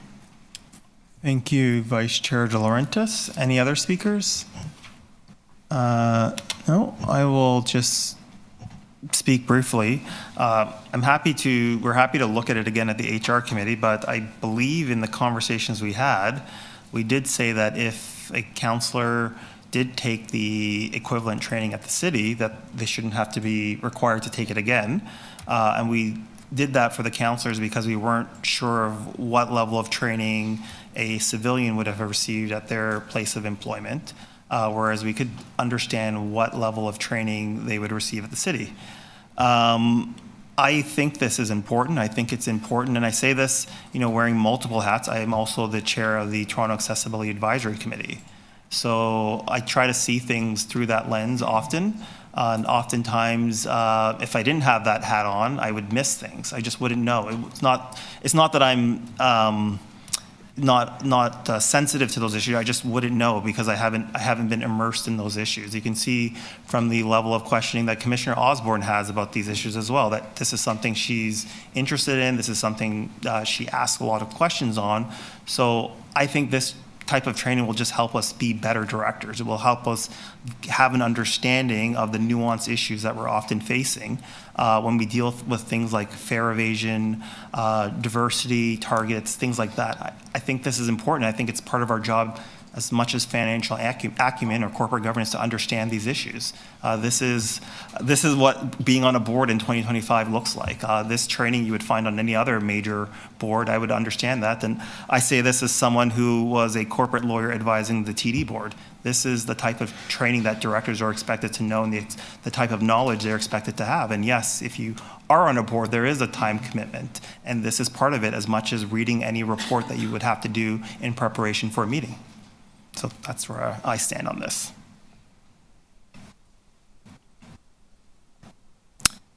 Any other speakers? No. So seeing no further speakers, can I please have a motion to receive the item? All those in favor? Opposed? Carried. Thank you. We will now consider item 11. Item 13, the TTC policy, the TTCO misconduct complaints. And we will begin with questions. Does anybody have any questions on the item? I just had a few quick questions. First, how are staff or employees going to be alerted to this information about the new policy? So through the chair, we don't have a comms plan formalized just yet. We wanted to make sure that everything was okay and it was well understood by members of the board, but we will develop a comms plan and I can share it with you to advise you in advance of going through with it. Thank you. And just to be clear, the new policy doesn't just cover allegations of violations of the respect and dignity policy. It's much more inclusive, and it covers, for example, fraud, waste, those types of whistleblowing allegations, those types of things. Yes, through the chair, all of the above, on-duty and off-duty misconduct. There's a clear definition for misconduct in the policy as well. Thank you. And just for context, what was the policy prior to this?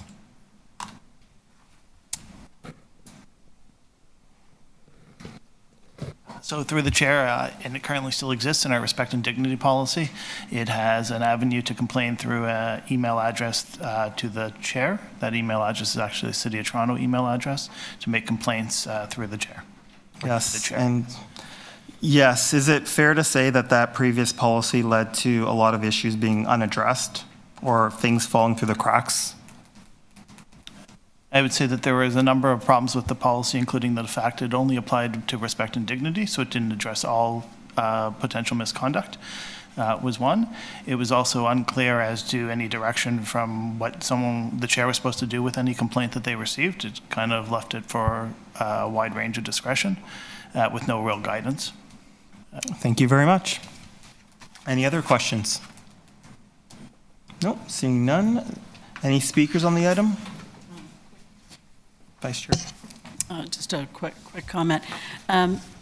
Just to provide context to the board, this is one of a number of HR policies that the HR team, Shakira and her team, are working on, and I just want to recognize that it's a big job, it's a big effort to modernize and review all of the HR policies. There are a number of them. And I think it's excellent work that has begun. And the point is to provide a lot of clarity and transparency around what the policies are so that everyone knows what they are to do. And we too, as a board, if there's an issue that is raised, then we know what policy to refer to. So I want to underline the excellent work that is being done, and that this will be part of that whole group. It's not a single policy. Thank you, Vice Chair. Any other speakers? No? Okay. I will just be quick, just to say, just thank you to Shakira and Michael. A lot of hard work went into this, as the Vice Chair said. It's a big step in the right direction in terms of making sure we have good governance, transparency, and accountability as to how we do things at the TTC and how we do things at the board. So I just applaud all of the hard work that went into this. I think it represents a good direction for the organization to be heading in. And with that, can I please have a motion to receive the item? All those in favor? Opposed? Carried. Great, thank you. So, Commissioners, I will now read the resolution to recess as a committee of the whole. Can I please have the clerk post the resolution?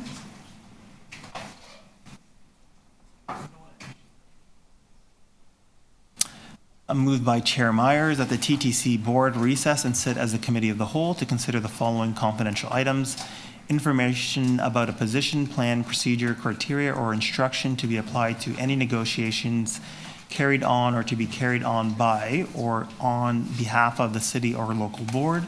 Item 6, fare collection update. Item 8, procurement authorization, Greenwood Shop end-of-life replacement paint and sanding booths. And about personal matters about an identifiable individual, including city or local board employees. Item 9, Chief CEO mandate. We require an in-camera discussion, and we will now move into closed session. I'd ask that any TTC staff not identified as participants and members of the public joining in person today kindly leave the room. We will return to the public session and the live broadcast at the end of this session. Thank you.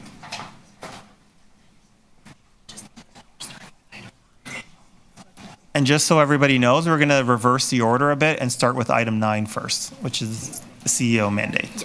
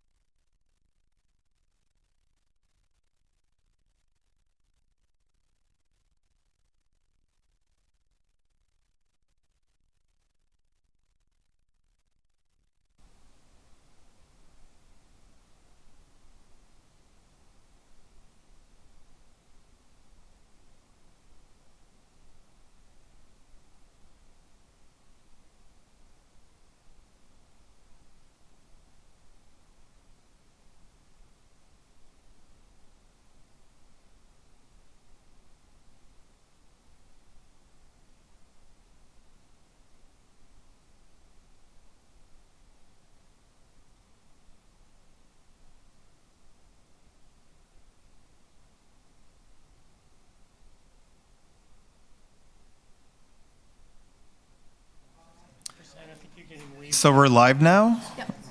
So we will now consider item 6, fare collection update, and seeing no, we will begin with questions. Seeing no further questions, are there any speakers? Seeing no further speakers, can I please have a motion to adopt the recommendations? Thank you. Commissioner Sachs, all those in favor? Opposed? Carried. Now on to item 8, procurement authorization, Greenwood Shop, end-of-life replacement, replace paint and standing booth. Does anyone have any questions? No? Any speakers on the item? No? Can I please have a motion to adopt the action taken in camera? Thank you, Commissioner Osborne. All those in favor? Carried. We are now on to item 9, the CEO mandate. Does anyone have any questions? Seeing none. Does anyone have any speakers? Seeing none. Can I please have a motion to adopt the recommendations? Okay, I'll choose you. Thank you. Vice Chair De Laurentiis, all those in favor? Opposed? Carried. That concludes the business of the meeting. Can I have a motion to adjourn? Commissioner Kim, thank you. All those in favor? Opposed? Carried. Thank you very much, everyone.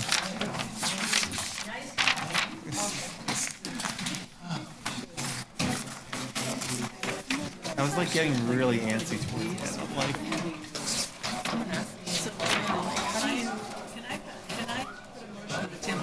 Anybody who leaves before the meeting's over is not allowed to make a motion yeah. for 6 months. Yeah.